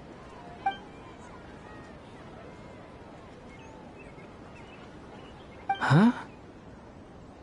You two over there. Is there something I can help you with? He spotted us! You've been following me all the way from the city. I'd have to be... have we met before? No, we haven't met. But you know me?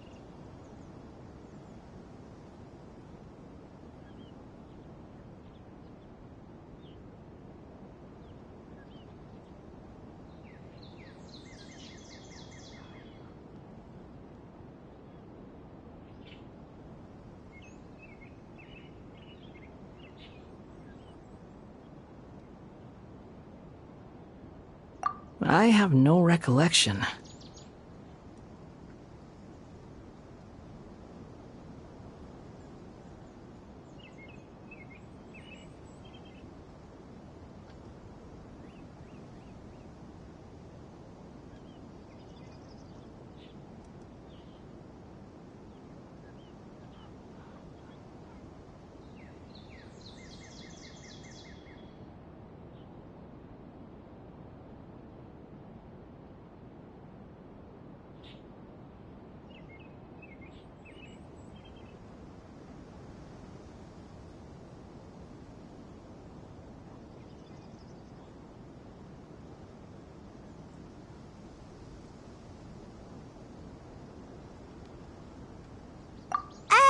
Are you absolutely sure? Sorry, but I just can't take your word for it.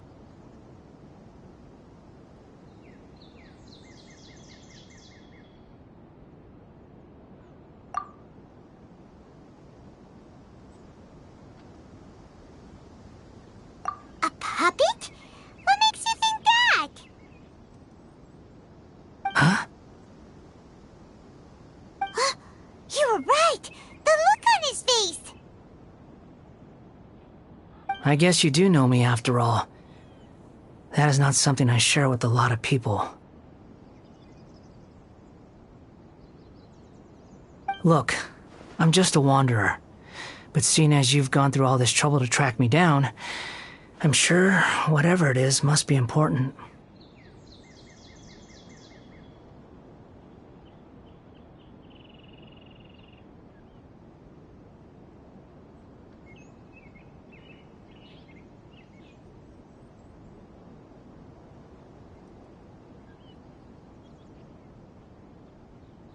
Okay, but please let me deliver these goods to my boss first. Are you really working for that guy? He said you don't want any more for it. Is that true?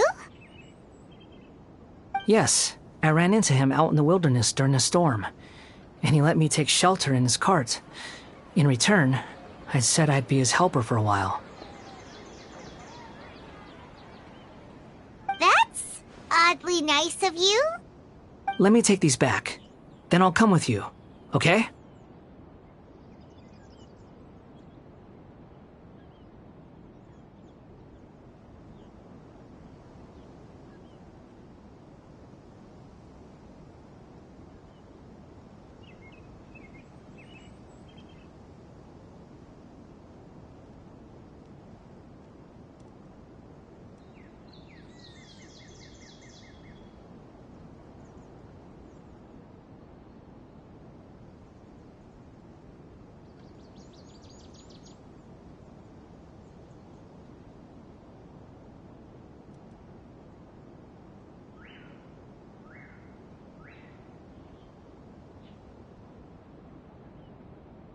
Then let's return to the city.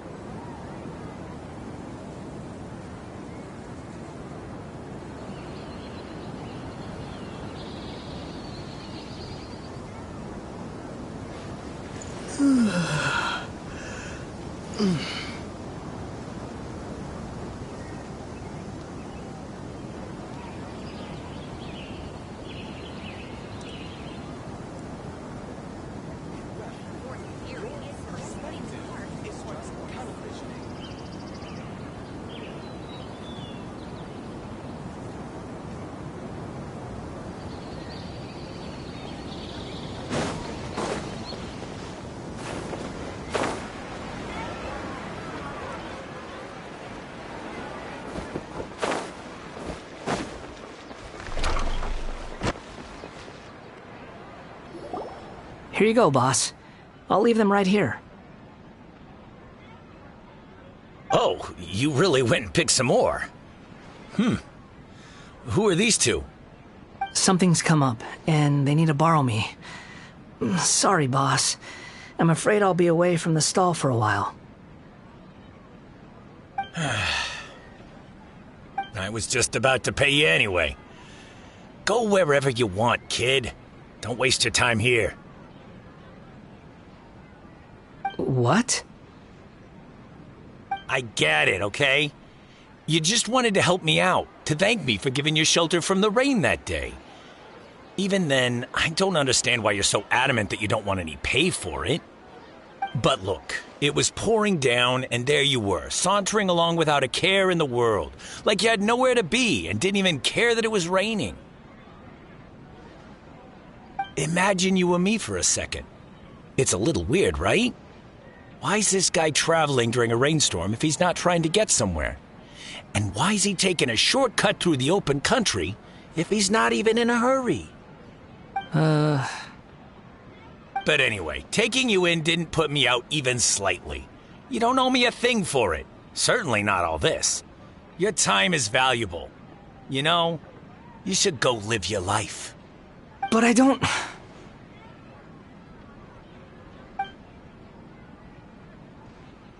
No, you're right.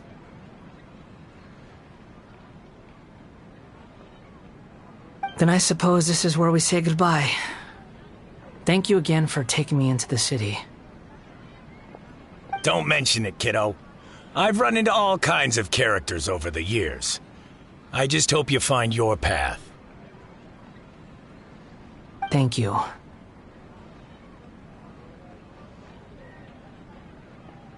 All right, done.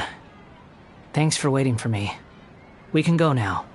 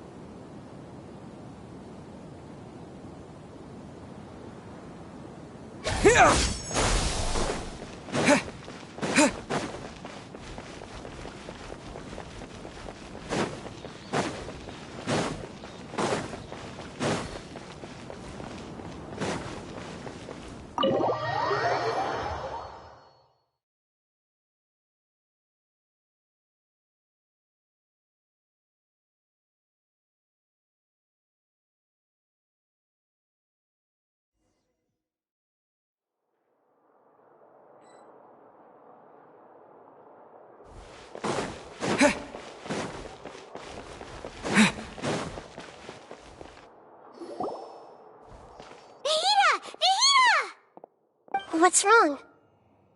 Huh? Are you? Hello. I do apologize for the sudden intrusion.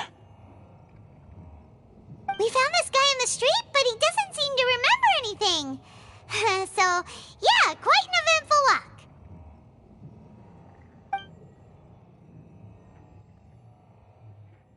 You say that you're trekking across Teyvat to train yourself. Many other Inazumans who describe themselves in this way call themselves Shugenja. Why do you refer to yourself as a wanderer? Well, it seems more relevant in my case. To me, it sounds like a plant with no roots. But these two claim that they know me, and that I have a hidden past unknown even to myself. I wouldn't call it the past, but rather... this is a difficult one to explain. I don't like to rely on using terms like this often, but in your case, it seems that it ought to be called, previous incarnation. Oh, like a past life or something? Yes, something far more distant than the past. So far away that you cannot perceive it. Okay, I have to ask. What was I like in my previous incarnation?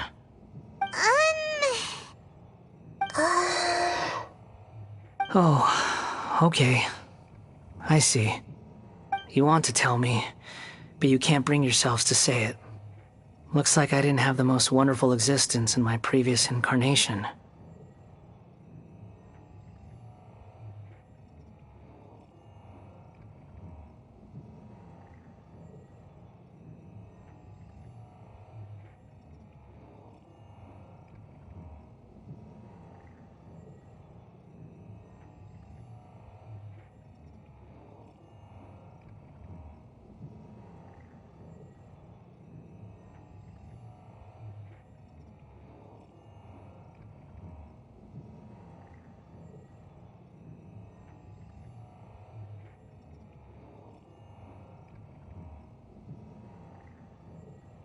If it's that difficult to talk about, I have no doubt it will be just as difficult to hear.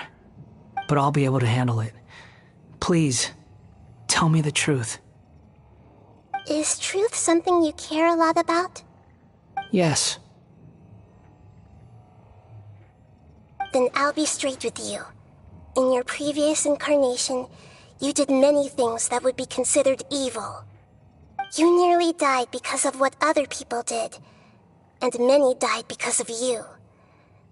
As a non-human being, you hated gods and humans alike. You drifted from place to place, never able to settle, even where you found status and identity. You adamantly believed that you were missing a heart. Actions rooted in persistence sometimes bear bitter fruit. Sometimes, you have to let parts of yourself go, or you'll never be happy.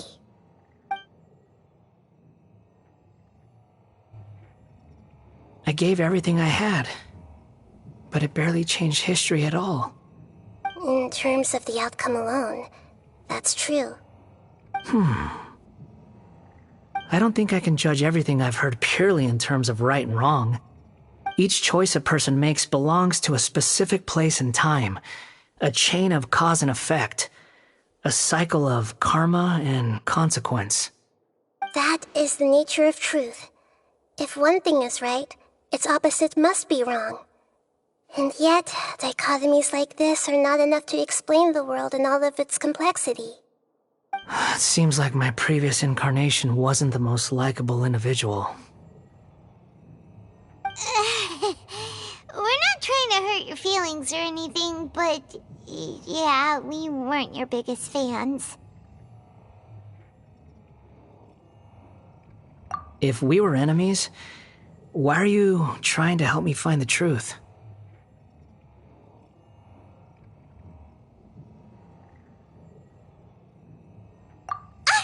This is so frustrating! This guy's supposed to be our arch enemy, but now he's just some random stranger we met on the street! He's got so much to answer for, but we can't make him talk because he doesn't remember anything. What a weird situation. Lesser Lord Kusanali, as the God of wisdom, I trust that everything you told me must be true. Yes, it's all true. I can even show you the memories themselves, if you're willing. Please, I want to see them for myself. I want to experience my own transgressions. Even though it will cause your present self great mental anguish?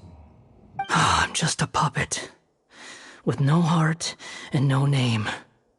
There is nothing in this world for me to cling to fill the void within me. Except maybe these sins that can never be undone. Very well. As you wish. Wait, shouldn't we go with him? This one's kind of on us for bringing him here. Don't worry. Whatever danger I might face, it's my burden to bear. Traveler, could I ask you to supervise him on my behalf?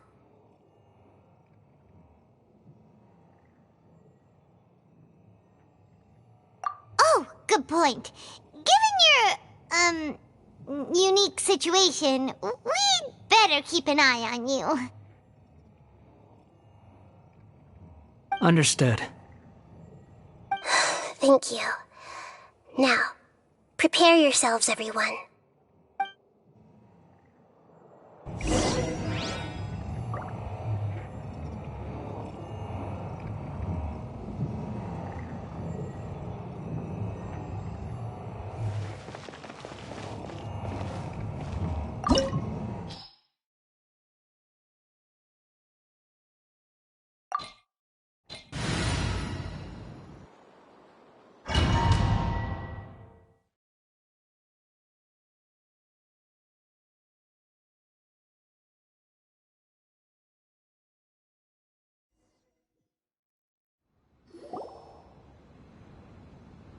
This looks like Inazuma. Right now, you're in a dream I created using information extracted from your memories. These memories will show you the raw truth, But be aware that enemies may react just like in the real world. Please be careful. Sounds like an immersive experience. It's a good thing we came along. You don't need to do this for me. I don't deserve your protection. We never give up halfway. Well, we had to once, but that was your doing. All right. Thanks. Wanderer, this is the Shake Pavilion. In your Balladeer incarnation, this is where the Electro Archon placed you after your creation. You had a great many memories here.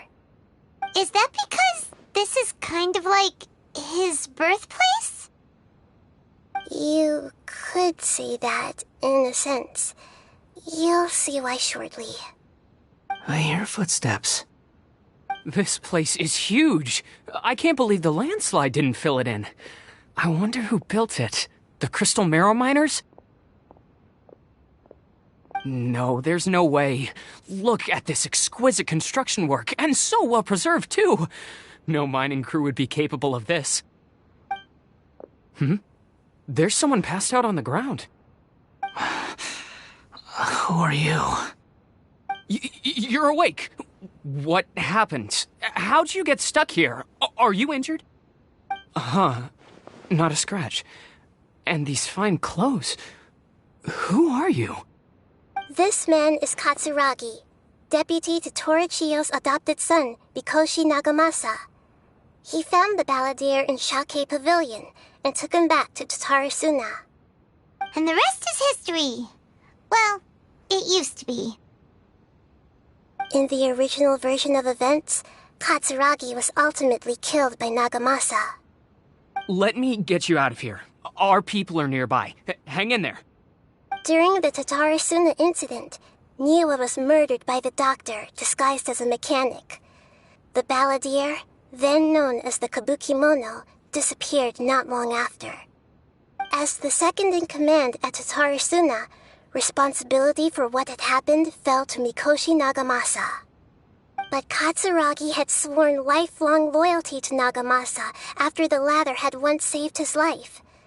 At Katsuragi's insistence, Nagamasa killed him to put an end to the Tatarasuna incident.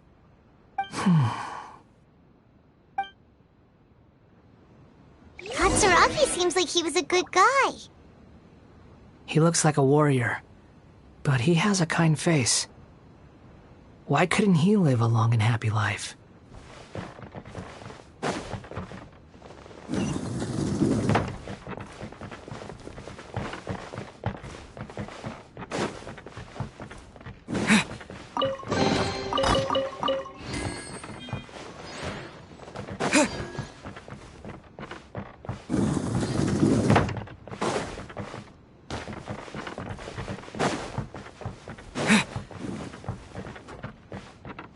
Nagamasa, I found this young guy in a cave sealed off by a landslide. He doesn't remember his name. Well, we need to call you something. I hear the workers are calling you the Kabukimono. It's fine with me. Katsuragi, report to Niwa. Tell him we have someone new joining us.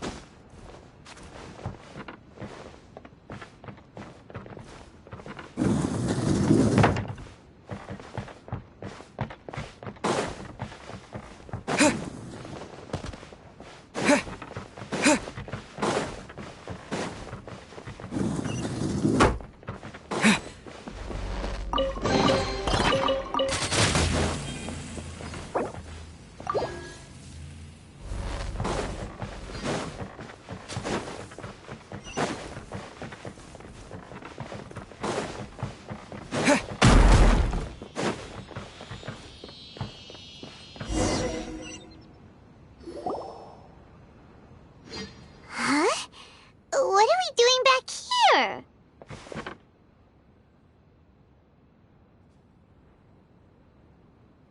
Whoa, this is where you were born? It's pretty, but there's nobody here. I was abandoned, like you. I lived here for a while at first, but there's nothing for us here. We can't stay. Okay. I heard my mom and dad used to make swords, but the factory manager died, and then my dad got sick.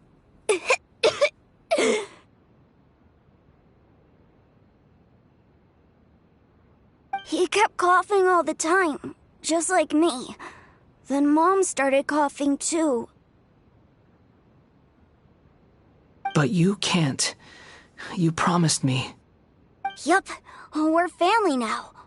We're gonna be together forever and ever. This child didn't have a name. Or rather, the balladeer didn't know what to call him. His father died before he could name him. After his mother died, the child stayed in their straw hut alone.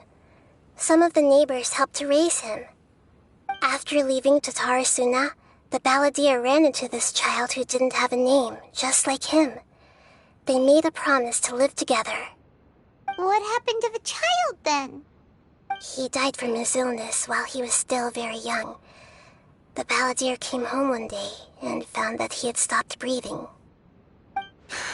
Hey! What's wrong? Say something!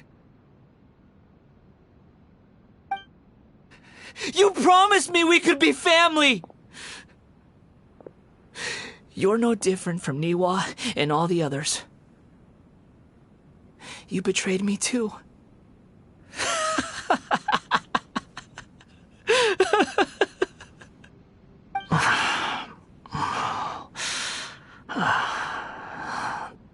The voices have gone.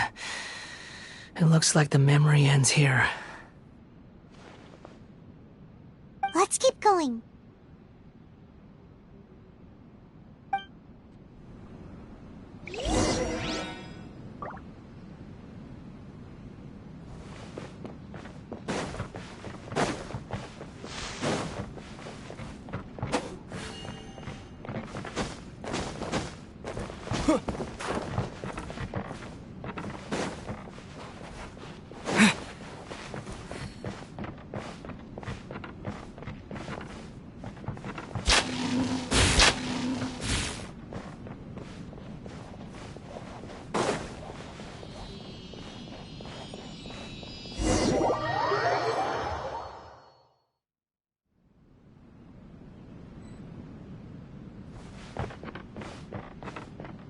You do realize you're blocking my path.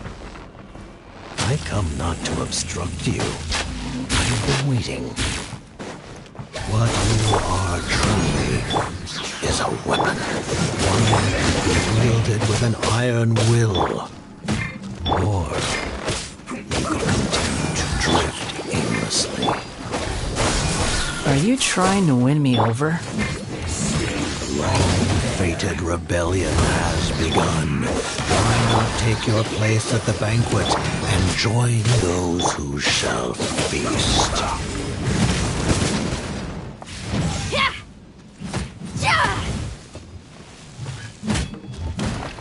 Propagate!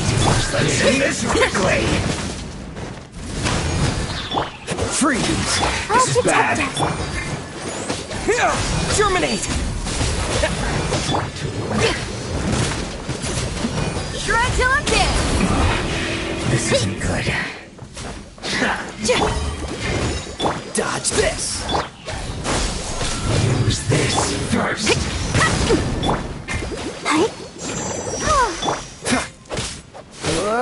Cool it! What an annoyance! Propagate! Power core! I must counterattack! Let the show be... Scatter! Freeze! Propagate!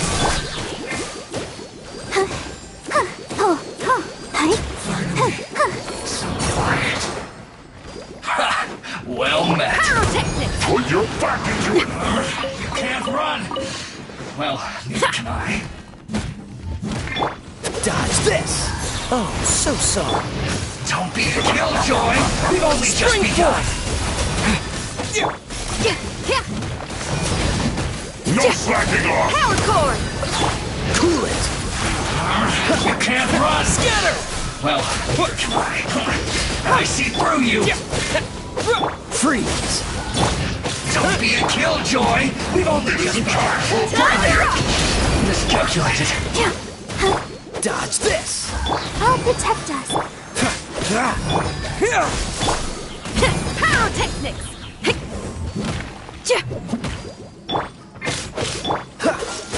Don't get frostbite! Propagate!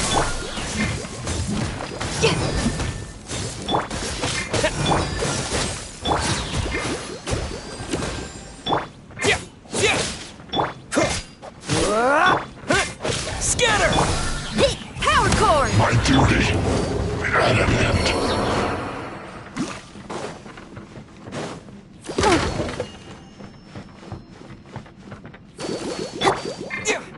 Propagate!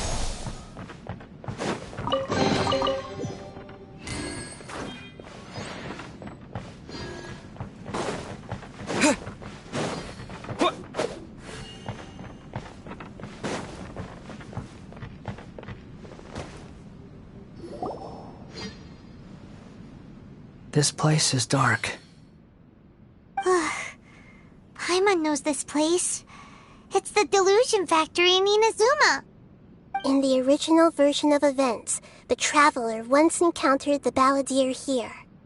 Such a creepy atmosphere. And...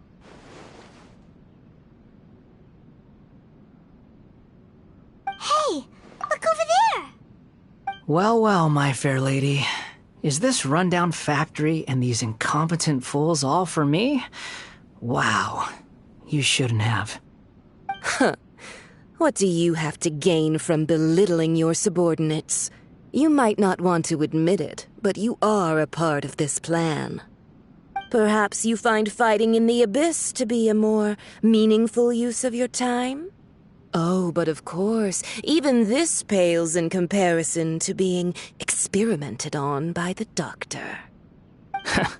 What a sharp tongue you have. Funny how negotiating never seems to be your strong suit.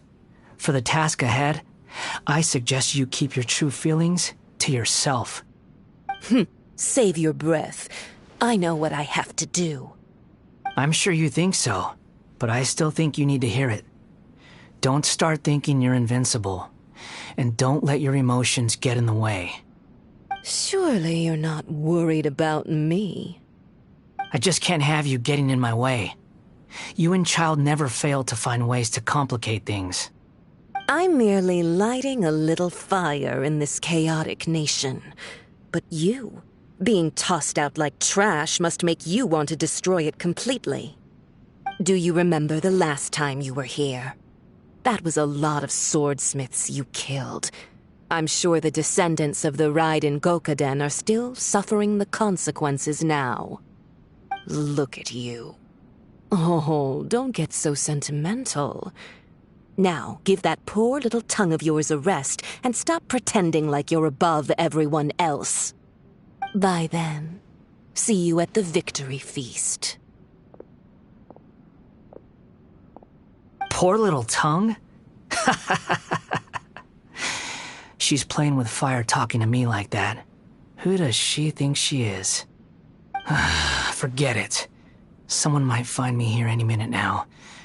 I should prepare to give them a warm welcome.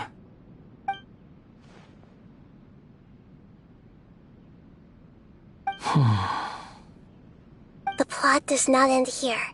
There is more of this story to come. Wanderer, are you able to continue? Yes. Please don't worry about me. Why are you staring at me in silence? Can't you think of a nicer way to express yourself? I'm under no obligation to be nice to you. Besides, I thought nothing mattered to you except results in your own interests. Isn't that right, witch? Muddle-headed puppet. You're only number 6 because you can take more abuse than other humans. Do you really count that as an asset? You're about as much fun to be around as a raging inferno. But before we murder each other, it'd be best if we finish our duties.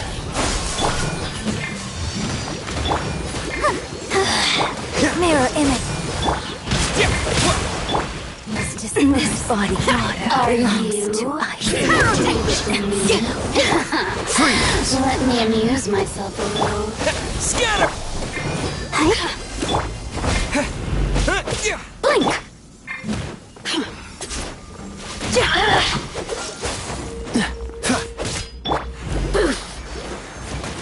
Over so soon!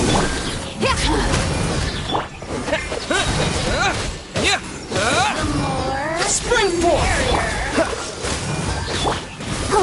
Nose!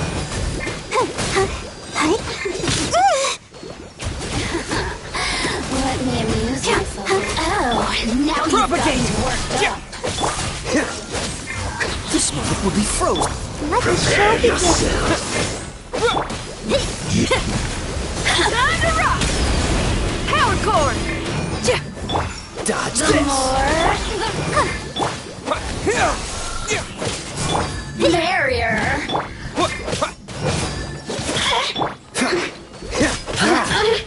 Blink!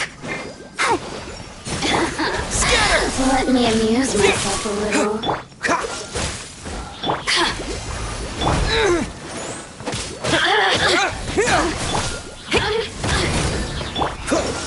The more, the merrier.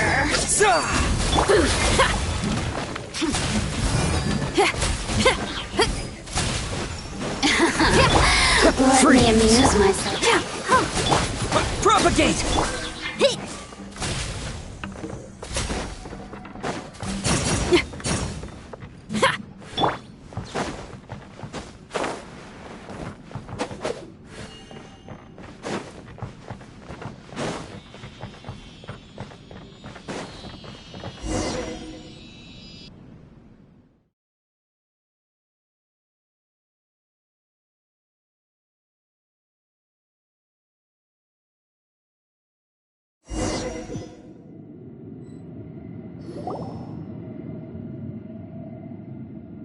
Looks like we've arrived in Sumeru. Is that? Considering that Amorta's sage, Nafis, refused to join this project, I'll take part in the experiment in his place. Welcome. I look forward to a fruitful collaboration. When do we start? You seem impatient.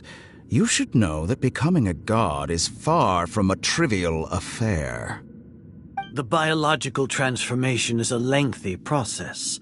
As such, I too would recommend that we commence as soon as possible.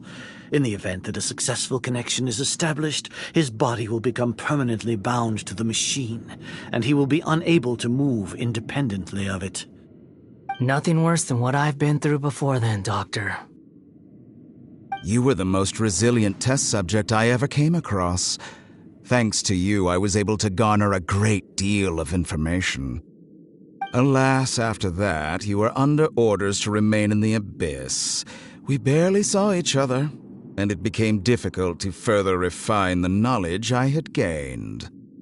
That was gracefully worded. Ever wonder what they think if they knew that nothing matters to you, apart from your crazy experiments? I suggest you speak to me in a more respectful tone, Scaramouche. The mere fact of your utility does not make you indestructible. The doctor again? That was uncomfortable to watch. That person gives off a very sinister energy.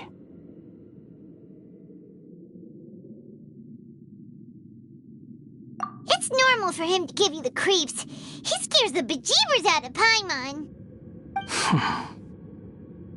Let's move on.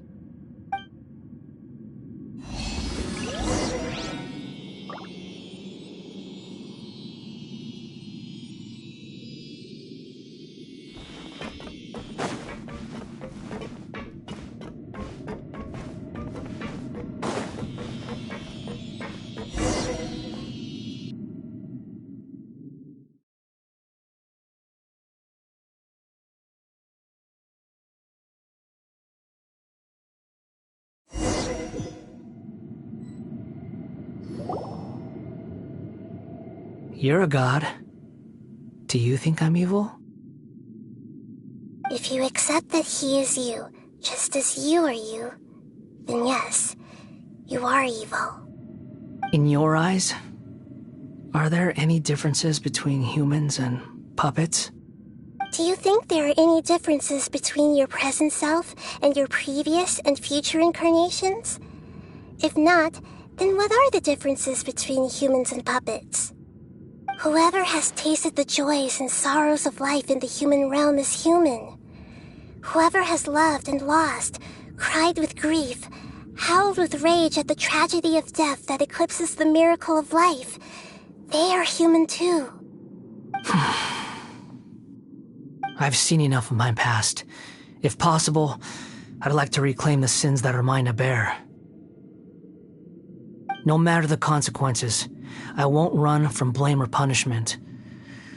Whatever I am due, let it come to pass.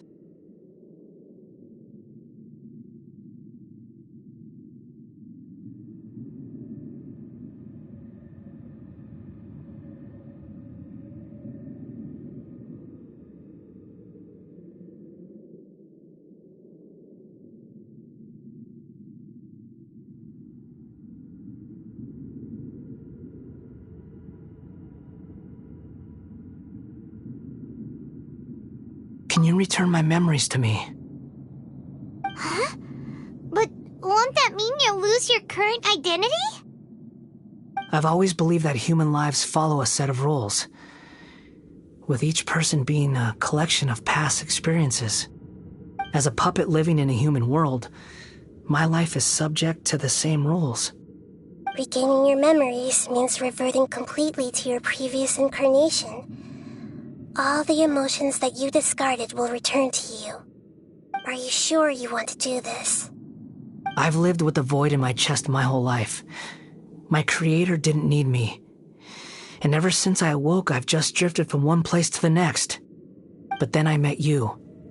And I finally realized that reclaiming my missing sins might be my one opportunity to become my true self.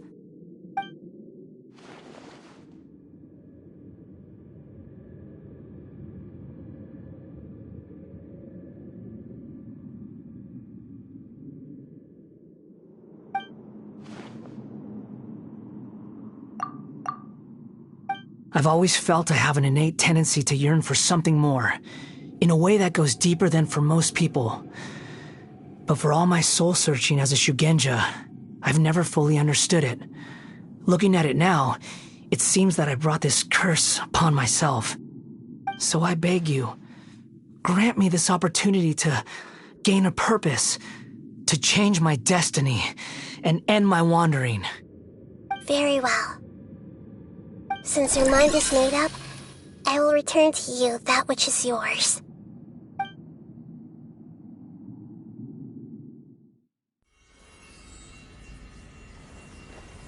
You have made your decision. Now, take this.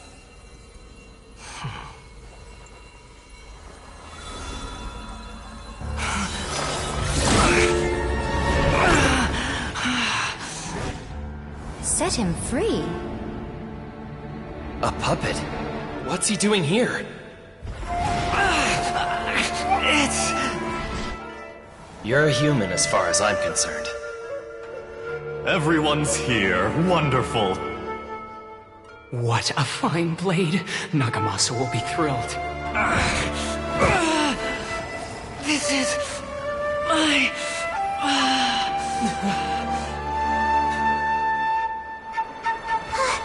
Is he alright? No way!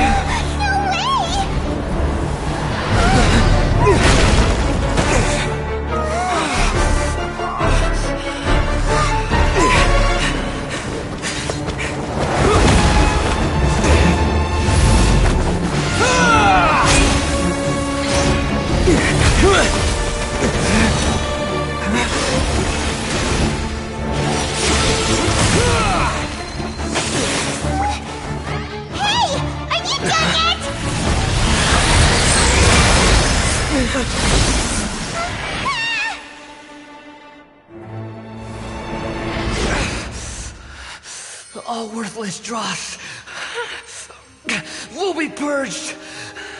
That's why this won't be the end.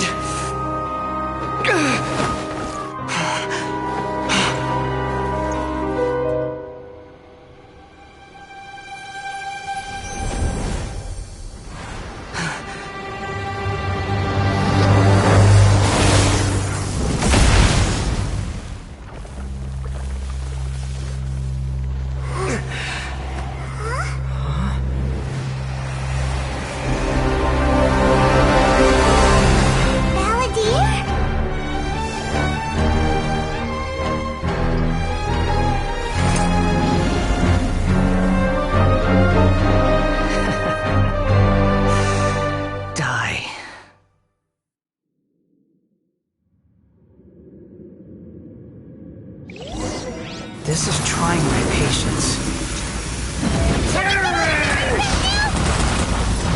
You got any more stupid questions? Feeble human! Swollen Fury!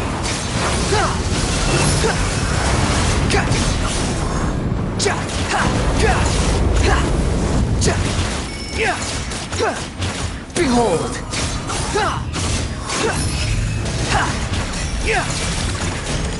At my command, you shall fall!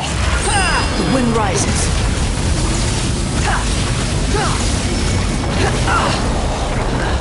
Behold!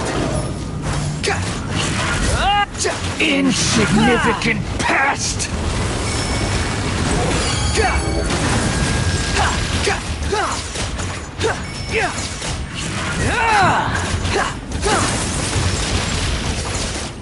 The wind rises. Feeble human!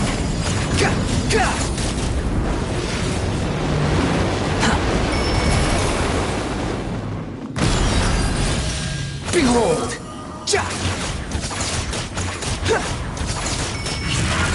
My endless cycle begins!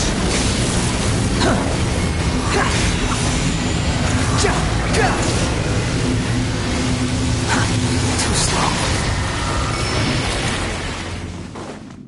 Quit following me. Swollen Fury! Human.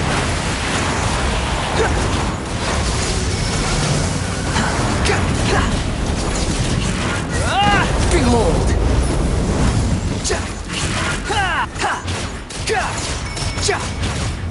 Insignificant pest!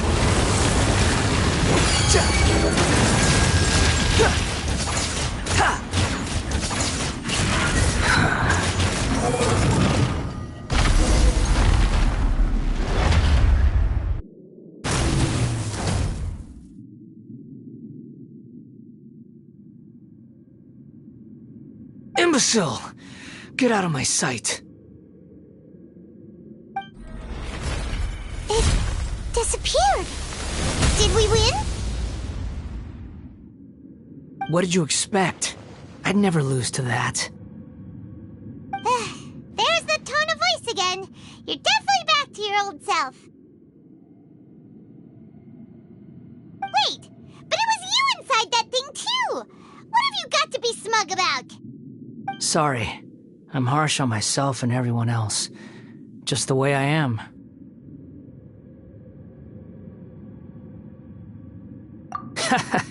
You sound like you're concerned about me.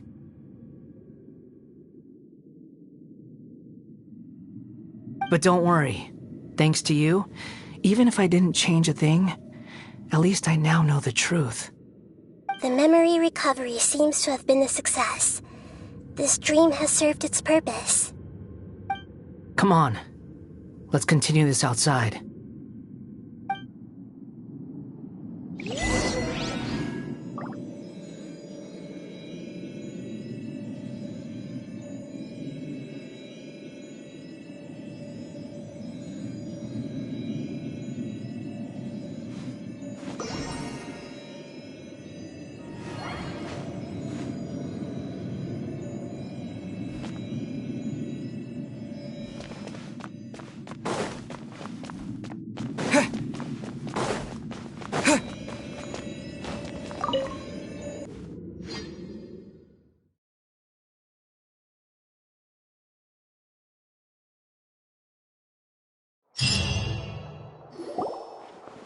Welcome back, Traveler, Paimon, Balladeer.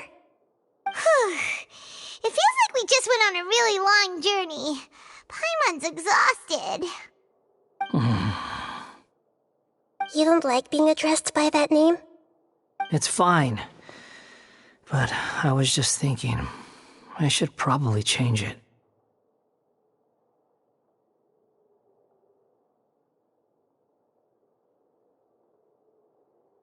After learning about everything the doctor did, there's no way I can carry on using a name connected to him. I'm not planning on returning to the Fatui, and they wouldn't take me back anyway. Recent events will have affected a lot of people, and they might not even remember who the Sixth is. So, you're quitting the Fatui for good?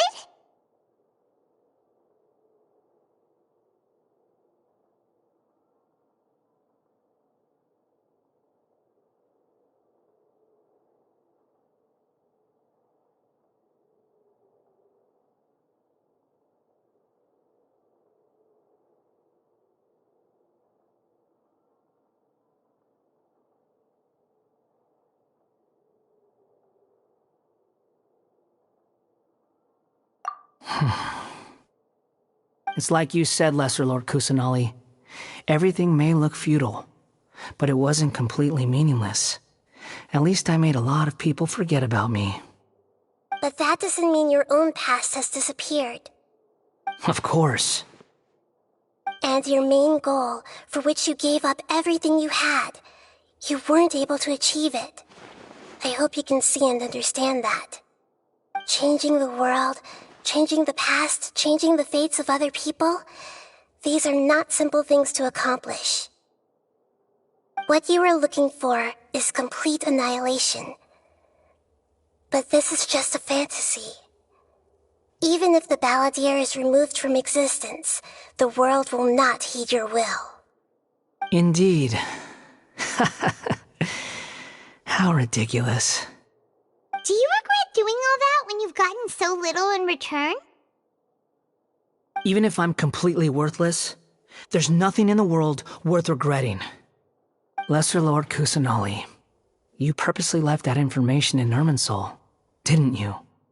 Yes, and I took pains to make sure that you'd acquire that information naturally. Why would you go to such lengths? You trying to win me over too? In all honesty, your past experiences have made you a useful asset to Sumeru and to me. Winning you over was indeed a part of my plan. But before that, I wanted to tell you the truth about your past. If all I wanted to do was use you, then I'd be no different from the doctor. Very clever.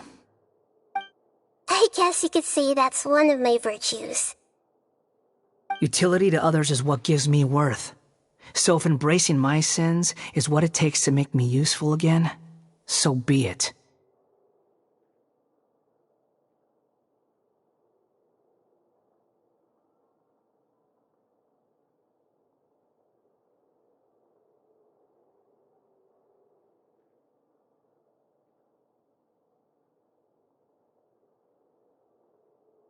Oh, right. I almost forgot. You're the good guys. You're into justice and all that. Sorry if I have a slightly different perspective on things, but I don't feel like I've been duped. The wisest leaders are fated to end up with the best helpers. I can live with that. I'm glad you're able to think of it in that way. Traveler, in the future, I'll continue to search Irminsul more deeply and see what secrets can be uncovered. Including the beginning of your twins' journey recorded in Irminsul. What exactly happened before and after that point? I want to know as well. I will try. Traveler.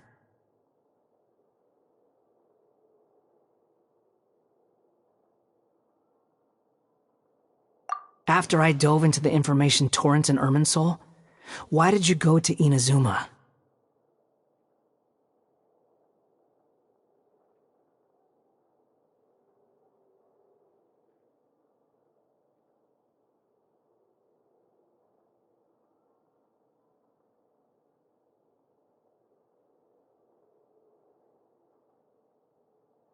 So that's how you found out whose fate had changed. And how. Well, whatever your reasons, you did me a favor. And I'll do everything I can to pay it back. Borrowing and returning are the only real relationships between individuals. I'll balance the books one day. Don't you worry. That's not true. A relationship between two people is not simply a ledger that can be reset to zero. I think deep down you realize this. People who show up in your life don't just evaporate like water drops and leave nothing behind. There is no such thing as balancing the books. Some things in this world can never be brought back, and they can never be changed, which is why there is emotion in the human world. Everything that you feel is real and lasting, and whatever is missing in you will not be made whole. To be human is to live with imperfections. You can choose whether or not you want to be human. But humans can't live without a heart, can they? Anyway, I gave up trying to become a human a long time ago. You understand what pain is perfectly well, even without a heart. You're just bearing your feelings. The past is set in stone, but you can keep moving on. And the longer your future lasts, the shorter your past will become, until one day, it is but a tiny fraction of your life. Sounds like you've got a future planned out for me.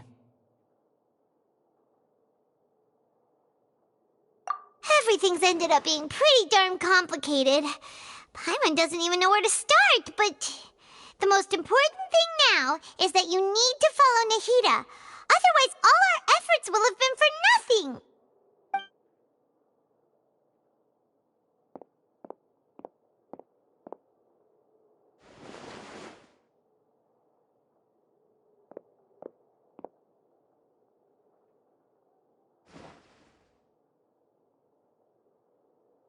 Then I guess I'll be helping you from behind the scenes from now on. I'm glad that you've accepted our proposal. Why don't you choose a new name to celebrate? Ooh! Paimon wants to pick an ugly nickname for you, too! Why? Because Paimon still doesn't like you that much. Then I hope we don't see much of each other in the future. A name is life's first gift. You didn't say it out loud, but I know that's what you're thinking.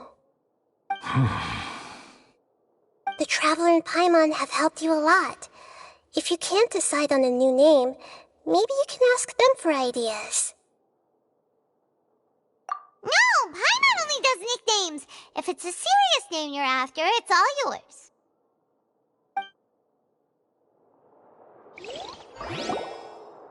Have you got anything?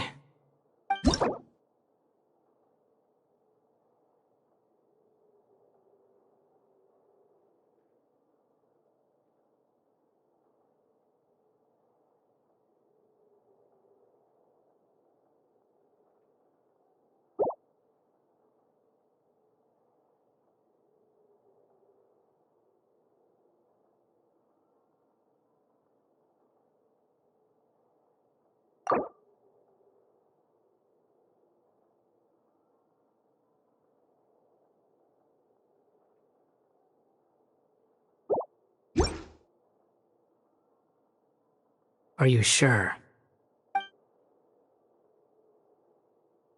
Oh, all right. If you say so. There. Now you have a name of your own. What about a nickname? Are you done yet? Still thinking. Stop rushing me!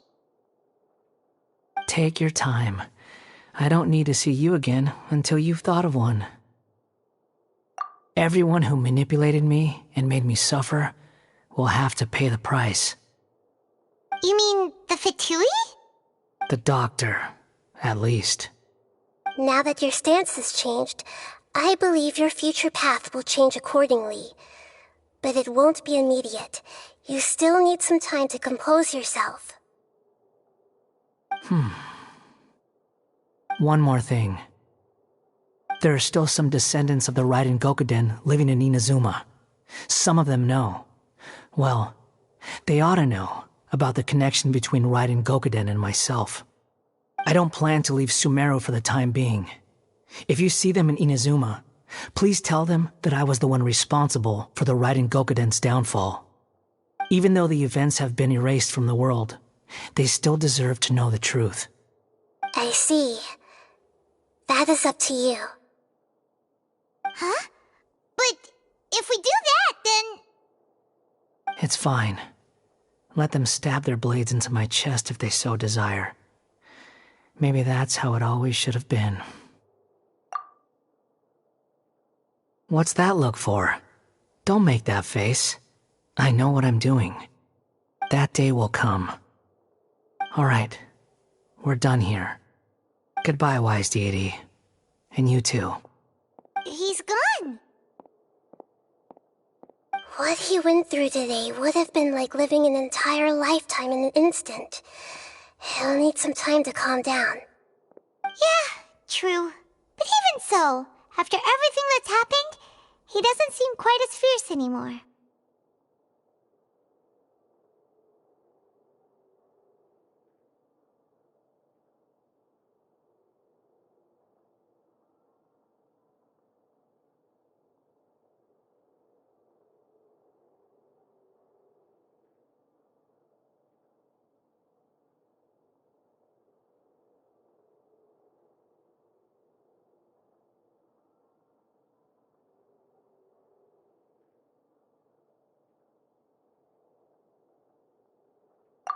So we can finally go eat? Paimon is starving.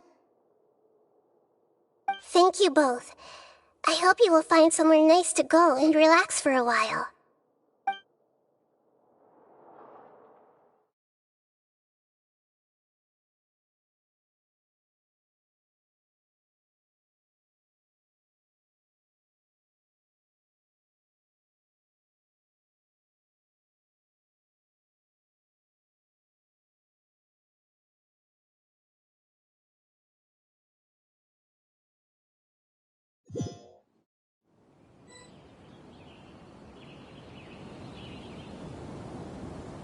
I've got it!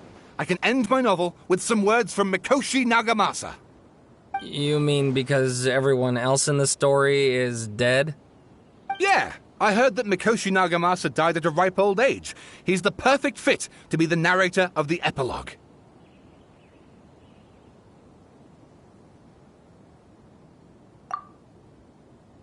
The dark clouds had dissipated, but they continued to cast their shadow in Mikoshi Nagamasa's mind for decades to come. Then, one night, as an old man, he had a dream. On the night when that prized blade, the Daitatara Nagamasa, was forged, the people rejoiced, and there was painting, dancing, and drinking. All these expressions of joy melted down in the furnace fire and turned into red clouds that rallied around the final sunrise that Mikoshi Nagamasa saw in his lifetime. Life is a story too long to be told, a journey that you must walk to behold.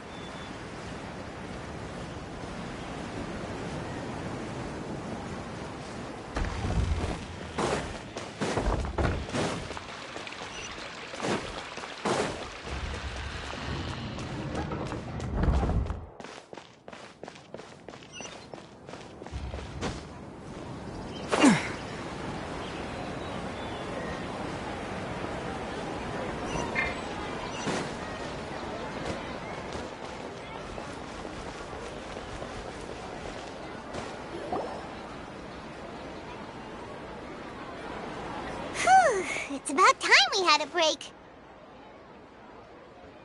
As soon as you stop, all the tiredness and hunger comes rushing back.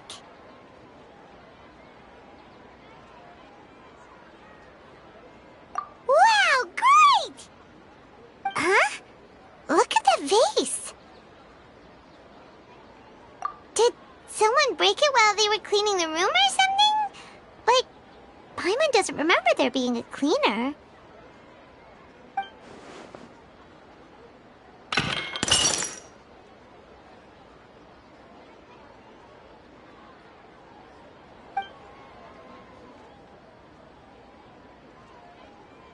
You sound lost and confused.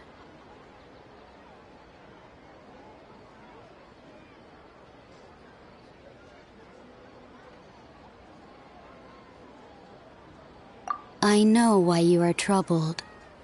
Any who knew of this would find their mind overwhelmed. Huh? Is there someone here talking to us?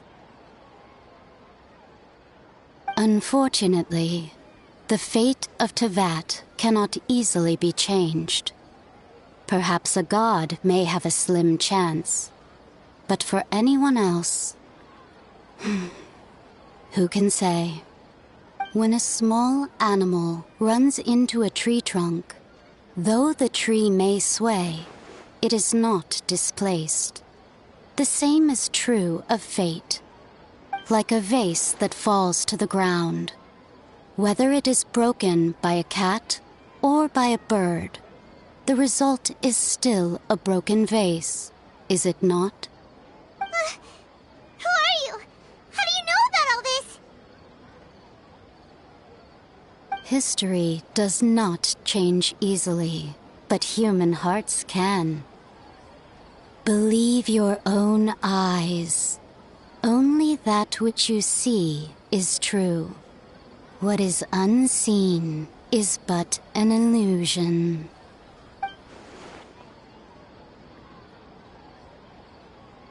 The voice has disappeared. And who the heck was that? And what were they doing coming out of nowhere and saying all that scary stuff?